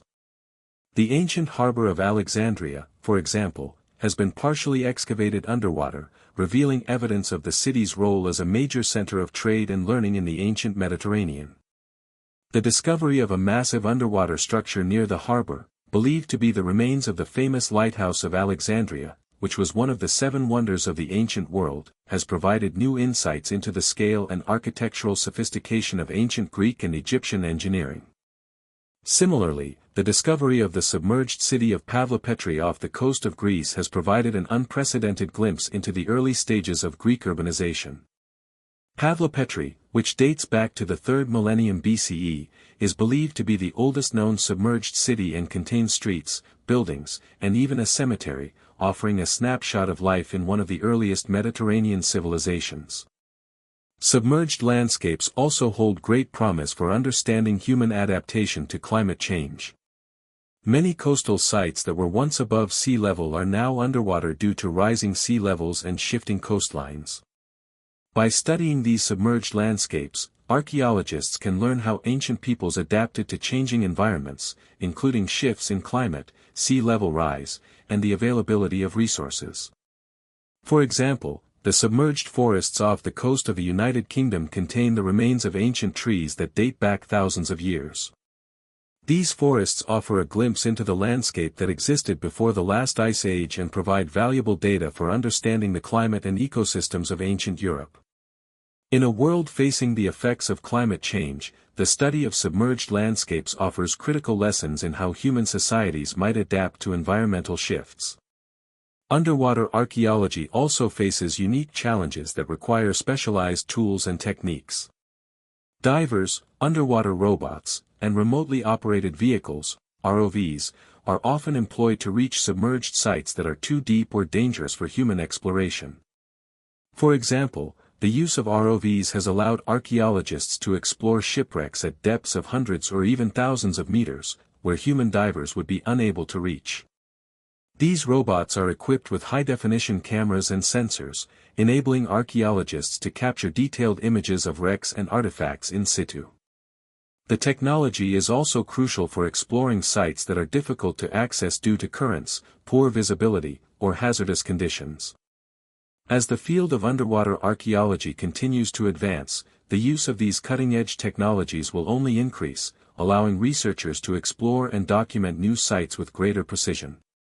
Despite these technological advances, underwater archaeology remains a challenging and dangerous field of study.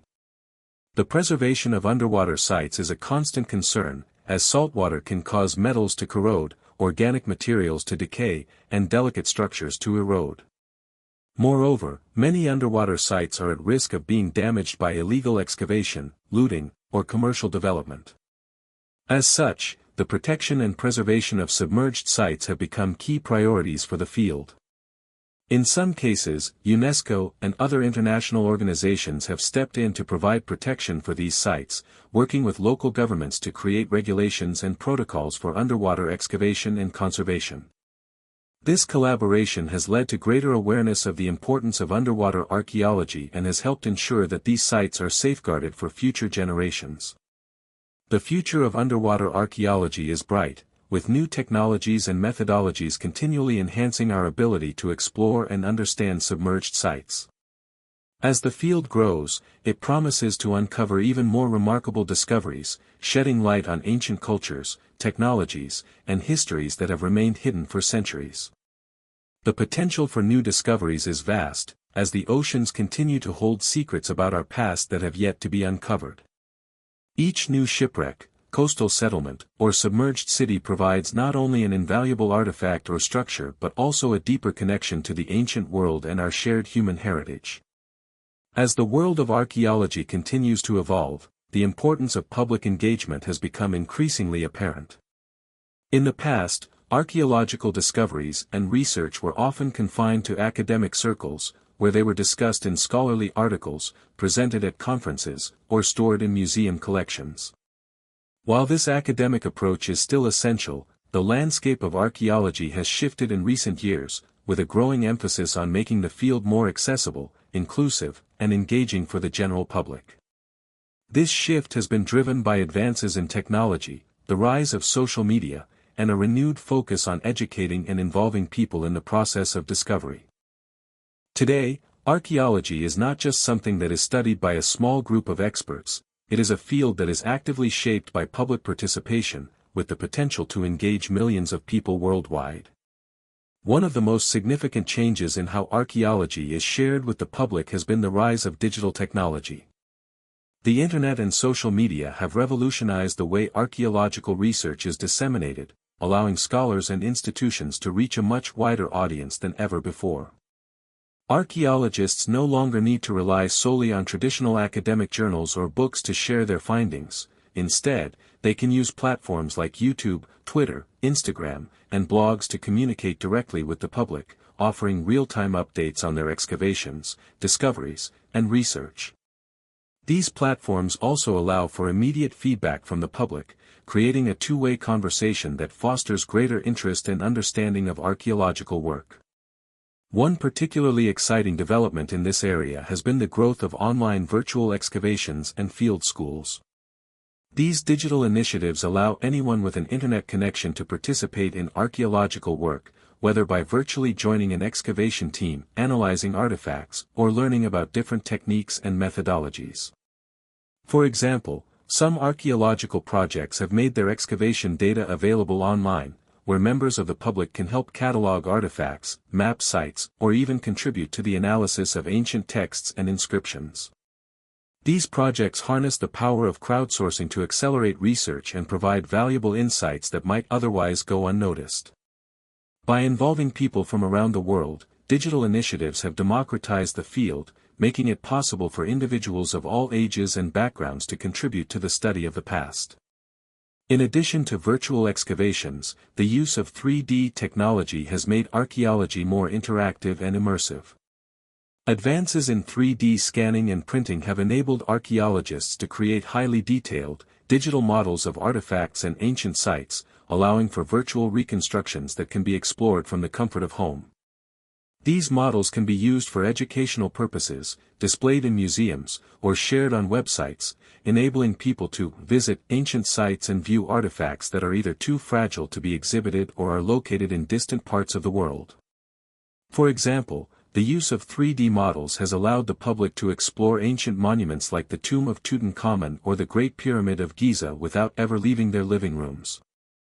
These digital tours offer a level of accessibility and engagement that would have been unimaginable a few decades ago, bringing the wonders of the ancient world to a global audience. Beyond the virtual realm, the role of museums and cultural institutions in public engagement has also undergone a transformation. In the past, museums were often seen as static places where visitors would passively observe displays of artifacts. Today, however, museums are increasingly interactive, offering hands-on exhibits, live demonstrations, and educational programs that invite visitors to engage with archaeology in more meaningful ways. Many museums have embraced interactive technologies like touchscreens, augmented reality, AR, and virtual reality, VR, allowing visitors to explore ancient civilizations in a more immersive and participatory manner. These technologies bring history to life, enabling visitors to walk through a recreated ancient city, examine artifacts in 3D, or even simulate the process of excavation. Such experiences not only make archaeology more engaging but also help to bridge the gap between academic research and the public's understanding of the ancient world. The rise of digital media has also led to a surge in archaeology-related content on platforms like YouTube, podcasts, and documentaries. Shows like The Secrets of the Pyramids or Lost Worlds captivate millions of viewers with their suspenseful narratives, cutting-edge research, and dramatic reconstructions of ancient sites and discoveries. These programs, often produced in collaboration with leading archaeologists and researchers, have helped to spark widespread interest in archaeology by presenting complex topics in an engaging and accessible format. The popularity of these shows has also led to a new generation of viewers who are eager to learn more about the past and may even choose to pursue careers in archaeology or related fields. In addition to mainstream media, there has been a growing trend of independent archaeologists and researchers using social media to share their discoveries and research with the public. Platforms like Twitter and Instagram allow archaeologists to post updates, share images of their excavations, and interact with both their peers and the public. This direct communication helps to break down the barriers between experts and non-experts, fostering a sense of shared ownership and excitement about the discoveries being made. It also enables archaeologists to engage with diverse audiences, from students and enthusiasts to local communities who may have a direct connection to the sites being studied. The interaction between archaeologists and the public on social media has also sparked important discussions about the ethics of excavation, preservation, and the role of indigenous communities in the study of their own cultural heritage. One notable example of the power of public engagement in archaeology is the success of citizen science initiatives. Citizen science refers to projects where members of the public contribute to scientific research, often by collecting data or assisting with analysis. In the case of archaeology, citizen science has been used to involve people in activities like cataloging artifacts, mapping archaeological sites, and even interpreting ancient texts. For instance, the Zooniverse project allows users to help transcribe ancient manuscripts or identify patterns in archaeological data. This crowdsourcing approach not only accelerates research but also creates a sense of ownership and involvement in the discoveries being made. By engaging people in the scientific process, citizen science has helped to democratize archaeology, giving individuals a sense of agency and contributing to the advancement of knowledge in the field. The growing role of public engagement in archaeology also reflects a broader shift in the way we view the past. Traditionally, archaeology was seen as a discipline focused on the study of distant civilizations and ancient artifacts, often treated as the exclusive domain of academic scholars. However, in recent years, there has been a growing recognition that archaeology is not just about uncovering the past, it is also about connecting the past to the present. Public engagement in archaeology encourages people to reflect on their own histories, cultures, and identities, fostering a deeper understanding of how the past shapes the world we live in today. By involving the public in archaeological research and interpretation, we are not only making history more accessible but also helping to ensure that it is studied in a more inclusive and holistic manner. Moreover, public engagement in archaeology has the potential to bring attention to important issues related to cultural heritage preservation and the protection of archaeological sites. Many ancient sites are threatened by factors such as climate change, urbanization, looting, and tourism. By involving the public in the process of discovery and conservation, archaeologists can raise awareness about the importance of preserving these sites for future generations. Community-based archaeology projects, which involve local communities in the excavation, preservation, and interpretation of sites, have been particularly successful in fostering a sense of responsibility and stewardship over cultural heritage. These projects not only help to protect important archaeological sites but also empower local communities to take an active role in preserving their own histories. The benefits of public engagement in archaeology extend beyond the academic and cultural spheres, they also have significant economic and social impacts. Archaeology is a key driver of cultural tourism, which can generate income for local communities and stimulate interest in historical preservation. By making archaeological sites more accessible and engaging for the public, tourism can be transformed into a force for good, supporting the sustainable development of local economies while also ensuring the protection and conservation of heritage sites. In this way, public engagement in archaeology has the potential to create a positive feedback loop, where increased awareness and participation lead to greater support for the preservation of the past. However, as with any shift in how research is shared, there are challenges associated with public engagement in archaeology. One of the key concerns is ensuring the accuracy and integrity of information. In the age of social media and instant access to information, there is a risk that misinformation or sensationalized claims about archaeological discoveries could spread quickly, undermining the credibility of the field. To mitigate this risk, it is important for archaeologists and institutions to engage with the public in a transparent and responsible manner, providing clear and accurate information while also encouraging critical thinking and debate. In conclusion, public engagement has become an essential component of modern archaeology, helping to make the field more accessible, inclusive, and dynamic. The rise of digital media, citizen science, and social media platforms has opened up new opportunities for the public to participate in archaeological research and share in the excitement of discovery. As more people become involved in the process, the field of archaeology will continue to grow, evolve, and inspire future generations to explore the mysteries of the past. By embracing the power of public engagement, we are not only enriching our understanding of history but also fostering a deeper connection between the past and the present, ensuring that the stories of ancient civilizations are shared with the world for years to come. In recent years, the integration of artificial intelligence, AI, and machine learning, ML, into archaeological research has opened up transformative possibilities, revolutionizing the way we study the past. These cutting-edge technologies are reshaping the entire field, enabling archaeologists to process vast amounts of data, uncover hidden patterns, and make new discoveries that would have been impossible with traditional methods. From automating tedious tasks to providing deeper insights into ancient civilizations, AI and ML are making archaeology faster, more efficient, and, in many ways, more accurate.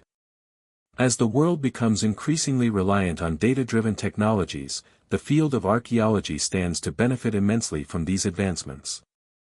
One of the most significant ways AI and ML are impacting archaeology is through data analysis. Archaeologists often deal with enormous datasets, from satellite images and aerial surveys to excavation notes, artifact inventories, and even ancient texts. Processing these large volumes of data manually is not only time-consuming but also prone to human error. AI, particularly machine learning algorithms, can significantly accelerate this process, sifting through enormous datasets to identify patterns and trends that would be nearly impossible for humans to detect. For example, AI algorithms can analyze satellite images of archaeological sites to automatically detect potential areas of interest, such as ancient ruins or hidden structures buried beneath the earth. These technologies can save archaeologists countless hours by narrowing down the search area, allowing them to focus on the most promising sites for excavation. Moreover, AI is proving invaluable in the analysis of ancient texts and inscriptions. Linguists and historians have long struggled with deciphering ancient languages, especially those that have not been spoken for millennia, such as Sumerian, Etruscan, or Linear B. Machine learning models can now be trained to recognize the structure and patterns within these languages, helping scholars decode texts more efficiently. For example, AI has been used to assist in the deciphering of the Mayan glyphs, a writing system that was once thought to be impenetrable. By analyzing thousands of known glyphs and their usage in various contexts, machine learning algorithms can identify correlations and suggest possible translations. This technology has the potential to open up entire libraries of lost knowledge from ancient civilizations, providing scholars with access to texts and records that were previously locked away in an unreadable script. AI is also being used to enhance the study of ancient art and artifacts. Through image recognition software, machine learning algorithms can analyze images of artifacts and identify features that may be overlooked by the human eye. This has been particularly useful in the field of pottery analysis, where AI can be trained to recognize specific styles, motifs, and patterns used by ancient cultures. For instance, AI has been used to analyze the pottery of ancient Greek, Roman, and Etruscan civilizations, helping archaeologists categorize and date pieces more accurately. These algorithms can also help identify the origins of pottery based on stylistic similarities, which can shed light on ancient trade routes and cultural exchanges. The ability to analyze large numbers of artifacts quickly and accurately can lead to new insights into ancient societies, such as their economies, social structures, and artistic practices. In addition to its applications in analysis, AI and machine learning are also transforming the way archaeologists conduct fieldwork. Traditional excavation methods rely heavily on manual labor and physical analysis, but AI is helping to automate and optimize several aspects of the excavation process. For example, drones equipped with AI-powered cameras can be used to create detailed 3D models of archaeological sites. These models can provide archaeologists with a high-resolution digital record of the site, which can be used for further analysis, conservation, and virtual reconstruction. Drones can also be used to survey large areas of land quickly, mapping out potential excavation sites without the need for time-consuming and expensive ground surveys.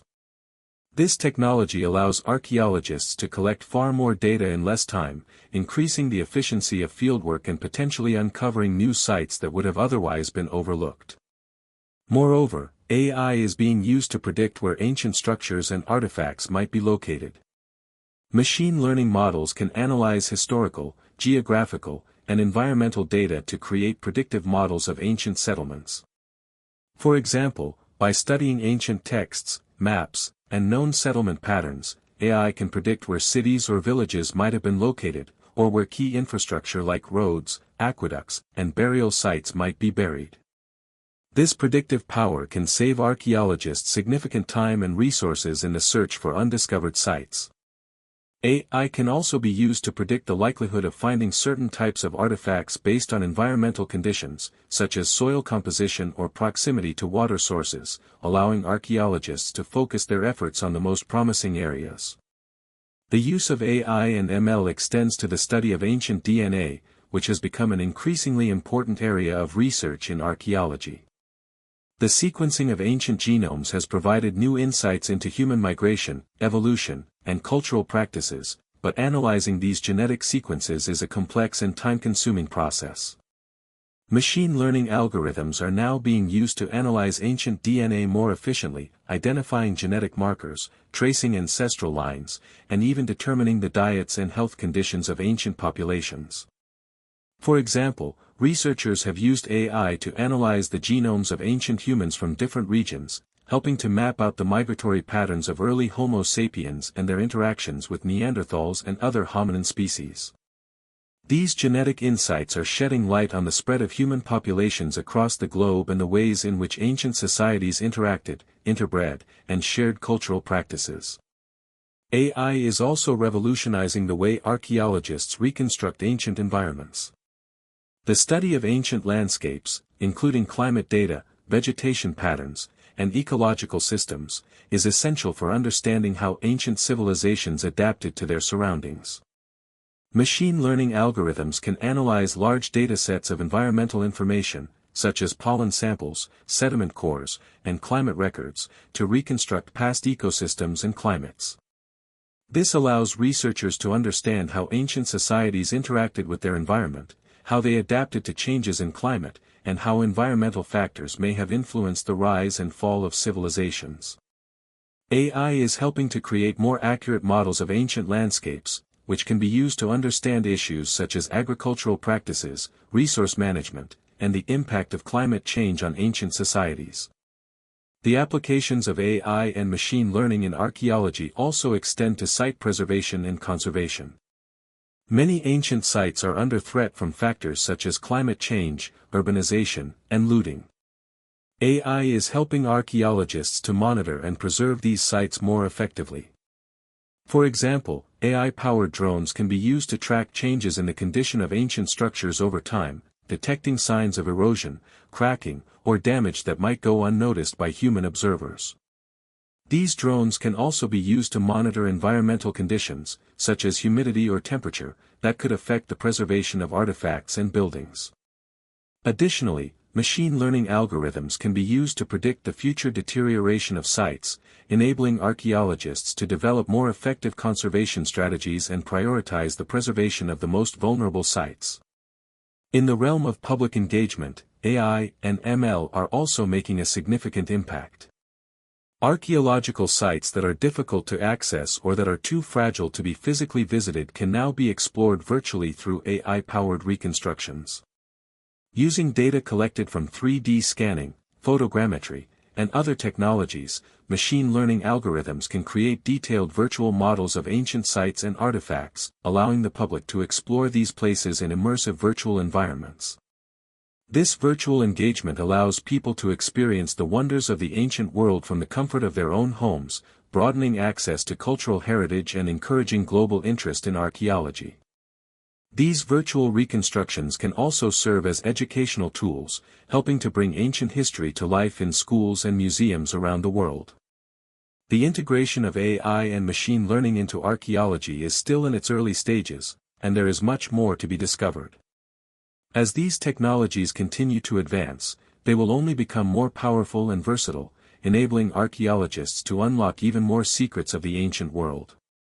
However, as with any new technology, there are also challenges and ethical considerations. The reliance on AI and machine learning raises questions about data privacy, the potential for bias in algorithms, and the need for careful interpretation of results. It is crucial that archaeologists remain vigilant and transparent in their use of these technologies, ensuring that they are applied responsibly and that their findings are rigorously tested and validated.